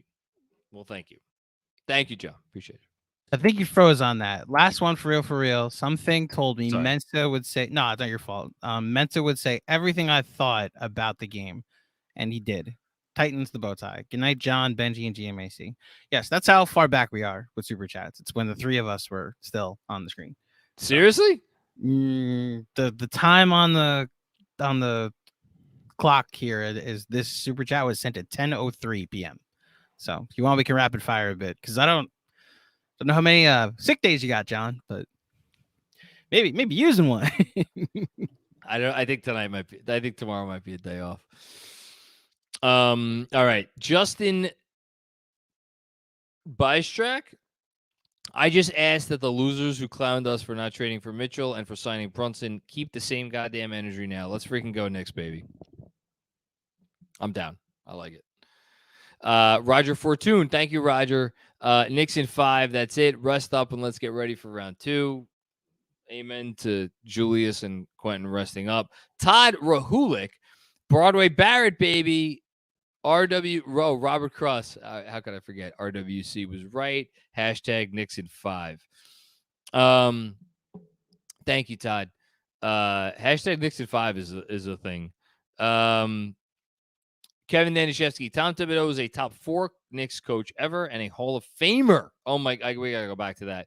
All due respect to Pitino and Lapchick, but he did more with this roster than they did. With his roster than they did. So basically, Riley, Van Gundy, and Holzman obviously are the top 3. So you're arguing for Tibbs over Lapchick. Lapchick was around for a while. He was obviously the coach that took the team to 3 straight finals back when there was 9 teams in the league. They had a bunch of Hall of Famers on those teams. Look, Tibbs is in the top 5. I think Tibbs is ahead of Pitino. Tibbs is ahead of, I don't know who else you want to put. Woody, UB Brown. I mean, there's not a whole lot of other candidates. But yeah, I think Tibbs is absolutely one of the top 5 ever. Him and Lapchak, that's interesting. I don't think he's a Hall of Famer yet. If he ever won another series this year, he might be. Todd Rulick with another one. JMac, I think you're right. RJ cracked the code. #Neo. Oh, he absolutely cracked the code. You know that. Thanks, Todd. Appreciate it. Again. Abdoulaye Diallo. What's going on, Abdoulaye? I'm still wondering if that Cavs fan thinks game 1 was our best punch. New York forever. I think tomorrow, I don't know how busy I'm going to be tomorrow because I'm going to I see how this is going. I have a feeling I'm going to get out like a quick newsletter tonight, meaning this morning, and then spend tomorrow working on a newsletter that I'll get out like late morning, and then have to work on another newsletter that will go out for Thursday morning. So I may not have a lot of extra time on my hands. If I did have time on my hands, though, Abdoulaye, I would spend, and this is not something I ever do. I swear to you, I swear on my children, I don't do this at all, actually. But the way I'm feeling right now, I would spend a lot of time like going and searching out Cavs Twitter and like listening to like Cavs pods and going on like Cavs Twitter spaces and this and that and the other thing. It seems like a fun use of time. So, yeah. Thank you, Abdoulaye. Dan Hidalgo still here and has another one.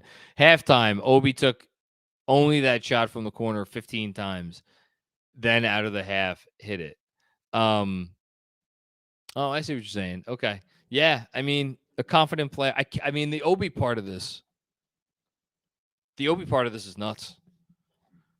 It's really nuts. And I'm curious. Again, a lot of things I want to talk to Benji and DJ about like Obi didn't come in at the end of the game. He closed with Josh Hart at the 4. And I don't blame him one bit for that because that's the better defensive alignment. And you were going to win that game with defense. It is interesting, though.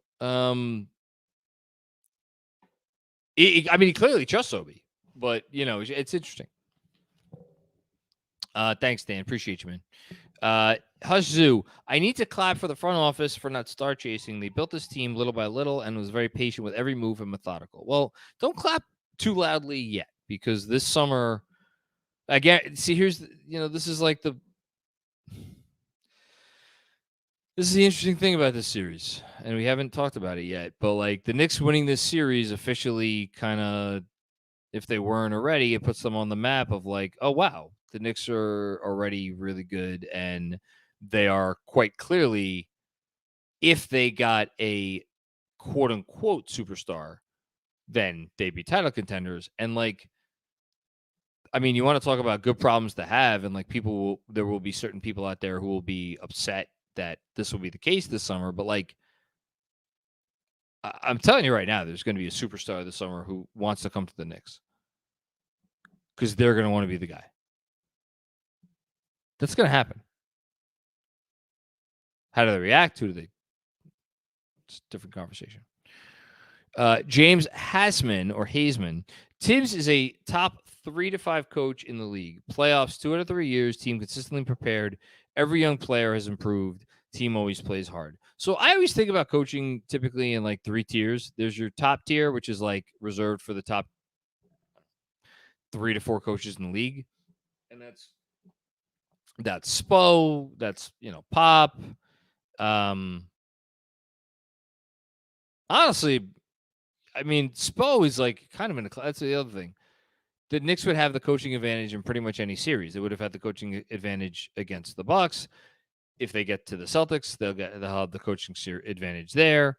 I think, all due respect to Doc, who I like and I think is underrated, they're going to have the coaching advantage against Doc. They have the coaching advantage in this series. Like, they'd have they're not going to have it against Spo. I digress. Spo, you want to say 1 or 2 more, and then I typically think about it as like, then there's everything else, and then there's your couple of bad coaches. I do think that there are tiers within that middle tier, and I do think Tibbs is in that next tier. Below whatever your upper echelon is, Tibbs is right there below it. And is he perfect? No. Are there faults that he has? Yes. But the value of like the combination of a baseline of competence and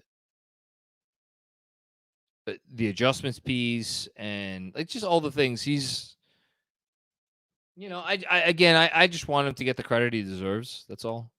And I'm happy that a few people, including you, James, are trying to give it to him. To say nothing of like his teams always play hard piece. That's a huge part of it. DAR 288 Crowan, this is for you. He's right here. He hasn't gone anywhere. Saying hi. Thanks, Dar. Appreciate you. Okay. We're continuing along. This has been great. This is, by the way, already our longest post game ever. So shout out to everybody who's still watching and who contributed. Hans Bowsy Jr. Excuse me, Mr. Macri. I believe there's a parade in our city. Yeah. Hashtag OBHive. Hashtag Broadway Barrett. I was thinking the Jamaican version. Badman Barrett. Hashtag Emmanuel quickly. Hashtag Brunts him. Hashtag all heart. Hashtag New York forever. I like it. Yanni Golan. Hey, Macri, if we sweep the Heat in the second round and somehow get past the Celtics 76ers in the Eastern Conference Finals, we will have home court advantage in the finals against Phoenix, Golden State, or the Lakers. Think about that for a second. I can't do it. Not yet. I'm not going to allow myself. One game at a time. Bulldog Boxing Promotions. This freaking team. Thank you guys for all the work you put in. Spider, don't forget. Or excuse me. I got to get this right. Don't you regret not coming to the Knicks? That was great. It's the most performative you will ever see me get. That was great. Thank you, John, for that. I hope people clip that and put that onto the internet in the future. God, please don't put anything on the Please internet. put it on the internet. The same way you did John reading rap lyrics. Put that on the internet. Todd again with another one. Bring out Crow and Barrett, J. Macri Senior. Hashtag 53 wins. I keep saying I'm going to eat the crow. Doesn't taste good. Chris Saletti. Give Tibbs credit. I'm loving the Tibbs love, but y'all are doing this for me. People say he doesn't develop young talent. Look at what Mitch has become. Thrilled for all of us. We deserve it. And I'm going to just point out the obvious that, I love NBA Twitter. I love the larger NBA discourse. It's valuable by and large. There are parts of it that are, absolutely broken. And, it's unfortunate. A lot of the conversation. even I do still check my mentions occasionally and my replies and this and that. And I could point to replies that I've gotten this series being insanely critical of Tibbs or being well, obviously Tibbs is going to do this or, Tibbs is going to do that or this and the other thing or, we've been able to overcome Tibbs this year. People, I don't fault them because they don't know any better. And that's not their fault, but it's just that's kind of why I don't spend as much time talking about it because it's just but yeah, a lot of the old talking points I think need to be reevaluated. Mike Jameson, what's going on, Mike? Two guys in RJ and Obi who this fan base were willing to send away. Yep, raised his hand glumly. Came up massive today in clinching. So happy for both of them. Shout out to you, John. Thank you. But no, I was part of the fan base that was willing to send RJ Barrett away.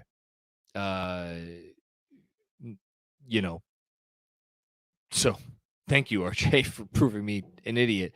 And Obi, I'll give myself a little pat on the back for Obi. I mean, me and Jeremy were on the pod the day of the trade deadline, and Jeremy was a little, confused / peeved as to why they did not trade Obi for whatever they could get. And what they could get at the time was like a couple second-round picks. And I said then, I'm like, you keep Obi around because you never know. Like, I know Randall's been an Iron Man, but if he goes down, like, you could use Obi. He's a really good backup. And I mean, that's a take I'll be very proud of, because it came in handy. Thanks, Mike. Appreciate you. Luke Stone, Tom Thibodeau significantly outcoached JB Bickerstaff. Yes. In this series, the guy was literally broken and crying for most of the game. I mean, he didn't know what to do. The man put in Lamar. Think about this. Put in Lamar Stevens tonight. Like really? And not to say that putting in Lamar Stevens was like a bad move, but he did this in I believe the third quarter, right? Of game 5 when his team was down 3-1. I guess at this point, trying to win the series with defense, like, you want to talk about a coach grasping at straws. Like, that was, oh boy. Sam Garcia with another one. Thank you, Sam. Being there for the win in person is an experience I'll never forget. I'm really happy for you that you got that, Sam, especially since, you're one of many young people in this country that kind of got robbed of some important events because of COVID. And for you to get this tonight, that's really cool. And I'm really happy for you. Anyway, as a Knicks fan since 2009, I am just full of joy and happiness at the moment, as you should be. Enjoy. Ryan Nelson, what's going on, Ryan? I remember Felton Spencer starting at center, seeing Darius Miles embarrass Clarence Weatherspoon with an and-one crossover. The audacious laziness of Tim Thomas. MSG chanting Lee Nalon's name. It has been a long journey. Let's freaking go, KFS. You went and pulled some names. Most people go with the Bargnanis and the Jerome Jameses and the Alexi Shreds, and the Jared Jeffries and the, Ronaldo Balkmans. Most people go for that low-hanging fruit. You climbed the tree and you went up there and reached for Lee Nalon. To say Felton Spencer, I'm not sure which of those is more impressive. Thank you, Ryan. That was a great job by you. Hush Zoo, thank you, Coach Tibbs. As someone who wanted him out at one point, he proved me wrong. Well, don't worry, you're in good company. And he put every person in position for success. He coached in unreal series. As Jeff Van Gundy always says, like, where's your talent? Before you criticize the coach, look at the talent. Knicks got Jalen Brunson this year. Jason A. Just the first round, but the image of Julius denying help will be my lasting image of the series. Yeah, denying help off the court. Yeah, for sure. Toughness, no submitting, second efforts, Reed-esque. He is, and that's why, like, we sit here after games and we talk a lot about how he's so frustrating and, like, to his teammates, maybe are they getting tired of the act and the whole thing. If you're a teammate of Julius Randle's, my guy who I wore my t-shirt tonight, like, you have to honor and respect everything he goes out there with. He leaves it all on the court without question. So, yeah. Thanks, Jason. Appreciate you. Mark Sable, what's going on, Mark? How you doing? Good to hear from you. Is Dan Gilbert writing a letter in Comic Sans to Donovan Mitchell right now? Seriously, it feels so good to win a round. Yeah. Oh, Comic Sans forever. Cavs got some dicey questions coming up. Nick's with it. Smoking on this Cavs pack. I kind of want to go get a cigar right now, and I don't know if there a bodega that's going to be open by me. I don't think there is. I don't think there's a 24-hour bodega by where I live, which is unfortunate. Sean Ford. Congrats, John and KFS. Sweetest part for me, we broke the Charlie Ward curse last summer by extending Mitch and RJ. Tonight, they were the two best players on the floor in a closeout road playoff win. Well said, Sean. You always have great comments. I appreciate this one. There's something special about how it happened. completely. Can't add anything into it. Dom with another one. This is the Knicks defense that we thought they were. Carry on, fellas. Carry on into the next round. Hashtag we back. Sergio Acosta, man, thank you for the generous contribution, Sergio. Jesus. Hashtag KFS. This is our team. I do want to do a stats update. How have we not done a stats update, Andrew? Because we're an hour 4 and we paused in the middle of the stream to watch the Cavs. Well, watch the Heat eliminate the Bucks. We'll do it real quick. Here are the top 3 defenses in the playoffs. Number 3, Los Angeles Lakers, 106.9 points allowed per 100 possessions. That's third. Second place, Philadelphia 76ers, 102.5 points per 100 possessions given up. And then number 1, your New York Knicks, 101.9 points per 100 possessions given up. That's pretty good. Now do offense. Do the bottom 4. Well, the Knicks are 13th. Yeah, ahead of 4th. Ahead of the Grizzlies, Nets, and Cavs. There you go. And just behind the Lakers. 4th in net rating. Man, that's pretty cool. Yeah. Behind only the Sixers, Nuggets, and Suns, which makes sense because those are the other teams that won. And they're ahead of the Heat, though. Okay. Ari Lamb, great job, fellas. Absolutely love the show. Thank you. We appreciate it. That's why we do it. And Shkoyach to Jon Benjy, adding so much to our knowledge of the game. Bring us Miami, baby. You got what you wanted. We got to get Benji in here for that one. I've been texting him, so we're all very impressed that you're still going 4 hours, by the way. I need to call a doctor. Mm-hmm. Lasts longer than 4 hours. Shout out to our potential friends at Blue Chew. Elton Chung, what's going on, Elton? Been a long time Knicks fan since the 90s and never been so elated. Been listening to you for the last few years, and thank you for staying true and being there for the fans. I just want to take a second. I have to take a second to thank everybody who is giving me personally compliments because, like, I promise you these mean a lot because there are certainly people out there who, again, like, I'm a fan. I go over the top with stuff sometimes. I say things that are, like, whatever, disagreeable to a lot of people. And, like, I upset people with what I say because I say it strongly because it's what I believe and I don't do anything half-assed. And I don't ever think about what people might think of me when I say something because I'll just say it and I'll worry about the consequences later. Anyway, you know, I hear and see a lot of that shit too. And that's less fun. So to get, you know, compliments like this and to have people say that they appreciate like whatever it is that I do here and this and that, like, I promise you it means a lot more than I probably let on in these things. So thank you for taking the time on a night like this to, you know, say that to me, who is just some guy. Thank you, Elton. Appreciate it. CJ Cervantes, can I get a year? You can absolutely get a year. Thanks, CJ. Appreciate you, man. So what? Just I think this was more. Can I get a year? Your, not year. Yeah. No, it's your. Your. What it's is very Bronx, very BX. Shout out Deezus Zamero. Shout out like half my dad's family. This is why I need you here. You're welcome. Year. CJ with another one. Who's beating this team in a 7-game series? I mean, talk about the East being wide open, man. This is wild.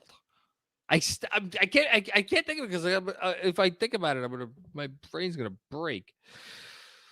CJ, thank you. I don't know who's gonna beat this team. Ryan with another one. Ryan Nelson, the Doliak Marbury pick and roll. Oh my goodness, getting excited for Quintel Woods. I was all about Quintel Woods. Oh my God, between Quintel Woods and Anthony Randolph, who were we more excited about? With an honorable mention to Oh my God, who is this? Who is the guard the Sixers cut? The process Sixers cut, and we picked up, and it was like, this guy is pretty good. He can't shoot, and he's not that talented, but oh my God, the Sixers cut him, and we got him, and he had a minute. He had a moment or two with us at the end of some season. I can't remember. But yeah, Quinto Woods just made me think of that. LeVar Postel. Oh my God, do I remember LeVar Postel? I'm getting excited over him. Talking about what was he ranked in like his high school class, right? He was ranked really highly. Drooling over Lampe and Slavko Reigns. Yeah, Channing Frye in Summer League. Crawford years, the Crawful years, that's mean. And a million other LOL Knicks moments. Feels good. So I still remember like it was yesterday watching the Maje Lampe draft. And if you remember, that was when. So that was like, oh my God. Is this what does NBA draft.net still exist? Is that the site, the ghetto ass site that always like would give you like error messages or like would make your computer crash? That site. I don't know if it's still around anymore. They had Maje Lampe as like number 5 on their overall big board for like the entire time leading up to the draft. He was number 5. And the night of the draft, he kept falling and falling and falling and falling. And like I was so young at the time, and like I was so naive, and like I didn't know. I mean, Maje Lampe could have walked in my fucking living room on that night, and I wouldn't have known the difference. But like all I knew was like this site had him ranked 5, and he kept falling. And instead of asking myself like, why is this player falling? Maybe he's not very good. All I could be like, oh my God, this top 5 pick. All of these teams are so stupidly passing on him. And then we drafted it. I'm like, and I in my living room, I acted like we had won the freaking championship. I was like, we got Maje Lampe. We got the 5th best player in the draft. And then they traded him in. What did they trade him in? The Marbury trade, I think. I forget, but it was. This is the shit we used to get excited about. It's just ridiculous. It's just utter ridiculousness. The things that we used to have to get excited about. Oh man. Oh look, it's Fred Katz. Because of course it's Fred Katz. You should all know that Mitch left the post-game press conference early because he couldn't stop laughing about his coming with great energy comment. Oh, my Lord.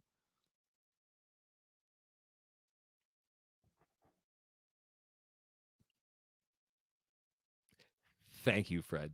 That made my night. Scott Dolan. What's going on, Scott? Is it possible that RJ just figured it out? Flipped the switch. His process and decision-making on both sides of the ball has been smart and assertive. I root for him like he's my own blood. Another thing I'm going to say that I love about what we do here at Knicks Film School is like, I'm cool sitting here and being like, hey, I was wrong about RJ Barrett because I was. And I love people who were like, hey, I was always in RJ Barrett's corner because I believed in this player. But I love that we're like, I think for the most part, people watching are like in this happy medium where it's like, I believed in the player despite his struggles. And people like me were like, well, I didn't really believe him in because of his struggles. And we don't have to, there's not as much of the like, how dare you ignore all of the amazing things that RJ Barrett has done over the last 4 years of his career, you idiot. Like, I like that. I'm proud of the fact that KFS has kind of like stayed clear of the, you know, the nonsense. Now, that being said, I've definitely poo-pooed a lot of really good stuff that he's done over 4 years. Signs were there. You just had to choose to believe them. Exhibition continues. What's going on? Exhibition continues. Thank you for the generous contribution. Thank you so much, everybody, for your generous contributions. The Knicks played like we were down 3-1. Yes, they did. I'm so happy you said that. The Cavs looked like it was game 23 in the regular season. Mitchell Robinson stole their soul single-handedly tonight. Second round bound. I'm going to push back and say that the Cavs wanted to play like it was they were down 3-1. They wanted to perform like it was the playoffs. They didn't have it in them. They did not have it in them, and they were, frankly, intimidated. Vivek. Talk about old school, man. Old heads used to write Knicks history moments for us. 23 for Mitch. John, let's reminisce. We went from the 18-19 open practice, yes, to 18-19 watch parties, draft lotto party, draft party, and here we are 5 years later, surreal. We are seeing player development in action. Woo! Vivek, you are the oldest of heads. You want to talk about dedication and like going over and above? Vivek, you're number one on the list, man. I trust me, I'll never forget. Back in the day, it was a wild time as we were figuring all this out. Thank you, man. Appreciate you as always. Shimmy MD, Mensa going off was 10 times better than Stephen A. Smith. Damn right it was. KFS moment of the year. Snippet GMAC. Mitchie ain't no snitchel player of the series, in my humble opinion. Go Knicks. Hashtag 16-win team. Dom Cappuccini, 52 points from RJ, IQ, and Obi. All could have been in Utah. Dom, this is such a good point, man. It's such a good point. Leon needs his flowers for holding the line. Cavs may have traded more than they should. Ainge wins, but so do the Knicks. We back. That's a great question for a Cavs podcaster. Are you feeling regret today over the trade? My gut feeling is no, and I don't think that's the wrong answer actually. But I'd just be curious to hear someone that was like really thoughtful about the Cavs and their process and their future and like their opportunities and this and that to opine on that. Yeah. Anyway, thanks, Tom. Kevin Danishevsky, what's going on, Kev? Again, recently went back and listened to your and Jeremy's wants and needs for the season. RJ making the leap was one that hadn't happened. It took 84 games. Most important thing that could have happened with the franchise, I think. Actually, I think we probably thought it was the most important thing that could happen to the franchise. In retrospect, Jalen Brunson becoming a Jalen Brunson becoming a superstar player. I think that's probably number one. But RJ making the leap, it's right there. It's right there. Thanks, Kev, and appreciate you like going back and listening to old episodes. You're the best in the world. Richie V. RJ before the season said that the Knicks were going to shock the world. Other fans laughed. I laughed. I didn't laugh, but I was like, I was extraordinarily skeptical. I was like happy he believed it, and at the same time, I was wondering when he said it.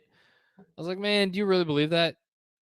Or are you just saying it because you know it's a good soundbite? Which is how I've taken a lot of what RJ has said over the years. Again, just absolutely full disclosure. Yeah. Jeremy D. Who wins in 7? 2013 Knicks or the 2023 Knicks? Hashtag 53 wins. That's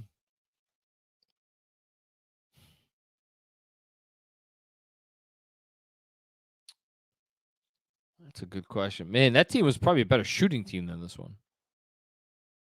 That's why I would pick that team. I mean, Mitch versus Chandler. Talk about a battle. I think it would go a lot like how Roy Hibbert versus Chandler went, but actually, hold on. Is Randall getting hurt in that series too? No, he's not. So that's inclined to lean. Okay, you're working it out. Go ahead. 23 wins. The 23 team wins. 23, yeah. They have the NBA has changed so much. If we're playing by modern rules, that team had no one equipped to handle Jalen Brunson. Yeah, it's like Felton and is Shump healthy? Come on, he's our Coro. Like that's how that series would go. It would go poorly. I'm not saying they contain Jalen Brunson. I'm just saying like they would probably have no one 8 for 22, like you saw. They'd have. He didn't have a good game tonight. Jalen Brunson would cook in that series, and also, by the way, if that team at their peak, we agree, is Melo playing the 4, right? Mm-hmm. Jeez, Julius. That's why the Julius factor. Yeah, 23 probably wins. It's a different league, different sport though. Like Different sport.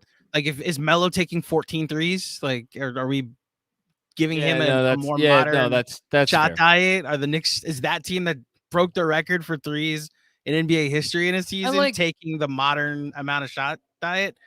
And like Tibbs versus Woody, I mean, too. I got to tell you, Tibbs over Woody. Yeah. And like that team had Chris Copeland playing. Like, think about who that team had on the floor in Game 6 against Indiana. They had Chris Copeland and Mon Shumpert. Yep. J.R. Smith. Well, Smith is, but like again, Sixth man of the year, yeah. But no, hold on, no. But this is another notch in the 2023 belt. R.J.R. Smith is Emmanuel Quickly. Mm-hmm. Guess who is exponentially more consistent and more sound? Now, does he have the scoring ability of J.R. Smith? No, because J.R. Smith, when he was scoring at his best, he could score with top 15 scorers in the league. But like the variance was so high. Quickly, so just steady. I give it to 2023 in a 7-game series. I'll also echo Mensa. This RJ. That's just we another. didn't even talk about There's another thing. Yeah, I'd go. Now, what is Amari, that team going to do with Josh Hart? Yeah, like okay, yeah, this team wins. Jeez, that's it. Move on. Let's this team wins. That's a great job, Jeremy. Great question. Dom Cappuccini with another one. Thank you, Dom. Orange and blue skies tomorrow. This team's future is in the heavens. We back and ain't going anywhere. Good night. Yeah. Kevin Danishevsky, KFS Town Hall tomorrow. Going to be lit. Yeah, I got to take a nap at some point. I don't know if I'm going to do that. But yes, there is a KFS Town Hall tomorrow. Shout out to all of our Ewing and Monroe tier patrons. I mean, I think it's just going to be just a celebration, I would assume. Harry Donert, my God, you already contributed, Harry. Thank you. And again, you have been another one. You have, like, consistently for years now. Just so generous. Thank you. All right. I stumbled upon, man, he's talking about us. Jesus. I stumbled across the pod in 2020. I thought, who's this guy drinking scotch in my ear? He's the guy who's still drinking. Well, no, he's moved on to bourbon. That's the thing. Even though my glass still says scotch it up because that was the catchphrase back then, right? On one side. And let's go Knicks on the other side. I love my wife that she got me this glass. Now I've moved exclusively to bourbon. Anyway, but I quickly realized that this was something special.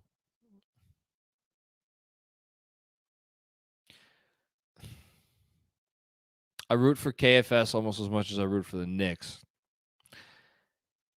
And on the best night in 20 years, I just want to say thanks.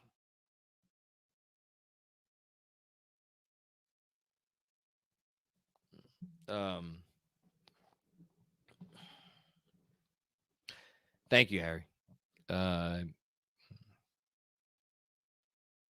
don't know how I stumbled into this. Jessica, what's going on, Jessica? From KFS Discord. Shout out to the Discord. Again, something all of our patrons get to enjoy. The Cavs led for a total of 2,777 seconds in this series, or 49 minutes and 27 seconds. This is 20.67% of 5 regular games of 48 minutes each, or 1,440 seconds. I don't know if I'm supposed to know the meaning of any of those numbers, but I so appreciate whoever did that math. Thank you. Danny Gardner with another one. That Levert shot over the backboard made me laugh. The impact of Mitch. I have to say, when that shot went over the backboard, I forget when exactly it was, but I was like, oh, we're not losing this game, are we? I allowed myself to think that. But yeah, the impact of Mitch, for sure. Johnny Chiba, what's going on, Johnny? Greatest Julius Randle half of the year. Biggest, most impactful for sure. The Josh Hart is the best difference maker since Sprewell. I mean, different players. Hart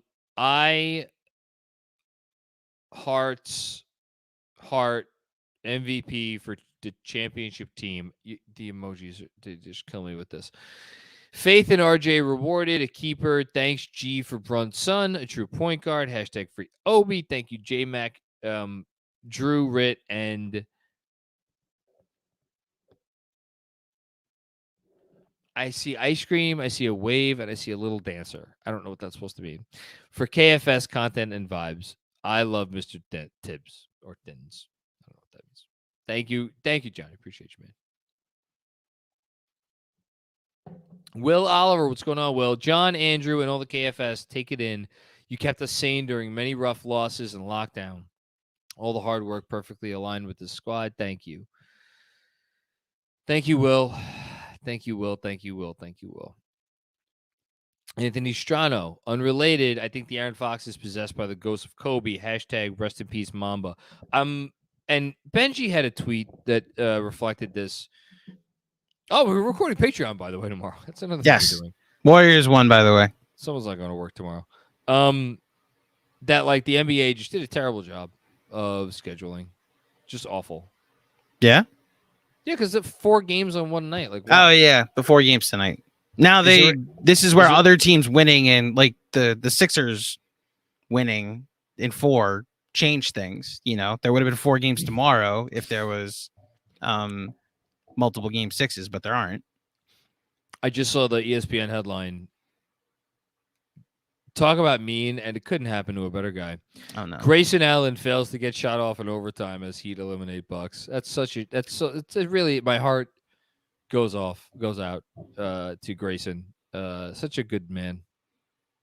Such a good man. Next up, Fred Katz. If you had, what is this?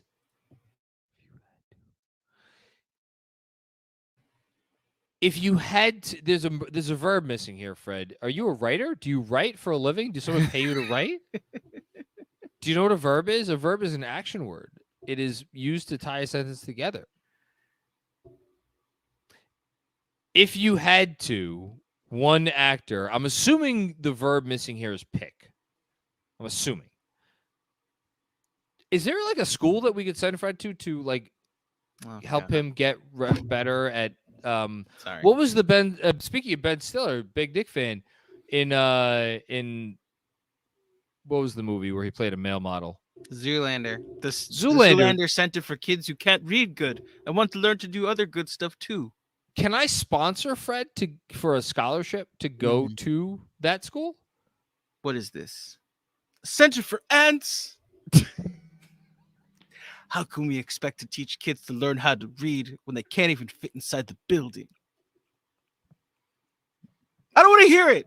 It needs to be at least 3 times as big as this.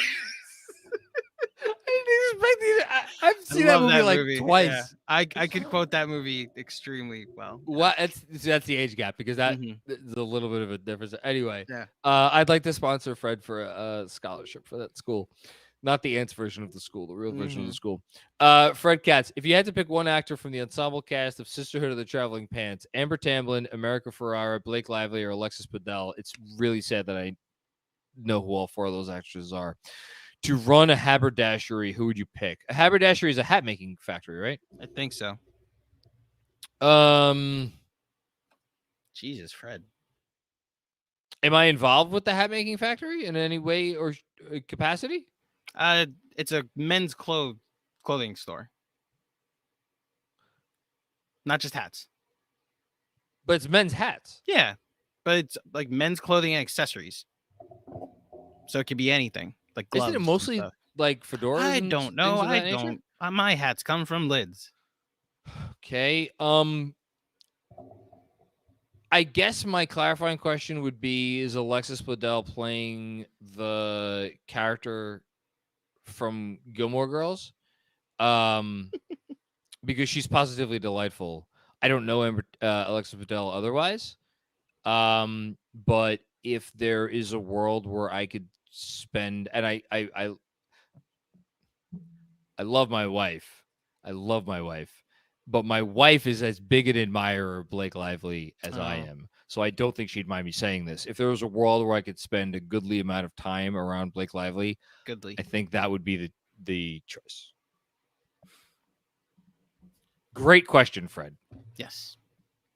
Kevin Danishevsky, where do the Cavs go from here? Oh my God, got another hour. Tune in to the Chase Down Pod to get your answers to that question. No, Shout out to our friends there. I thought it was it Timmy Bontemps that made because Timmy Bontemps usually makes these points. Made the point to like, okay, great. Let's say they decide to put Allen on the block this summer, next trade deadline, a year from now. Like, what are they getting for Jared Allen? I don't know. I think the Garland question is a fascinating one, and because that's their chip. And Allen, and like, do they break up the two bigs, and do they ever consider essentially handing over point guard duties to Donovan Mitchell and try to utilize Garland to? But like, man, so you're trading Garland, like you're not getting Jason Tatum, you're not getting Jaylen Brown. Like, what are you getting for Garland? Like, you're not. My only thought is if the Clippers want to blow it up and they give Paul George on the trade deadline on the block, but. Yeah, but you have no picks. Who's the winner in that trade? If you're the Cavs, like, okay, great, we're gonna send 23. How old's Garland? 23, right? Right, but if the window's now, yeah, I wouldn't believe me. I'm just looking for man. That's where the Cavs go from here is hiring KG to go spend a summer with. No. Here's the answer. You know, the Cavs go from here after the Clippers and Ty Lue figure out the terms of their divorce. You call Ty Lue and you let Ty Lue coach this team for a year. What a chain of events. Ty Lue returning to Cleveland to coach the Cavaliers while they're trying to be title contenders. No, that's the answer. You bring Ty Lue back, get a better coach in for a year, and then you ask him like, okay, what should we do? Great film stuff. I've suffered since 2001, and I finally feel like we're not a laughingstock anymore. Well, we're not a laughingstock anymore. You'd be guaranteed of that. I mean, furthest thing from laughingstock in the league right now. RJ playing well in the biggest 3 games of the season says a lot. It says everything. Everything. New York getting past Cleveland in 5 is one. I can't believe we won this series in 5 games. Oh, my God. Oh, my God. Anything more is icing on the cake. I mean, this wasn't icing on the cake. Again, that's the conversation I'm looking forward to having with Jeremy. Is I feel like we're already at the icing stage, and I know we're in it, so it doesn't feel like that. But we're kind of we're in the icing stage. So yeah. Anyway, please beat the Heat, though. I'd be okay if you put multiple layers of icing. Just play your series against the Heat, and you let the chips fall where they may. JJK 44. Me out the window. Melo made me a Knicks fan. God bless. But I die for this entire roster. Watching homegrown talent has been so rewarding. Much love, KFS. Thank you. Appreciate you. Swaggy OG. Yeah, I don't want to face Jimmy, LOL. I mean, it's... I went through this... No, that was for Kawhi. Jimmy is like a version. He's like not a bizarre world version of Kawhi, but like I went through the Kawhi stuff on the last Patreon pod we did, and how like Kawhi is basically like a top 15 to 20 all-time player that will get ranked as like a top 50 all-time player because of the injuries and all the things. But like when it's a game that you need to win and a series you need to win, like he's the best. He's one of the best options. Like Jimmy's a bizarre world version of that, but not because of the injury stuff, but because like he paces himself. Like I was thinking back earlier today, I was allowing myself to dream, and I was thinking back to the last game we won against the Heat in the 4th quarter, and like Jimmy, I don't know, he had a couple buckets, whatever. Yeah, he was like not. I don't say he's a non-entity, but like he wasn't this. You know, really not 100%. Yeah, and he, and he's on the older side, and he's giving his body to the game, and then some. So like he has to take that approach.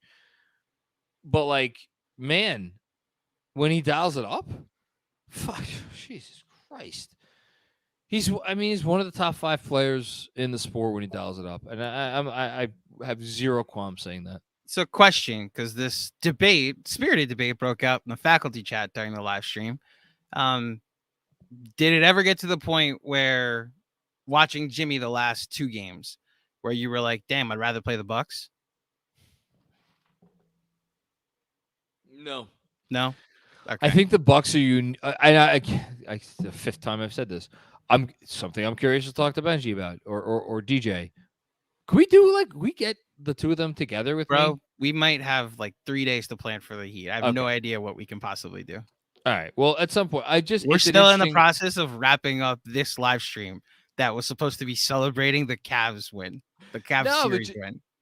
It's a fascinating question to me.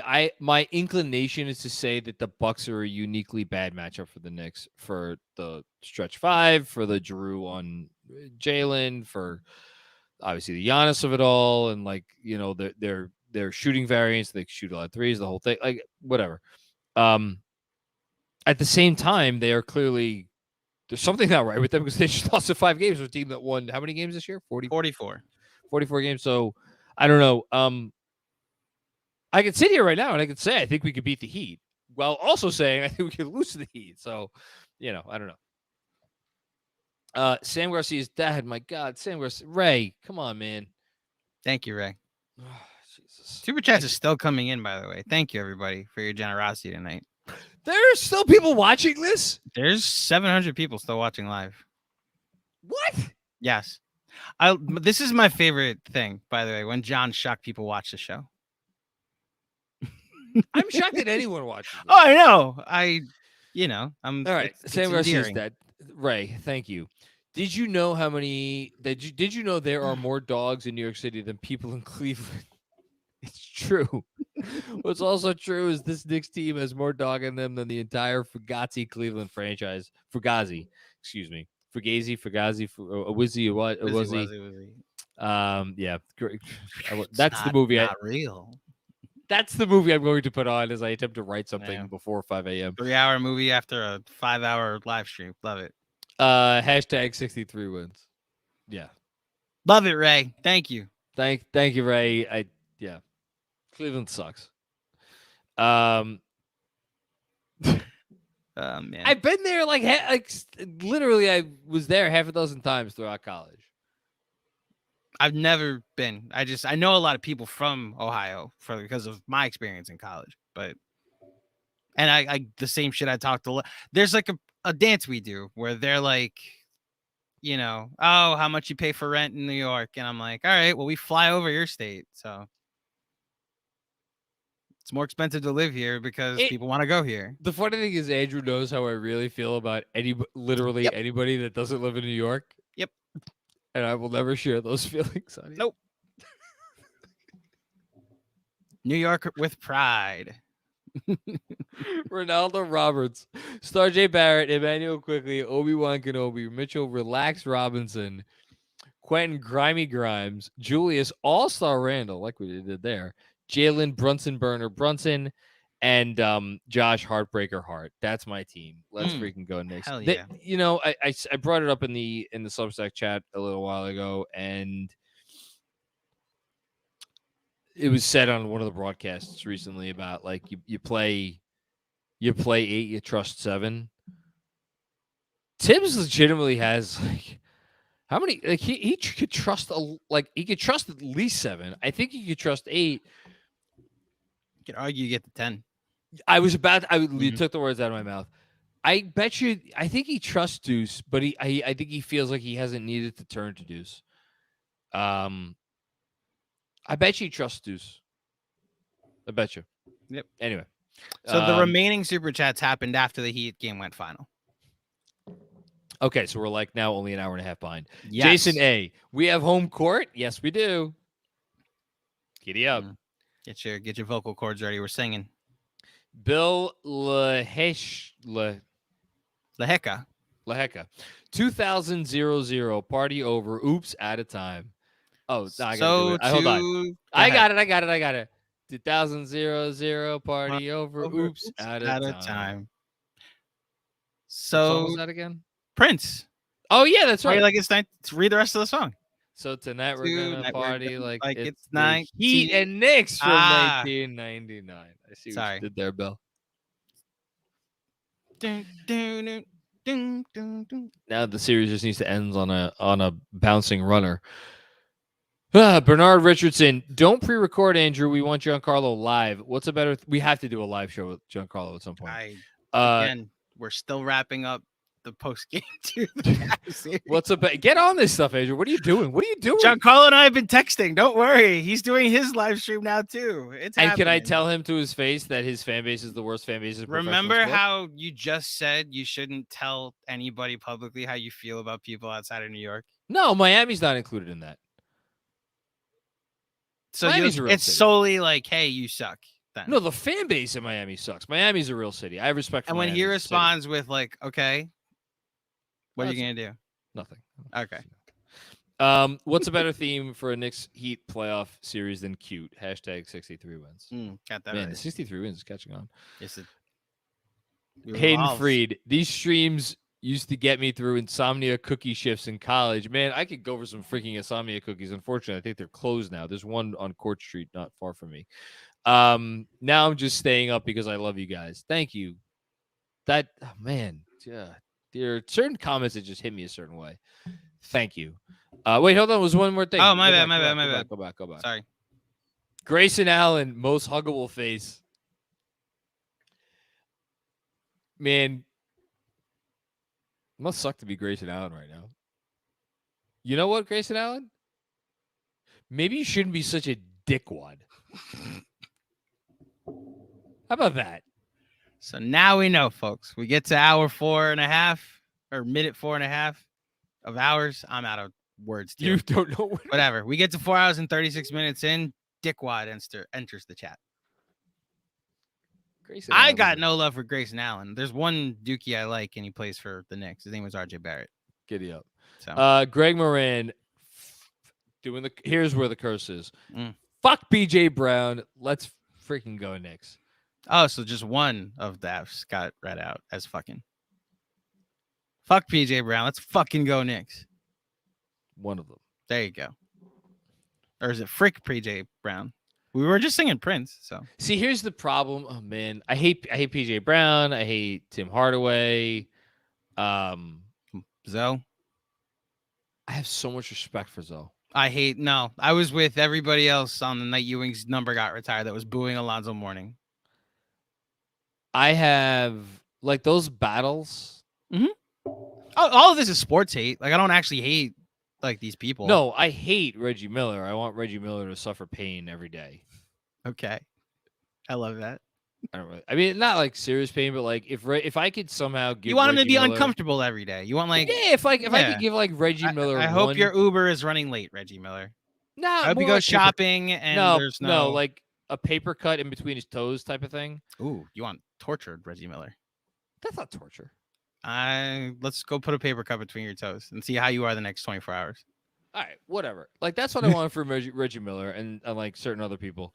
Like I have so much respect for Alonzo Mourning, and the other part of this that sucks is like I've said this on the pod. Jimmy Butler's my favorite player in the league. That's not a Knick. Yeah. You know, talking about Robert Michael Jordan loves that. vibes. What? Robert loves that. You talking about Jimmy Butler. We went from stop talking about Embiid to now you have to watch a whole series of Jimmy Butler. Oh my god, I just have so much respect for him. That's all there is. I thought it was a good question I asked about does what Jimmy's been this series as a change your calculus on rather play the Bucks or the Heat. And by the way, just very briefly, because a lot of people, I'm sure, will get on me and be like, "Oh my God, you had so much respect for Donovan Mitchell." I did have respect for Donovan Mitchell because I feared Donovan Mitchell's offensive game. I don't really care about Donovan Mitchell. Like I don't like Donovan Mitchell. Like I don't like most players in the league. I don't really care about most players in the league. I evaluate them and I make my judgments. There are very, very few players in the league that I actually like, either like or don't like. And like Jimmy is one of like the 2 or 3 that like I watch him and I'm just like, man, this freaking guy's awesome. So I have to at least be open and honest about that. Ryan, what's going on, Ryan? So who do we want to play in the Eastern Conference Finals? Hashtag Knicks in 7. Hell yeah. That's another great question that I'm not prepared to answer right now. Sorry. One series at a time. Yeah, thank you. Josh, so focused. Walked away, watched a watched the game, Watch the game. Watch the Heat game probably. had the sex, and you're still going strong. Kudos, GMAC. I'm sure it'll be another 3 hours before you get to this, but Tibbs or Jimmy? I mean, Tibbs, obviously. Hell yeah. And congrats on the sex, Josh So Focused. Yeah, good job by you. Is Tibbs my favorite personality in the NBA? That's a good question. It's either him or Brunson, I think, at this point. Alex, I like Josh Hart. Like Josh Hart, Josh So Focused can go for 48 minutes. That makes one of us. 007 Angelo. 48 meaningful minutes, exactly. Hey, listen, to quote something that I won't say, he doesn't, what's the exact line? He doesn't color often, but when he does, he never stays within the lines. And shout out to anyone who knows what I'm referencing. 007, that's me. I don't color as often as I'd like to, but when I do, I don't stay within the lines. 007 Angelo. Hey Heat, so you want to dance? Let's dance. Go New York, go. Kevin Danishevsky. Jimmy versus Tibbs. Holy shit. Question. At the start of the 9-game winning streak, I put $5 down on plus 1,800 to win the chip. Am I cashing out at all? That's a gambling question for the gambling experts. I don't know about that. Wait, no, you already lost. No, not 5. Oh, I saw Bucks and Yeah, thought no. you had the Bucks down. No, you were riding this home, Kevin. 007 Angelo. Don't worry, Mac. This team could definitely win a bench clearing brawl against the Heat. We got this. We are ready to win this. Knicks forever. I'm so excited for this series. I'm beyond excited. I'm like fully in. This is so weird. This is inexplicable. I'm fully in the mode of like, we can lose the series. Absolutely, we can lose the series. Jimmy Butler could go Jimmy Butler on us. Mm-hmm. And I'm so excited. I don't care. I'm just so excited to see it, to face it. And I'm so excited because I have such confidence that every game the Knicks are going to come out and they are going to be the Knicks, and the Knicks that we love and appreciate, and all of the things we've been saying this whole night. I feel like we could finally count on that, or I could finally count on that. Some people have been counting on that for months, but I feel like we're finally at the place where like we know what we're going to get from the Knicks. We're going to get their best. We're going to get their best. That's all that matters. We're going to get their best. Let the chips fall what they may. I agree. Austin Z. Watching that Coach Bud disaster class made me really appreciate Tibbs. Amen to that. And that's, by the way, talk about Hall of Fame coaches. Coach Bud's going to be in the Hall of Fame. 2-time Coach of the Year award winner. The win totals up there. NBA champion on his resume. Championship on his resume. If he ever got fired from the Bucks, he'll get another job. Like, he's going to keep racking up the wins. Like, that's a Hall of Fame coach. And Tibbs is better than him. The Knicks are a well-oiled machine and just don't screw up like that anymore. Yeah. Yep. They are. And if you've paid attention throughout his career, you know how good of a coach he is. Do things. Yeah. My first super chat. Thank you very much. Used to get bored watching KFS, to be honest, but everyone has grown on me over the past years and a half. Love John and GMAC. Love KFS fan. Well, I'm glad we don't get bored. You're bored anymore. We don't get you bored anymore. Love you too. Do things. I too do things. I do things. I do my thing. Hour 5. The glasses made that funnier. I just realized you had glasses on. How long have you had glasses on? Like for 3 hours, legit. Like my I started getting a migraine because they're blue light glasses. They're like not prescription. They're just because I stare at a screen a lot. Oh. So after a 3-hour basketball game and 2 hours of live stream, that's when I told you like stall for a bit. I need to go get my glasses. Oh, okay. That was then. So Well, this is now. Yeah. That's great. Yeah. Nick Petroselli, missed the game for my softball league. Shake my head. I can't believe y'all are still live at 1:30 a.m. All right, so we're only 45 minutes behind. Giddy up. Mhm. Can't wait to listen on my commute to work. Nick's at 7.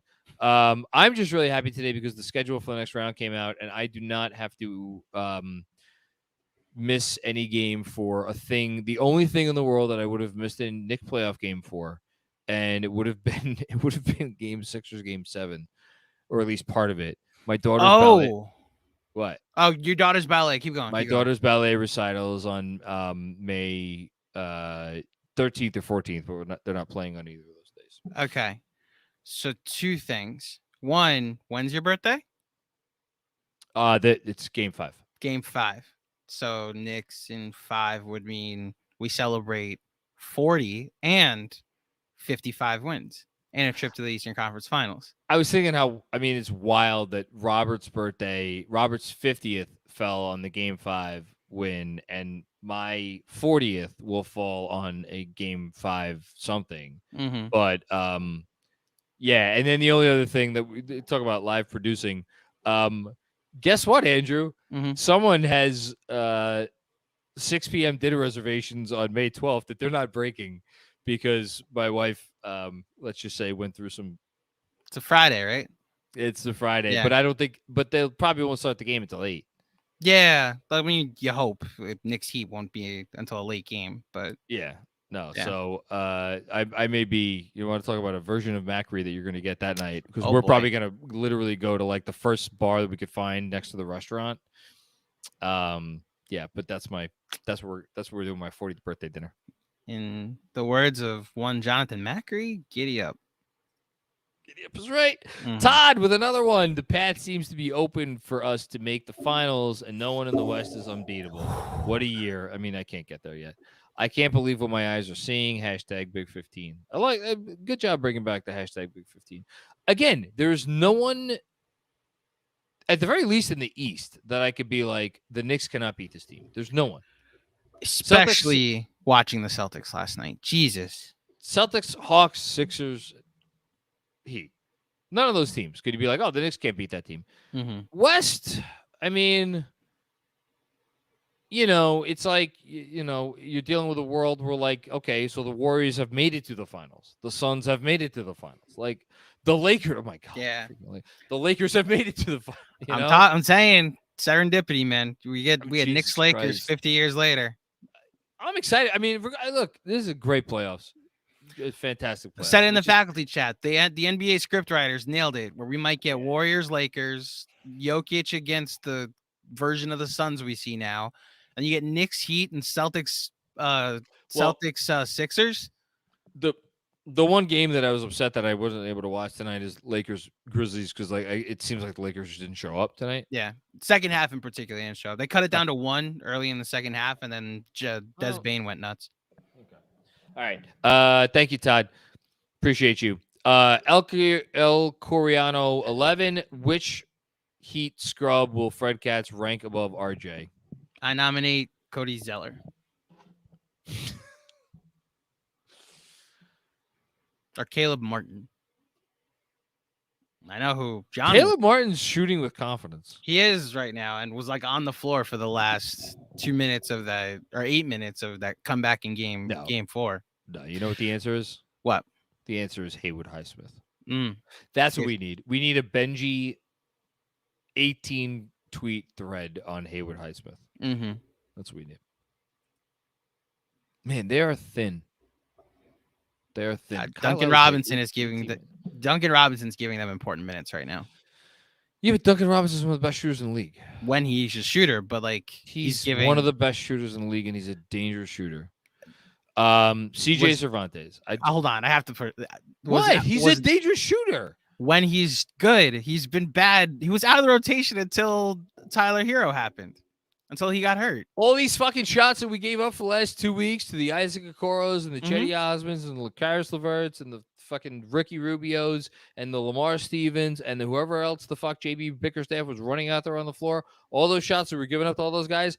Guess who you don't want to give up those shots to? You do not want to give up those shots to Duncan Robinson.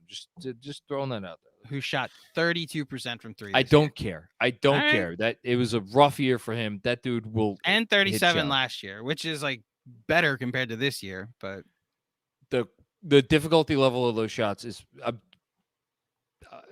don't give up the open shots to Duncan Robinson. CJ Cervantes. All of these throwback player names got me feeling nostalgic. Can we get some love for Clay Anthony early? Clay Anthony's is more about it was so much hype because Phil had just taken over, and like that was the only pick he had in that draft. So it was like, oh my God, Phil picked this guy. Clearly, he's Scottie Pippen. Well, no, but yeah, that was more the hype. But there were other players who were more like actually like got on the floor for us, and were just like very bad. Like Clanthony was never even that. Yeah. Anyway, Todd Rolich with another one. There are some bodegas open on Smith Street. Hashtag Stogie up. What bodegas? There might be some bodegas open on Smith Street. It's a question of like, I guess, do I want to concede that I'm not sleeping tonight? Are you going to work tomorrow, John? I mean, could this video get back to them and be like live on a live stream? They don't. I was going to say something else. Next up. Yeah, I'm not getting you. Cheddar S-Man. Yes, Cheddar S-Man. Who do you think is a better leader, JB or Lance Thomas? JB by a hair. Next up. Todd with another one. I remember how pumped I was for McDice. Oh my God, we all were. I was a fan of that trade that night. Hashtag C Francis LOL. CJ Cervantes with another one. The only thing Cavalier were those series predictions. Knicks in 4. This is a pun, GMAC. Yeah. Had to spell it out. There you go. I like it. Todd Rahulik again with another one. Thank you, Todd. You've been really chiming in tonight. I like all of this stuff. Got a bunch more coming in too. Okay. I remember listening to pods while working in Bushwick about you hoping IQ got time over Elf in 2021. Yeah, I remember that. You, GMAC, Jeremy, Benji, and Fred have been a joy to listen to. Thank you very much. Thank you. Thank you so much for everything. Hashtag Pastor Claudio. Thank you. On behalf of him, you're welcome. In Jesus' name. It's all genuine. A lot of it's nonsense, but it's all genuine. Todd, hashtag Cheddar Ass Man. You're the ass man. It's great. Oh God. The face William got me. Yeah. William Abu El Kumsan? I feel like there's something missing. Kumsan. El Kumsan. Apologies, William. William AEQ. Hi, KFS. Nearly 8 a.m. in Germany. My goodness gracious. And you guys are still online. Yeah, we are. True legends. Thank you. Still fighting tears of joy after this win. We all have been at some point tonight. Can't wait for the post-game pod to guide me through the day. Hashtag this fucking team. Post-game pods. You're welcome. We should have like something at the end of this pod that if you like get to the end of the pod, you get like a prize. Like if you like report, like say the special code at the end of the pod. If you get to the end of this pod, you get to log off and not be on the pod anymore. There you go. Todd Rahulik, beers on me at the other half, JMac. Let's go. Hashtag alcoholic. Other half, have I been to other half yet? I forget. I get the breweries around here confused. And shout out to a few people who saw me today and all said the same thing on the street. They're like, Knicks winning today? Word? You getting like recognized on the street? Yeah, it's a thing that happens. That's awesome. I mean, it's freaking wild. Yeah. Oh, no, other half is the one down there. Yeah, no, I actually haven't been to other half. I need to get there. Ignacio Lobrajat. Thank you for, my God, I don't know what that denomination is, but thank you. Shout out to the Knicks content creators, KFS, Knicks Fan TV, Strickland, etc., that stood by Knicks fans to give them rational analysis instead of LOL Knicks. Looking at you, CBS, ESPN, and Bleacher Report. Trash. Much heart from... Looks like the Philippines. Oh, awesome. Good stuff. Yeah, thank you. Thank you, man. Appreciate that so much, and we try. 10 more, by the way. What? 10 more. Okay, here we go. See if we get it in under 5 hours. Al Diddy. Holy crap, how are you guys still up? Wow, marathon men. With that said, F the Heat and Jimmy Butler, I want them destroyed. Me and you both. I would love to kill Jimmy Butler and bury Jimmy Butler. Robert Ryan, didn't watch a lot of basketball as a kid. I only started following the Knicks right after the Ewing trade. Oh, interesting. That's Interesting timing on your part. Most excited I've been for any Knicks team. Sorry, 2013. Hashtag let's freaking go Knicks. I predict at the very least this Knicks team will make it at least as far as that Knicks team in terms of games played.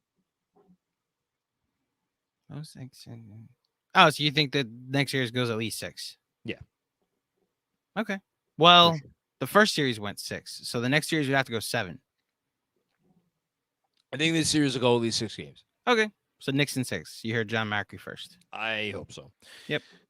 Robert Cross. First time, long time, John. I don't know where the Cavs go from here, and who cares? Ha ha ha. Hashtag 53 wins. Yeah, I don't care either. He wrote that when you were reading Kevin's question about where the Cavs go from here, of course.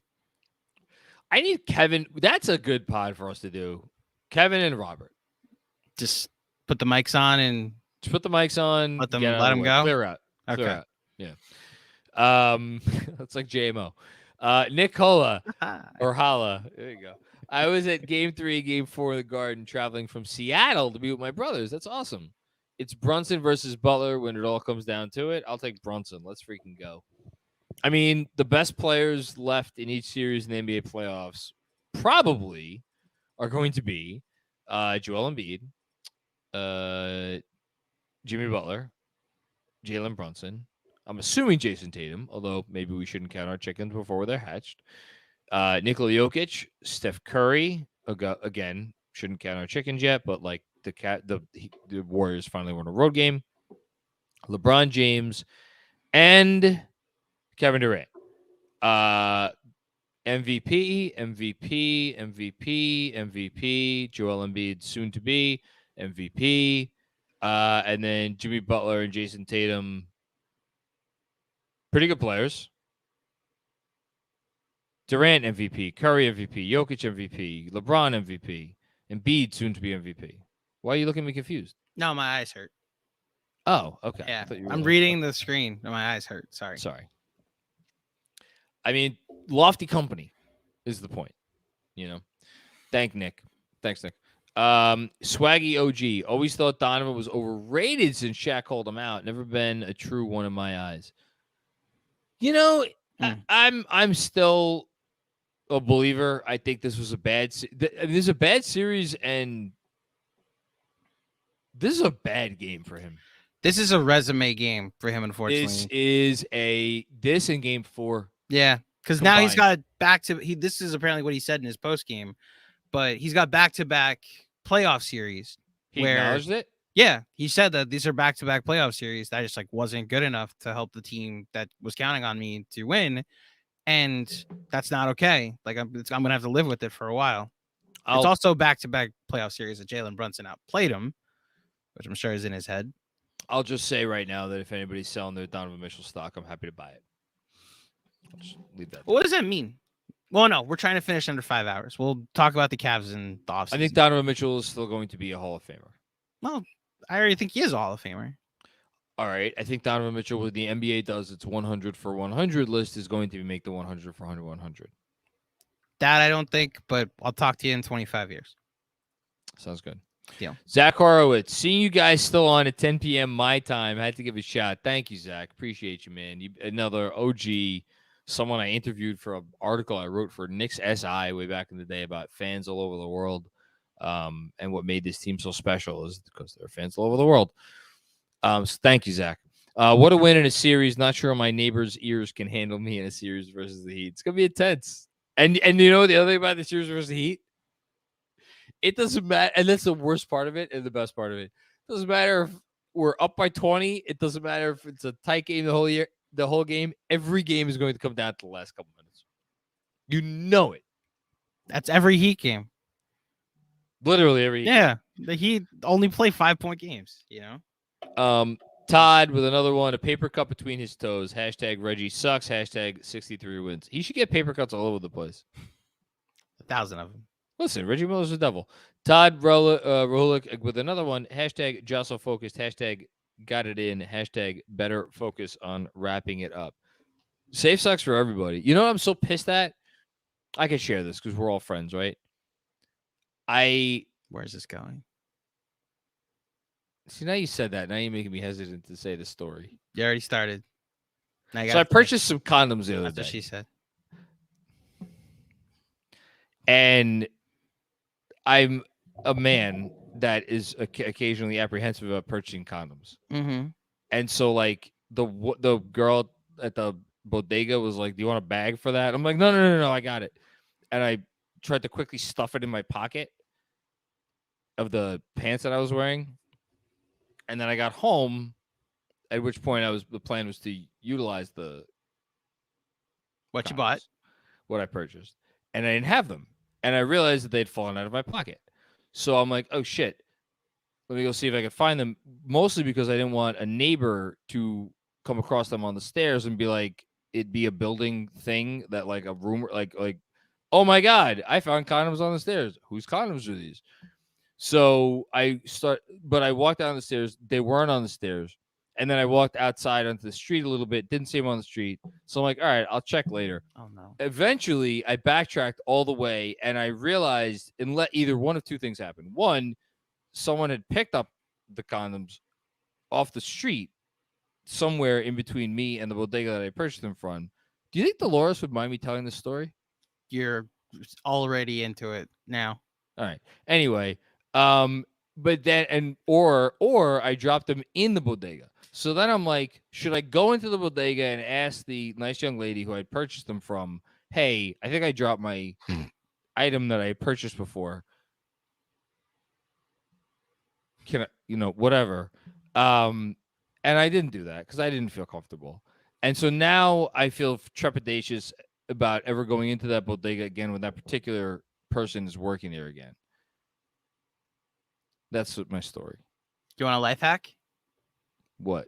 Target does same day delivery. You never have to see a person. So why have I always?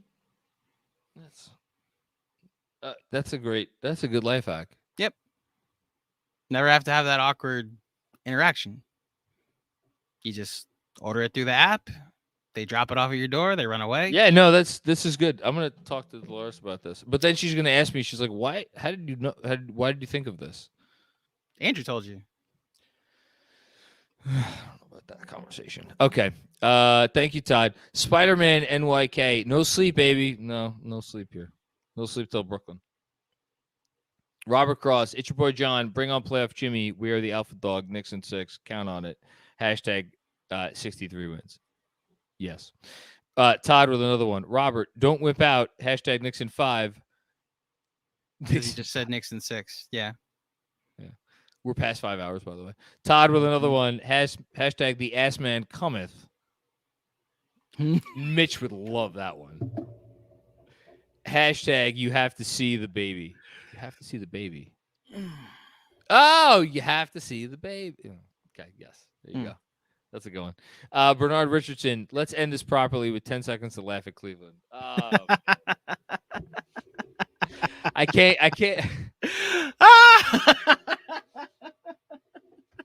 Don't worry, football season's coming soon. It speaks to how hard it is to build a good NBA team. I'm sorry to get serious on this. What's supposed to be a funny point to end, but like, there's also 5 more super chats. They nailed Garland. They nailed Mobley. They nailed the Allen trade. And like, objectively, the Mitchell trade was fair. I understand marketing turned into a market, and it's so freaking hard to build a team in the NBA. My goodness gracious. Okay. So that's why that's the only question I have for like Cavs people. It's like, are you doing how far would we have gotten with that version of marketing and not the trade? I'm just, if they're doing that, I think you can't do that. You have to play for you. If you can get the guy, you get the guy. They're going to go into dark places over the next few days. I mean, they lost in 5 games to the team that didn't get Donovan. Just think about it. If you're a Cavs fan going to sleep tonight, be like, we lost in 5 games to the team that did not get Donovan Mitchell. That's the only thing going through your head. And the guys that beat us were gonna be included, or rumored to be in a version of a trade for Donovan Mitchell. We mostly RJ, but yes, yeah. But like, there was a report of Mitch being in one of those, like Bagley. Oh my being one God, of the them. Mitch Obi Yeah. RJ trade. Think about that. So No, if I'd this rather if not. this was a big three of Brunson, Randall, and No, what's the Chris Evans captain? No, I don't think I will. no, sir, I don't think I will. I don't think I will. Hayden Freed. I'm still standing like Elton John. Cancun Cancun Cavs. Cavs. 2:25 a.m. I love it. Kenneth Escalona. The fact that these are still coming in is just wild. Kenneth Escalona is still up. You guys are the monuments men of New York and New York Knicks. Thank you. We appreciate it. Thank you so much. Todd with another one. I hope that bodega isn't where you're buying the stogie. It's not. I don't think it's open. I don't think that bodega is open. I mean, really, the question is, do I go out meandering around Carroll Gardens looking for Just love cigar? telling people where you live. People know where I live. Okay. Listen, you want to come find me in Carroll Gardens? Bro, Okay. I'm a friendly guy. Come say hi. Okay. Robert Cross, I- the legend of GMAC. I don't want to hear about Donovan Mitchell the rest of the year. He's in the rearview mirror. Well, what else would we say about him? See ya. Hashtag 53 wins. Robert, thank you so much, man. 2 more. John so focused. Damn. Here's John that inspired this conversation. Still going strong. FYI, I had a vasectomy last year. Great job by you. So no wrapping it up for me. Hashtag came with a lot of energy. Pause. With a lot of energy. Pause. Hashtag I have New York Knicks twins. Hashtag 53 strokes. I need to.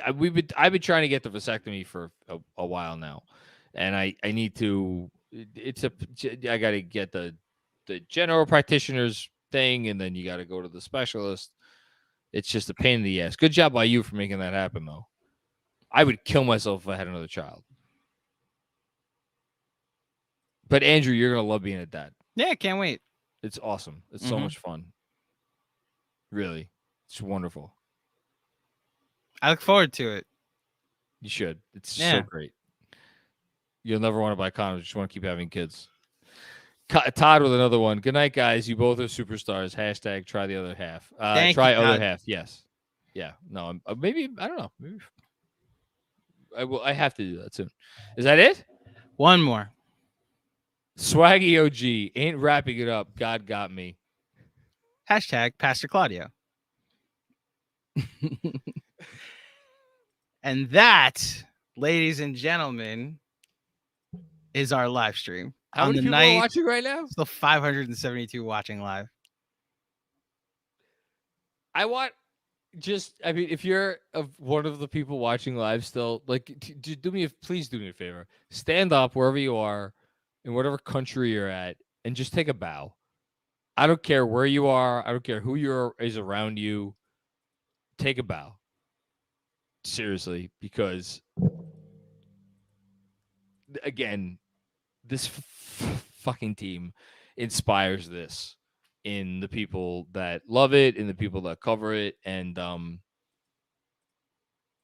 there's just nothing I'd rather be doing than talking until 2:40 in the morning about this team winning a playoff series.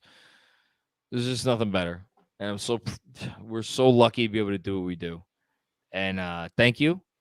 We love you all. If you're still watching, feel free to give the pod a review, 5-star rating. There you go. That's what you could do. Give the pod a 5-star rating and a review. We would appreciate that. And don't mention the condom talk. And we'll see you for more fun and games very soon. Thank you. Peace out.